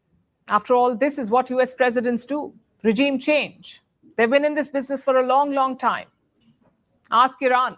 They got a taste of it way back in 1953. Their prime minister was Mohammad Mossadegh. He was a democratically elected leader, but the Americans got rid of him. Do you know why? Because he wanted Iran to benefit from its oil wealth. You see, until the 1950s, the West controlled Iran's oil, the Anglo-Iranian Oil Company. It was a British firm, and they got a bulk of the oil money. Tehran only got a limited share. Mossadegh wanted to change that. He had the support of the parliament and the people. He tried to nationalize Iran's oil fields. Britain, of course, did not like it, so they appealed to the Americans for help. And guess what the US did? They launched what was called Operation Ajax. The CIA laid the groundwork for a coup. The first attempt failed, but in 1953, the second attempt succeeded. Mossadegh was removed. The US installed a pro-Western monarchy. It was under Shah Mohammad Reza Pahlavi. Then in 1954, they turned to Guatemala. Their president was Jacobo Arbenz. He introduced land reforms in the country. And these reforms hurt an American company called United Fruit. This company owned a lot of land in Guatemala, so the CIA came to their help. They launched Operation PB Success. They trained 480 rebels. They launched a fear campaign and dropped leaflets from the sky. The Guatemalan army gave up without a fight. President Arbenz was removed. A military officer supported by the US took power in his place. With these two successful attempts, Washington got bolder. Their next target was Cuba. They wanted to replace Fidel Castro. They orchestrated an invasion by CIA-trained Cuban exiles. It failed. Every single time. And I mean, look, now, and I hope while watching this, you're kind of seeing why, you know, guys like me, Sid, and a lot of Democrats, you guys know I'm MAGA, but why guys like me are kind of weary of what's going on here. And I know a lot of you guys are quick to celebrate, and that's great. Now I love it for you. I don't want to be the party pooper, but let's not pretend like we have a history of success when it comes to regime change. And I mean, you never know. We could always do it right under Trump, but I mean, 9 times out of 10 is probably going to turn sour, probably within a month or so. God forbid, though. God forbid. Came back stronger. Oh, and shout out to my man Jet. He says, U.S. snatching dictators, China sinking their own ships. I'm like, yeah, like I said, man, we're going across the world, taking world leaders like this. Yeah, stole that shit. Stole that shit. That's what I'm doing, nigga. But, nigga, I stole that shit. And then, you know, any country who's upset about it apparently is going to... See, as you can see, the more you fuck around, the more you're going to find out. But we'll see what happens next. This failed coup led to the 1962 Cuban Missile Crisis. Then in 1963, the US turned to South Vietnam. They wanted to counter communism in the country. The then president, Ngo Dinh Diem, was not helping. So America decided to remove him, and they did it in 1963, but the coup created a political vacuum. It destabilized South Vietnam. That same year, the US also targeted Iraq. They supported a coup against then Prime Minister Abdul Karim Qasim. He was killed. The Ba'ath Party took power. Ironically, it's the same Ba'ath Party that led to the rise of Saddam Hussein, a leader that America would dethrone decades later. That's what... Party that led to the rise of Saddam. Man, bro. Do look like Maduro. Maduro looks a little bit more, I guess, like, you know, bigger because he's like 6'3", but like this guy, they do look the same. Crazy. Hussein, a leader that America would dethrone decades later. In the 1970s, the focus was back on Latin America. The US had its eyes on Salvador Allende. He was the president of Chile. Richard Nixon was the US president then. Accounts suggest that he ordered the CIA to make the Chilean economy scream. In 1973, a coup ousted Allende. It led to the dictatorship of Augusto Pinochet. The next decade was about Afghanistan. The Soviets had installed a government there, so the US armed the Afghan Mujahideen. They sent them aid and weapons to counter the Soviets. In 1989, the Soviets withdrew, but Afghanistan did not stabilize. It plunged into a civil war. The Taliban came to power. And you know what grew out of the Afghan Mujahideen? The Al-Qaeda. Yep. Led by Osama bin Laden, the same man who carried out the worst terror attack on American soil. I know, it's like we take out terrorists, we create more terrorists, we take out a dictator, then we give him an even worse dictator. It's just like, come on now, guys.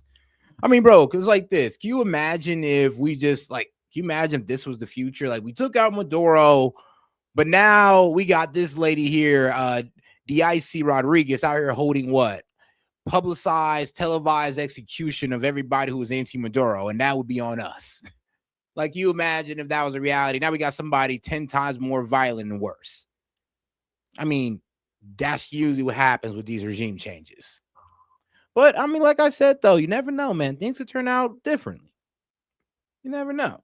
I shout out my man Atlas for sending 100 for 2 jewels. Appreciate the support.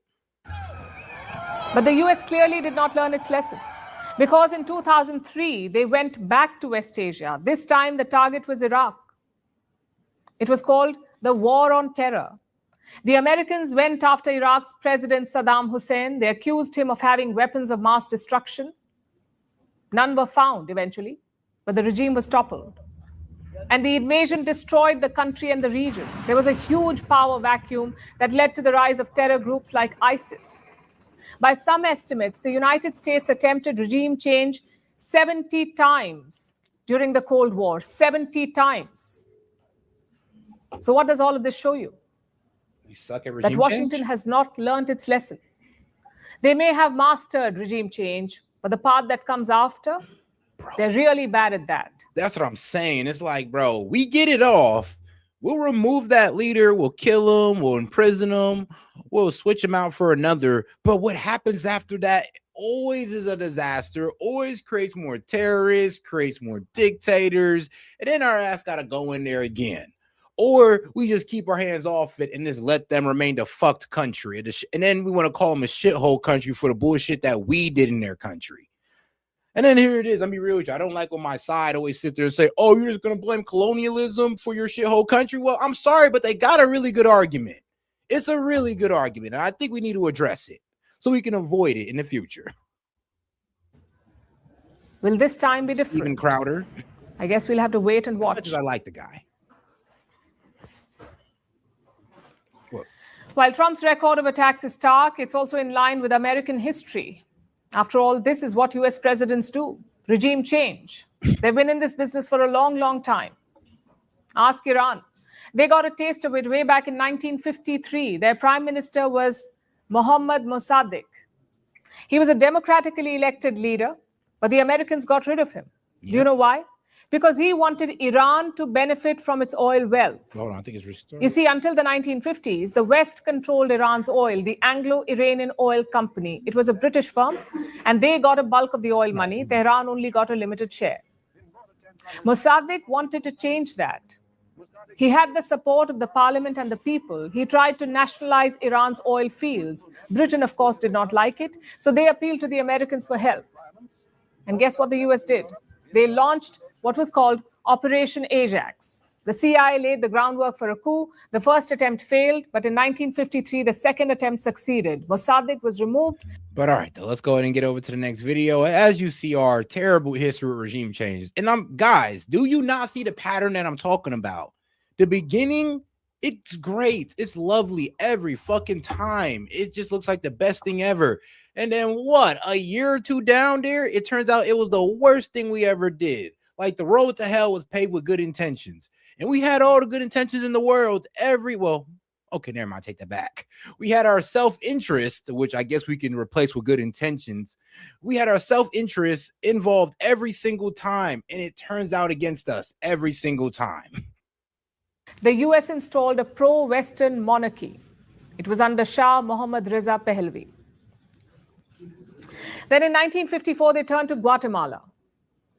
Their president was Jacobo Arbenz. Find this video. He introduced. All right, now let's go ahead and get into our guys that redacted.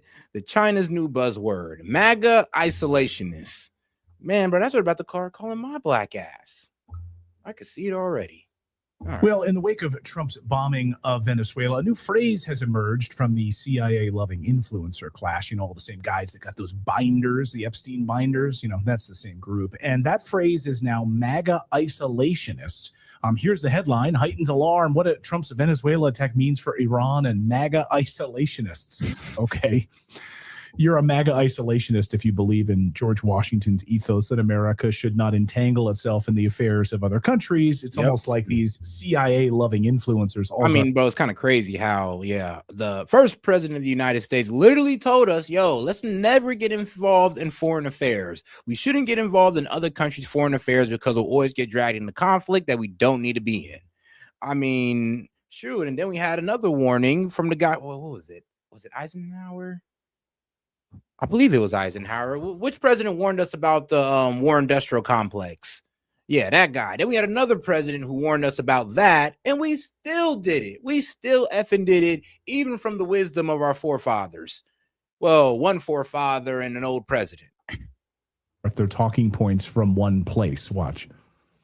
I've seen that there are a lot of people who are very, very upset on the so-called isolationist right. People who have in the past, for example, suggested that the only people who would be against Nicolas Maduro's continued regime are globo homo. For example, something Tucker Carlson said. Only globo homo would want Maduro ousted because he's supposedly a social conservative, which is not actually true. Well, I suppose the administration may have to explain to people like Tucker Carlson that, in fact, it was not globo homo that ousted Nicolas Maduro. It was a conservative Republican president, a gutsy president who makes the calls to preserve America's national security and her foreign interests, her interests in the Western Hemisphere, and her interests internationally, undercutting enemies of the United States, ranging from Russia to China to Iran to Cuba. Yeah, okay. I love how he loves to mansplain everything to us. Yeah. Thank you, Ben. Thank you for educating all of us about why we need to just depose foreign leaders. Okay. Notice how he just dropped Cuba in there as well. Just slip that in there. Because that those are the talking points right now, because I guess that's next. The CIA's fantasy is coming true. So the talking points are being sent out amongst this class right now, the MAGA influencers. Even warmonger Lindsey Graham, Senator Lindsey Graham, I shouldn't even dignify him with that title, on board Air Force One, because I guess he's Trump's foreign policy advisor now. He says Cuba should be next. Watch. Could have done it. And as to this commander-in-chief, he did something people talked about doing. You just wait for Cuba. Cuba is a communist dictatorship that's killed priests and nuns. They've preyed on their own people. Their days are numbered. Okay. We're going to wake up one day. So I love how you're now, priests and nuns, but when Ukraine does it, we give them money. See how all this works? Really makes a lot of sense to us, right? And here, by the way, and Iran is next too. They had to pose with this photo. Here's the Make Iran Great Again hat. This is not AI.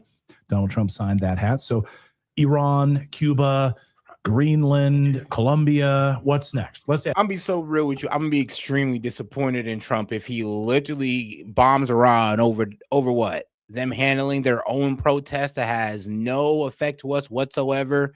Just us wanting Iran to be overthrown or to destabilize Iran for some reason, which isn't gonna cause positive reverberations throughout the Middle East. It's not.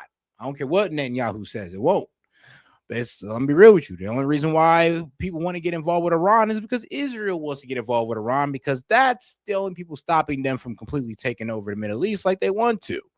So let's see how this works out, because I'm sorry, but if we get into it with Iran over these guys protesting in the street, I mean, that'd be the stupidest reason for regime change. Ask Congressman Thomas Massey, who's been hard at work trying to stop the regime change operations. Congressman, great to see you. Happy New Year. Good to see you, both of you. Yeah, I thought that was AI too, or photoshopped that hat. Make Iran great again. Give me a break. It's unbelievable. So if we're being honest, I mean, let's be real. You'll probably see PBD wearing that soon. MAGA was never isolationist, right? The MAGA movement had been quietly co-opted from the beginning by neocons, deep state actors the entire time. So this idea of MAGA isolationists, that you're somehow America first and you don't want us being entangled in foreign wars, that's a problem. You're just like the liberal left. How do you feel about that new term that's being floated around the past 24 hours? Yeah, I'm used to that pejorative. If you're a non-interventionist, they jump right to isolationist. And by the way, I'm for free trade. I'm not an isolationist. And I just think it's crazy. And there's a few things. One thing I disagree with Thomas Massey on is the whole free trade thing. I'm like, bro, don't you kind of see how that kind of decimates our middle class? The whole free trade agenda. Like, come on now. Even I disagreed with what was his name? My bad, Ronald Reagan. Ronald Reagan was a free trade guy as well, as he watched our middle class get decimated in the steel industry, pretty much, well, lose jobs because of free trade, guys. Just want to let y'all know, like, free trade is a lot of reasons why our middle class pretty much got gutted. So, yeah, I'm always going to disagree with that whole free trade. We should protect our industries just like these other countries protect theirs. I got to get off my chest that I haven't tweeted about. Probably I've stayed out of trouble. But one of these things I want to talk to you about is they say that the narco-terrorism is funded by the oil. Remember, this was all started out about the drugs, right? Right. And then they're trying to attach it to the oil. And so they say, oh, the narco-terrorism is funded by the oil. If there's one industry that probably doesn't need subsidies, I think it's the drug trade, right? Like they're acting like it would otherwise not be profitable to sell cocaine unless you subsidized it with oil profits. And so we got to go after the oil too. Right. It's like the ethanol lobby. Right. Okay. Right. Yeah. That's something. Yes, exactly. That I see. They keep slipping that in there, but once they do it 2 or 3 times. Now that is kind of funny. It's like, all right, first about the drugs. Well, you got to understand, for them to import those drugs, they need oil, guys. You feel me? And there are enemies that are buying oil, and the oil is helping these guys run their drug operations. So we got to take the oil as well. We just can't take drugs only. The oil got to go too. I'm like, oh, okay. Well, I see it now. They got around to that. Okay. We just accept it and we don't go back. I want to plant a flag here and say, look, the oil is not subsidizing the drug trade. The drug trade, I think, is going to do just fine on its own with or without oil. It doesn't go up or down with the price of gasoline. Go ahead. Yeah. Sorry. I'm in disbelief, really, that we went, you were saying, what do we call it? Is it a kidnapping? We just snatched a president and his wife. And I wonder what that conversation went like, No, some people call him a president. Some people call him a dictator. These days, I mean, I'm gonna be honest with you. Shoot, according to who you ask, we capture a president or we capture a dictator. If you ask MAGA, a dictator. Anybody outside of MAGA, I mean, he was just a president, guys. An elected president who didn't steal his election, or I mean, he might have steals election. Who knows? We don't got no proof. All we know is that we ran an election. We told him to run an election that, well, we knew who we wanted to win, and it wasn't Maduro. So I'm gonna be honest with you. Maybe Maduro ignored those election results, maybe because he suspected that we were tampering with it, and he known that we didn't want him to win. I mean, that's just me throwing out my wild speculation. Honey, do you want to go on this trip with me, or would you rather stay at home? Right. This is crazy. And the other thing is they try to characterize it as a law enforcement activity. And that's why they try to say, well, we didn't need an act of Congress because this is law enforcement activity. And the military was just there to support the law enforcement. But now they're pretending that our laws, his Nike tech was fresh. I can't lie to you. Have jurisdiction in other countries. One of the 4 counts against Maduro. No. Massey, you fucking up now. National Firearms Act of the United States. Like, this is crazy. Yeah. Obviously, our laws don't have jurisdiction there. Right. And so, I look at this and I think there should be consequences for this. It would affect all of us because we are supporting it with our tax dollars, but there is no authority. There's no one above the United States, the international court we're not a part of. Yep. Who can stop us? Isn't that something that keeps you up at night? It's been. Yeah, I said the same thing. I was like, I'm being real with you, but who's going to stop us? Who's going to hold us accountable? Because I don't see anybody doing it, to be quite honest with you. I mean, like, what, Venezuela? You gonna hold us accountable? I mean, you guys are buying weapons that can't even fend us off. I mean, bro, who's gonna stop us? Please let me know. Because I mean, even Thomas Massey's admitting that, yeah, it is a bit scary. And yes, it is kind of scary because I mean, if we can just go unopposed like this and carry out our will throughout the Western Hemisphere unopposed, I mean, I don't know, guys. How's that gonna make us look like an imperialist nation? And could this benefit us? Of course it can, but it is gonna leave a bad taste in everybody's mouth around the world. But like I said, who's gonna stop us? I mean, what, ourselves? I mean, it would have to take the American people to stop the American imperialist project that Trump is trying to carry out. It have to be us. If not, then hey, no country can stop us. Or not even the superpowers can stop us. So, to be honest with you, we're kind of running unopposed. Keeping me up at night. There's no consequences.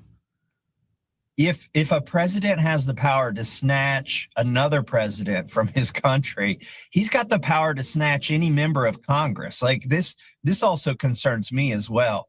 You know, you've got my colleagues cheerleading the president on this, but he is way off base constitutionally right now. All the legal norms are out the window. They're claiming these legal things that even a 3-year-old knows wouldn't work, like that you can't have laws in other countries that, you know, affect your jurisdiction ends at your borders. We know this. I joked with one of the gun groups. I said, if Maduro had just paid the $200 tax stamp and got fingerprinted and sign off from local law enforcement, he could have possessed those machine guns and been in compliance with the 1934 NFA. Right. You know, what's interesting too is that Trump was the exact opposite on this position, whether it was Libya, whether it was going in and snatching Gaddafi and sodomizing him with swords, whether it was toppling Saddam Hussein. I mean, that's one of the main reasons why, Iran will never give up their weapon defense system, or any Middle Eastern country will ever give up their weapons, especially Hezbollah. They won't disarm because of what happened to Gaddafi. Because when Gaddafi trusted them to disarm, what happened? I'll tell you, he got sodomized with a knife on camera. And they sent it to Putin, and Putin seen it in trust me, a lot of people seen that video. And they said, okay, so you don't trust the USA when they tell you to disarm, or this could happen to you. I mean, like I said, guys, when we do things like these, it never has a happy ending. But it does have a happy beginning, I'll tell you that. In which, regardless of how you felt about Saddam Hussein, it was none of our business, but was really keeping all of these sort of disparate bands together in Iraq and not causing the destabilization. In fact, he was asked about this, and he was pretty emphatic that it cost us trillions of dollars and untold lives. Watch. The world would be better off with Saddam Hussein 100%. and Gaddafi in power. 100%. Now, as far as Assad is concerned, what about the human rights abuses? Let's talk. Well, you don't think they're happening now? They're worse now than they ever were. People are getting their heads chopped off. They're being drowned. Right now, they're far worse than they were ever under Saddam Hussein or Gaddafi. And it all blew up around Hillary Clinton and around Barack Obama. It all blew up. Now, one thing about Assad, not a good guy. I understand that. We have to rebuild our country. Our country's falling to pieces. We have 19 trillion in debt. We have infrastructure that's a disaster. Our roadways, our airports, our schools, everything. So what's now except it's 38 Who the hell is that? Yeah, who is that guy? I want him back. That's the one. That's the version I want. That's the version I voted for. That's the version I thought we were getting. And you know, some people are saying, oh, this is America first because this means we're going to have cheaper gasoline. Well, it is true that we're in Venezuela because of the oil. But here's the thing, folks. They're calling it American oil. It's Venezuelan oil. And what happened is 20 years ago, there were U.S. companies, big oil. No, it's Americans' oil, man. Look, bro, Trump, bro, come on. It's our oil now. Yeah, stole that shit. Stole that shit. That's what I'm doing, nigga. But, nigga, I stole that shit. Bro, it's Big Trump now, man. He just took that. It ain't Venezuela's no more, bro. Sure, I'm not even sure if Venezuela's even Venezuela's anymore, bro. I'm thinking that's us now. At this point, I'm not even sure if Latin American countries even exist. At this point, it's all looking like America to me, the way we can just run unopposed throughout the fucking Western Hemisphere. I mean, this could be a good or a bad thing, guys. Okay, so like I said, we'll see. But as history has shown, this usually starts out good, but then ends pretty bad and blows up in our face. But hey, man, toast to a better ending. Conglomerates that had contracts to develop that oil, and their contracts got canceled by a government that was two governments before Maduro. And so when they say we're going to get America's oil back, no, what they're trying to do is they're trying to get the oil for Exxon and Citgo and these other big companies. This is not going to be for Americans. They're going back to they're putting our soldiers' lives at risk. They're turning a country upside down in order to make these oil companies more profitable. I've thought this is another thing about MAGA. What I signed up for was we're putting Americans first, not American corporations first. But right now, these are basically, our military's acting as mercenaries. And the vice president is admitting as such, and so is the president. They're basically mercenaries to go in and steal this oil for the United States to get it back or to make these contracts whole after 20 years. And here's the thing, I'll probably get in trouble for saying this too, but in Kentucky, if somebody were to squat on my farm and they could get away with it for 7 years, and they keep adverse and notorious possession of my property, the state of Kentucky says after 7 years, that's their property now because you went too long without getting it back. There is a statute of limitations on these things. You can't say, oh, we didn't like the way you ended our contract 20 years ago, and so we're going to send our military in and take your oil from you. Doesn't work that way. There's two books that I think are... Yeah, but I'm going to be real with you. Trump's not really worried about how things work right now. He's worried about American interests and what benefits America. And, well, it be our industries, it be our economy, it be the agenda that he's pushing towards with AI and electronics. Yeah, anything that gets in the way of that can get pushed over. And that's what Trump is showing us. Or that's what he showed us with Venezuela, at least. And we'll see if he'll do the same to Cuba, Colombia, Mexico, Greenland. Let's see.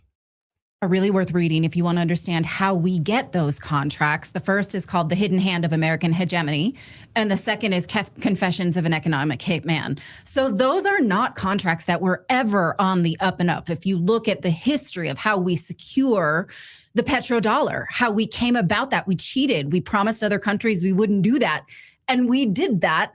And now we're pretending that we were always had a right to it. Now, you mentioned the vice president, so I'd like to put his tweet up.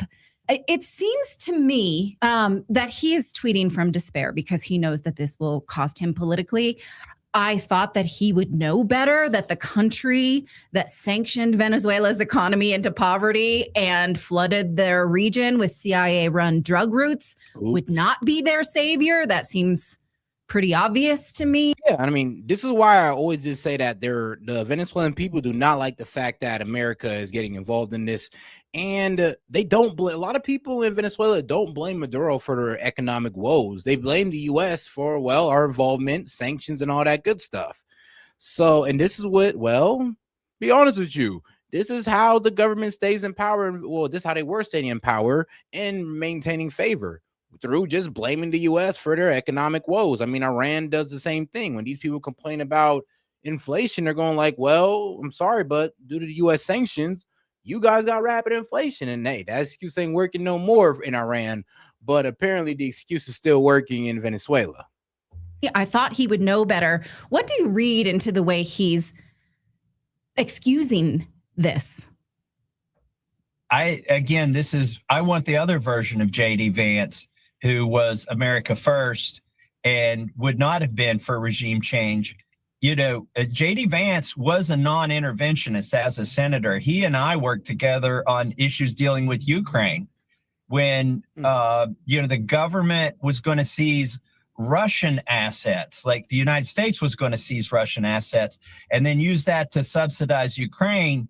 J.D. Vance and I came to the same conclusion. We said, no, actually, what you're doing, the only Russian assets there are in the United States are treasury bonds. What you're saying is you're going to default on the debt to Russia, And what's that going to say to the other countries around the world? It's going to drive up interest rates, the price at which we borrow debt if we default to Russia on the debt that they own of ours. In any case, that was one of those things that J.D. Vance and I worked on together. He was not for pouring more money into Ukraine, and he was not for cheating other countries, regardless of how bad they might be, out of things that we legally were contracted to give them.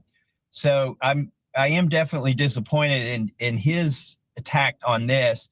He's made, and again, on the drug issue, they're trying to conflate fentanyl with cocaine, and he's sort of been in that lane too of doing that.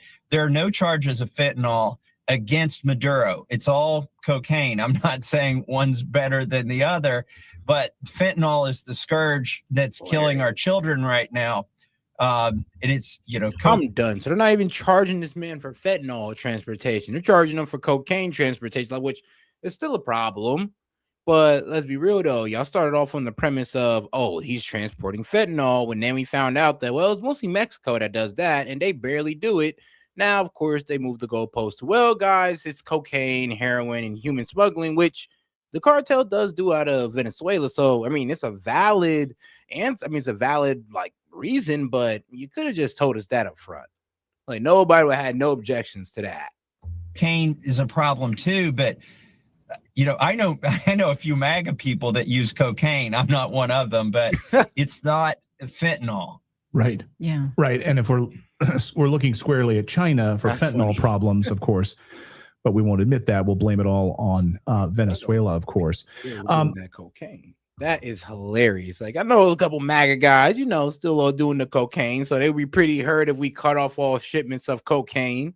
I mean, that is actually funny to hear.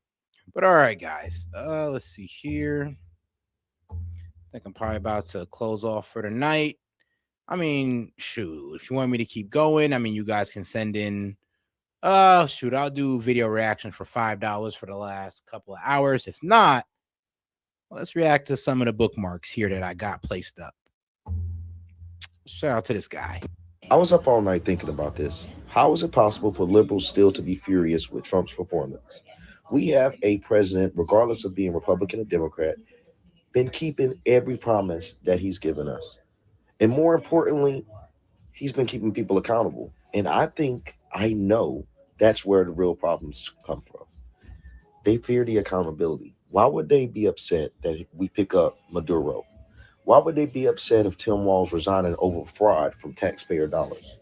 Why are they upset with Trump reducing the vaccine recommendation for children down to 11 from 72? How could you be mad about these issues? You know what all three of these issues have in common?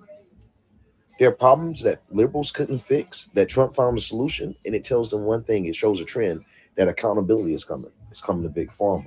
It's coming to people that are pushing drugs in our nation. It's coming to people that's stealing our elections. It's coming to people that's stealing our money with the fraud that Nick Shirley exposed. It's coming.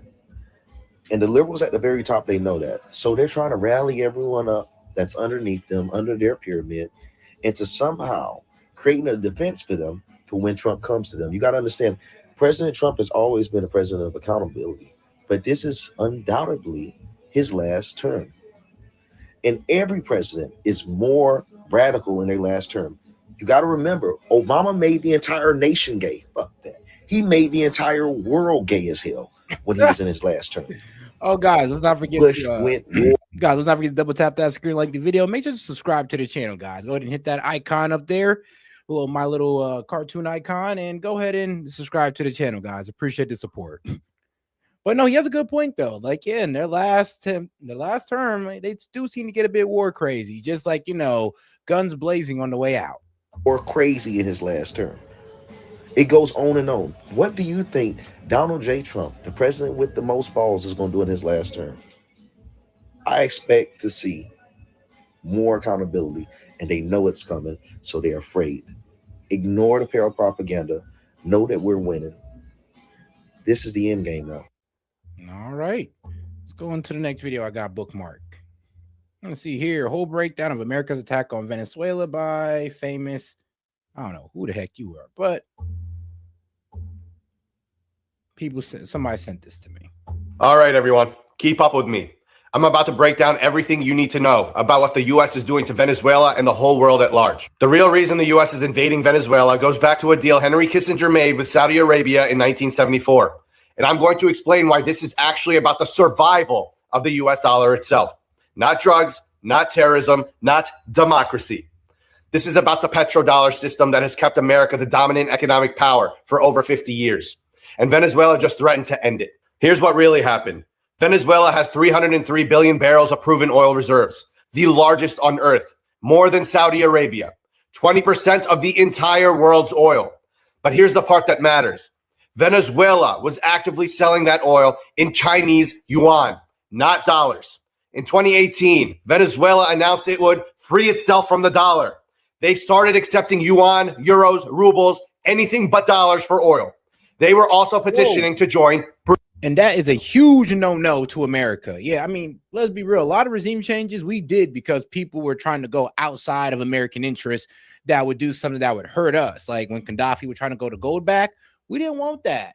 I mean, even when Iran was trying to mess around with their currency, we didn't want that. The only guys we actually let get away with using without using the U.S. dollar to buy oil is, well, China and Russia. I mean, I think there are other countries as well, but those are the main two that we don't really get involved with because they're using a different currency to buy their oil. I mean, Russia's already using Chinese yuan.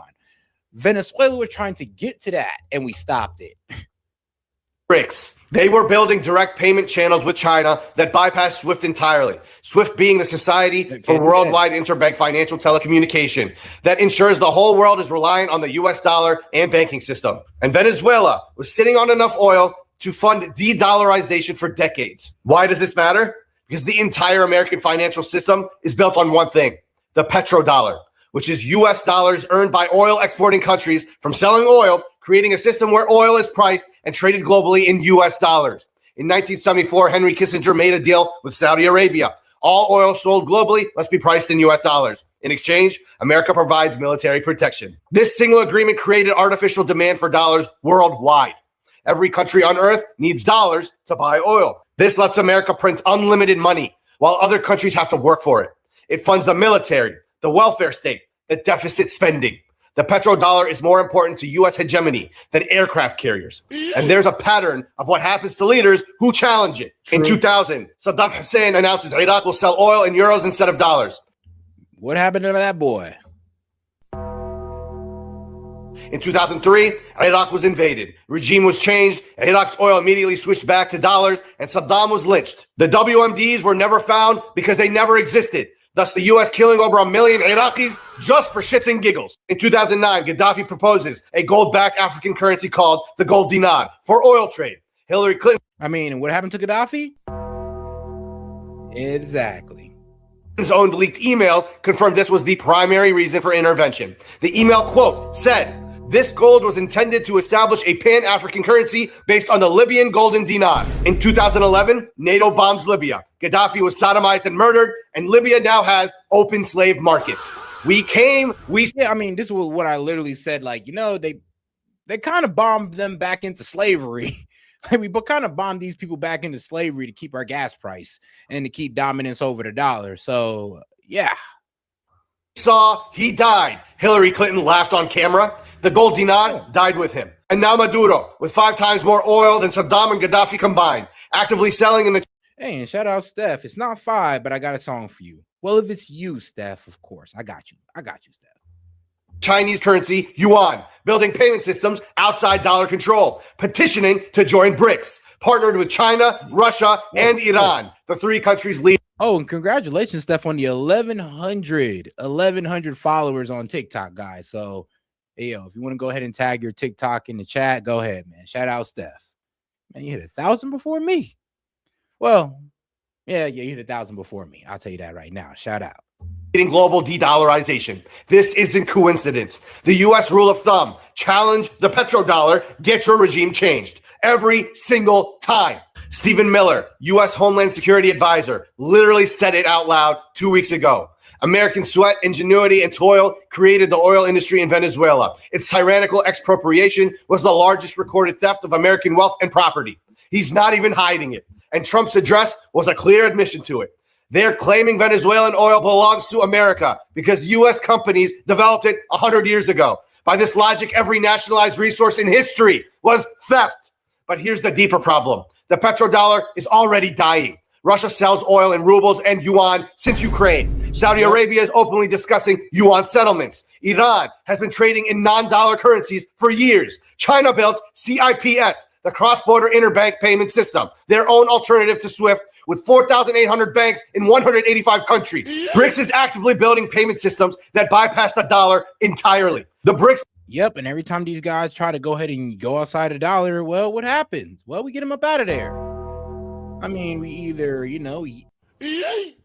steal them off into the night and they life, or just cause a straight up regime change. It is what it is. Bridge project, M-Bridge, lets central banks settle trades instantly in local currencies. Venezuela joining BRICS with 303 billion barrels of oil would accelerate this exponentially. That's what this invasion is really about.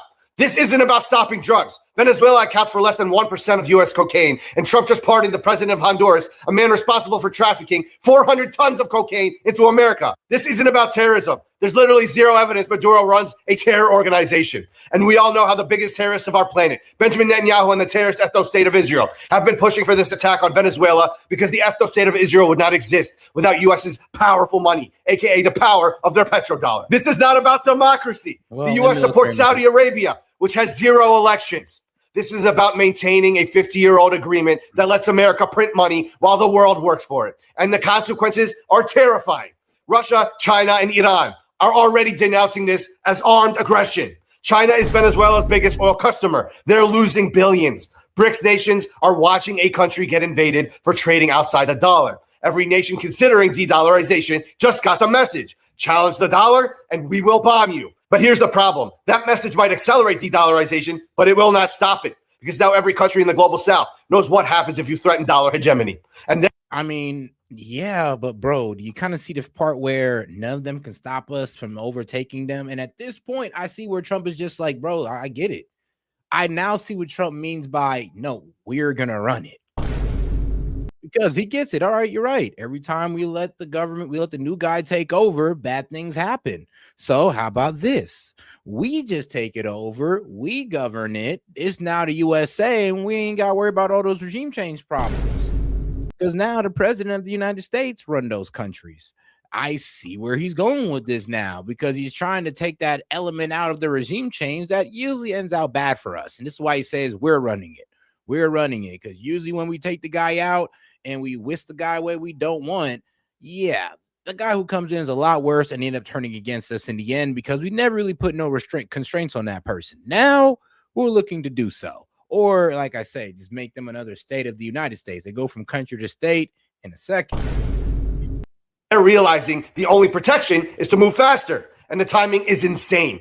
January 3rd, 2026, Venezuela invaded. Maduro captured. January 3rd, 1990, Panama invaded. Noriega captured. 36 years apart, almost to the day. Same playbook, same drug trafficking excuse. Same real reason, control of strategic resources and trade routes. History doesn't repeat, but it rhymes. What happens next? Trump's press conference at Mar-a-Lago set the narrative. U.S. oil companies are already lined up. Politico reported. They've been approached about returning to Venezuela. The opposition will be installed. Oil will flow in dollars again. I mean, we're not even sure about Maria Caccello girl. We're not even sure about Maria. Like the people, Trump is saying that, no, we're not even going to bring her in. Actually, he says, no, we're going to run it. And I mean, we're seeing what DIC is doing in DIC Rodriguez, which is the interim president of Venezuela. And it's looking like she's about to return to Maduro's old ways. I mean, looking like they're threatening to fight us if we try her and try to take her. And let's be real, we already told her, look, we're not going to kidnap you like Maduro. We're just going to end your life. So let's see how that works out. I mean, Colombia, they're already saying that they're prepared to fight with us. But I mean, like, Colombia, if you ain't coming better than Venezuela with that military tech, then you'll be done just the same, if not worse. Venezuela becomes another Iraq, another Libya. And all you Venezuelans celebrating, specifically those of you living in your privilege of the Western world, are all cowards that have no idea what the fuck you're celebrating. Because you might as well be celebrating on your hands and knees, bowing to our pedophile in chief that is still actively deporting your people to a place that is about to go into all-out war with a puppet government installed that is a slave to Israel and the U.S. But here's what nobody's asking. What happens when you can no longer bomb your way to dollar dominance? When China has enough economic leverage and weaponry to retaliate? When BRICS... Do they, bro? I mean, they had Chinese radar, Chinese jets, Russian missile defense systems and jets. I mean, oh, my bad. They also had Chinese missiles as well, and none of that helped them, bro. And I mean, if they're rocking with the same type of military tech and weaponry that, you know, China got, and China did sell that to them, then China's screwed, and they're not going to do anything to us. Actually, that's the problem with being a first-tier nation, which are only 3 of them. When you're the U.S., China, and Russia, I mean, you kind of stay out of each other's way, and we kind of mess with each other like second party, aka proxy. Controls 40% of global GDP and says no more dollars. When the world realizes the petrodollar is maintained by violence, America just showed its hand. The question is whether... I'm trying not to, Sid. You got to understand, though. Like, I'm not gloating. I'm just telling you what it is. Like, if anything, I'm trying to channel the aura of Trump right now, the imperialism that he's channeling, and it's seeming that he's just saying, "All right, I get it. You're right. When the regime changed them, it don't work when a new person come in. So how about we just run it? You know, Sid, as you said, yeah, just tell them that's their estate. That'll work." And you know what? I mean, maybe, may fucking be. You never know, Sid. I mean, have some faith, even though it rarely works out. But it might just work out if we're the ones who's running it. Do I believe that this is a good idea? Of course not. But I mean, we're trying something different, and this is looking like the different. The rest of the world folds or calls their bluff, because this invasion is an admission that the dollar can no longer compete on its own merits. When you have to bomb countries to keep them using your currency is already dying. Venezuela isn't the beginning. It's the desperate end to the U.S. empire. Have a good day. All right. Now, I could say, look, he gave some facts in there, not going to lie. But there was also some things he was wrong about. Like I said, we can't be too afraid of, I mean, you know, of Venezuela and these other Latin countries. I mean, if we're just flying in, having our way with them. Now, like I said, a lot of people are upset about this, and it makes sense. It makes sense. It does. But I mean, what are they going to do about it? Like I said, I mean, can Venezuela stop us? No. I mean, can any country in the EU or in NATO outside of us stop us? Of course not. I mean, who's gonna bring Trump to trial? Nobody. I mean, only we can do that in the United States. So, like, outside of that, the man's untouchable. Well, thank you for having me on. And everyone, all my followers, if you're not already following Jake, you should, and you know, check out the new YouTube show and everything. But whoops. All right, hold on now. All right, let's get into a musical interlude. Shout out to Steph. She sent this in. May not be my cup of tea. Well, I did used to listen to Nicki Minaj back in the day. I'm not gonna lie. I can't lie to myself. I was listening to Nicki Minaj back in the day. So time to bring it back to the old days. This is a certified hood classic.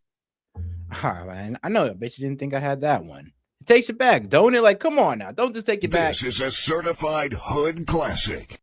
Man. But all right, guys, let's go ahead and get right back to it. Hey, shout out Steph. Appreciate that one. Who knew? Who'd have knew she'd have been doing that?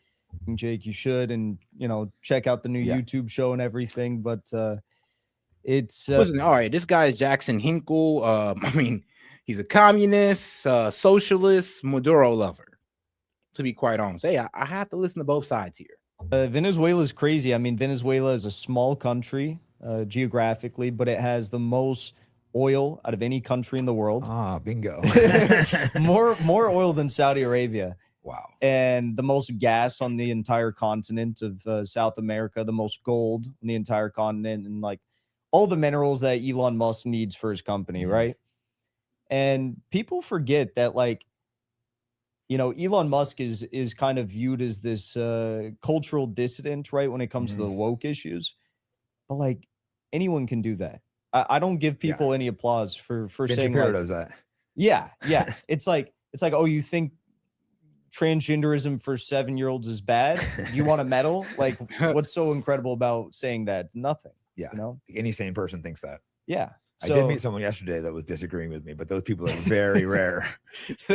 Yeah. Any normal person would agree with that statement, you know? But like, no, literally. I mean, I probably only had one person ever come up here and literally say, oh, we should be able to trans our children because, oh, well, if we don't, they'll commit suicide. I mean, this was literally his argument. Smoothly.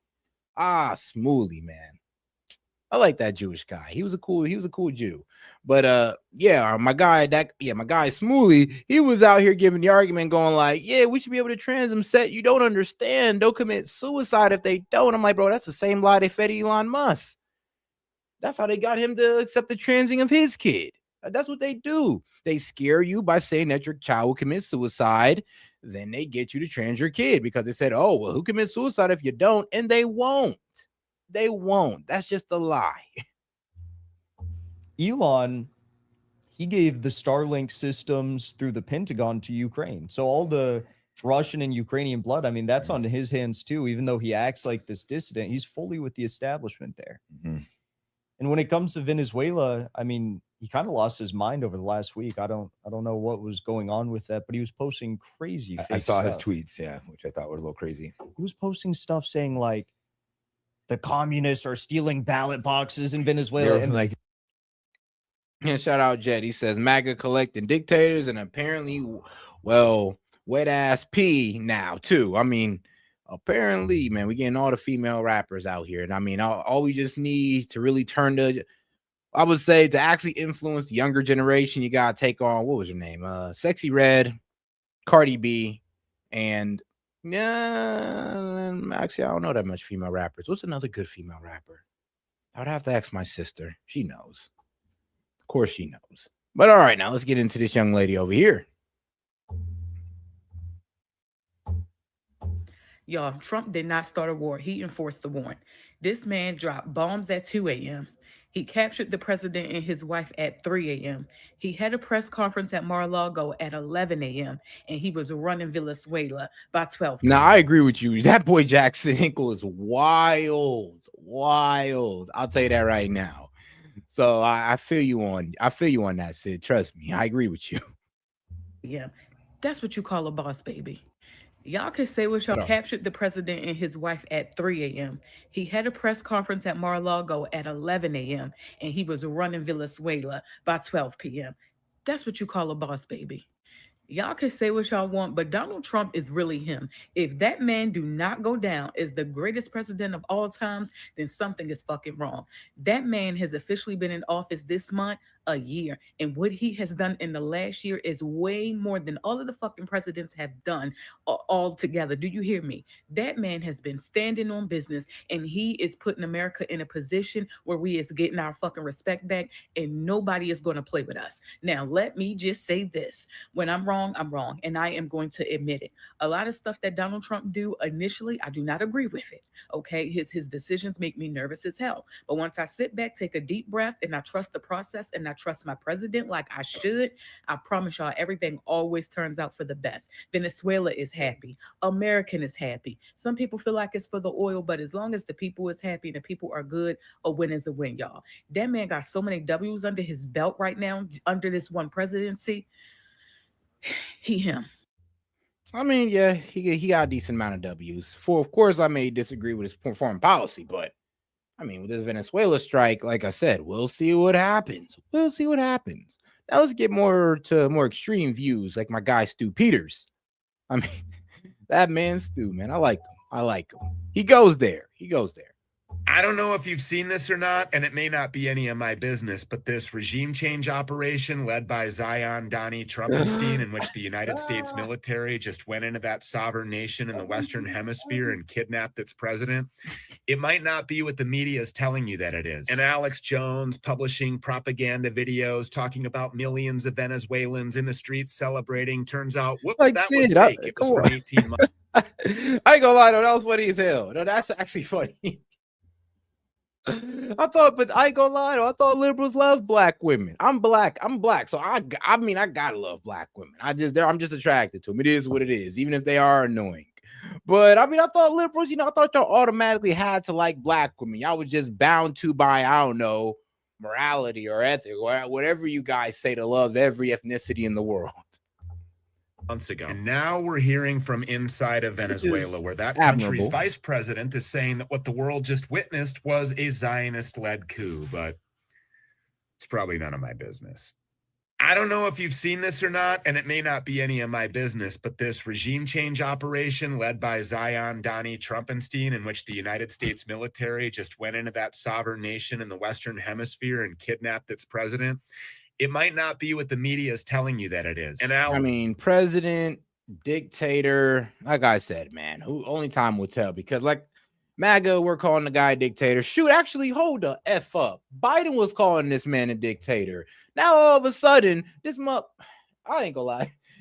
This is gonna kind of piss me off a little bit, because it's just like, hold on. Remember when Biden was calling this man a dictator? I mean, everybody on the left was saying, yo, we need to get this guy up out of here. Then Trump was getting criticized for leaving Maduro in power.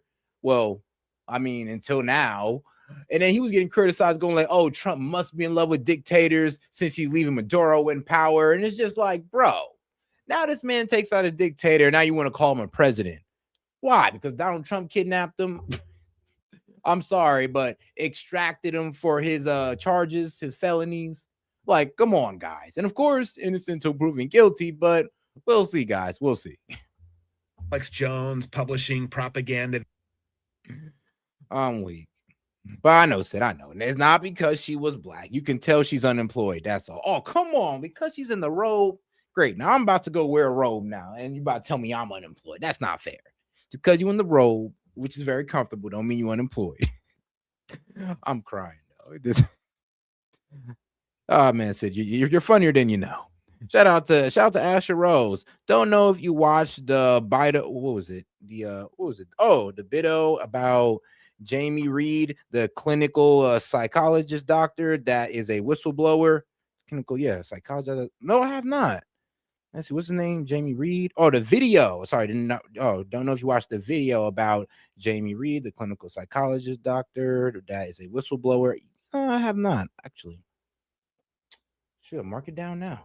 Videos talking about millions of Venezuelans in the streets celebrating. Turns out, whoops, that was fake. It was from 18 months ago. And now we're hearing from inside of Venezuela, where that country's vice president is saying that what the world just witnessed was a Zionist-led coup, but it's probably none of my business. I don't know if you've seen this or not. I mean, shoot, as an American, it's all of our business. It's all of our business. And I mean, F it. What was it? This lady right here that was pretty much saying that, Venezuela's. Oh, yeah, and this is the lady that's pretty much running Venezuela. Que tiene, sin duda alguna, tinte She was pretty much watching this the first time. Es realmente vergonzoso. But, all right. Lo dijo nuestro padre libertador en la Carta de Jamaica. El velo se ha rasgado. Ya hemos visto la luz. Y se nos quiere volver a las tinieblas. Se han roto las cadenas. Ya hemos sido libres y nuestros enemigos pretenden de nuevo esclavizarnos. Si hay algo que el pueblo venezolano y que este... Oh, okay, yeah. I see him on Dr. Phil exposing what? What was it here? I see what you're talking about, Asher. Yeah, Dr. Phil, the truth behind transgender clinics exposed. And all right, this is where this guy, Jamie Reed, comes in. I'm curious. Man, F it. No, I can't. Secretly performing these procedures on children as young as 11. Quote unquote, this gender affirming care could be investigated as child abuse. The most important hormonal process in the development of children into adults is stopped. Doctors are acting like they're God. We were lying to parents. They had said they would no longer provide hormone-related interventions for transgender kids. Did they stop? They did not. They were implanting these drug delivery devices in children as young as 11, 12, 13 years old. Children's hospital. But all right, guys, I do got to go to bed, though. The boys still got the day job. You got to remember that. But, hey, though, so I'll see if I can go a little bit longer tomorrow. In the meantime, though, man, I mean, I guess I can make this little joke on the way out. But, shoot, I'm telling you, man, Maduro about to be in there like the Boondocks. It's about to be a crazy scene, man. Like, look. this is how it's going to be with Maduro in probably about, I don't know. Well, honestly, this is about to be Diddy probably in a couple years, to be honest with you guys. Like, I just see this as Diddy. F it. Let's change this from Maduro to Diddy. This is going to be Diddy in the next, I don't know, 4 to 5 years. And if you know this clip, then hey, man, enjoy. In the meantime, I'm about to head out and close out on this funny ass clip. I appreciate the support, guys. Set with S.E.T Media. All right, guys. Peace. I know some of y'all here today because y'all think jail is cool. But see, y'all wouldn't know nothing about that shit. Ain't shit cool about jail, nigga. Ain't nothing cool. I've been here 10 years, and I ain't never getting out. Never. I ain't do much, just kill somebody. That's it ain't all. Like the nigga ain't have it coming. He sure did. See, y'all think it's just about us in here, but this is about an oppressive, fucked up system designed to keep niggas down and shit. Y'all wouldn't know nothing about that. What about you, little nigga? You know about that? Yes. Oh, you know about that? Tell me what you know about that. Tell me what you think about that. The prison industrial complex is a system situated at the intersection of government and private interests. It uses prisons as a solution to social, political, and economic problems. It includes human rights violations, the death penalty, slave labor, policing, courts, the media, political prisoners, and the elimination of dissent. Nigga, did you just say what I was trying to say, but smarter? I like this little nigga, but you left one thing out, little nigga. Show of hands, how many people ever raped a man? Pause. Uh-huh. How many people ever been raped by a man? Pause again. All up, 100%. You can't get no higher than that, nigga. You step in here, you get raped. Right up the motherfucking brown eye, baby. I raped a few niggas myself. I ain't really enjoy it. Not that much. Shit felt good to the motherfucker, though. I ain't let that nigga kiss me or nothing, but I did tear that motherfucking ass up, nigga. I ain't gonna lie about it. But that's what the man's oppressive system did to me. Now, me, I'm more of a romantic type. I'll still rape you, but I'll definitely stroke your head lovingly while I do it. See, because I want you to like it. Now, you don't have to like it, but I'll... Sorry, I was distracted by that fine motherfucker right there. What's your name, fine motherfucker? What's your name? Don't think that's, Tom. Okay, now let's talk about Tom. Tom is the type of nigga that gives us wet dreams up in here. Makes my medium brown, soft features, tall and in shape, but still soft and squishy. Now, I like to put the jelly inside my ass. Then put some of this peanut butter on top of it. I call it a peanut butter jelly and asshole sandwich. But Tom here will be calling it lunch. Yeah, nigga. You know what the system does when you come to prison? They strip you. They strip you mentally, emotionally, and they strip you naked, butt ass naked. The fuck is you looking at, nigga? Punch you right in your motherfucking temple, nigga. Give me your motherfucking clothes. You're supposed to be staring the kids. I said, give me your motherfucking clothes. Start with your shoes, nigga. Hurry up. You need some help? I got it. Now you see this, kids? You really don't want this to happen to you, okay? And your shirt too, nigga. Hurry up. Take it off. Okay, kids, y'all motherfuckers looking, huh? Tom just got his motherfucking manhood test, and he failed. He should have knocked my motherfucking head off. And you know what that means, don't you? Tom, you get raped. When you go to prison, the most important thing in your life is going to be booty. Y'all better listen to him. A man's butt. Booty, getting some booty is more important than eating food. It's more important than drinking water. If I see a man I like, I tell him like this here. I like you, and I want you. Now, we can do this the easy way, or we can do it the hard way. The choice is yours. What you want, Tom? What's it gonna be? I asked you a question, Tom. I can't hear you, Tom. I don't want to answer. Excuse me, I didn't hear you, Tom. I said I don't want to answer. I don't want to do this anymore. Sound like to me you wanted the hard way. Give it to him. Calm down. Now we take it over to prison. So back up. You got my booty.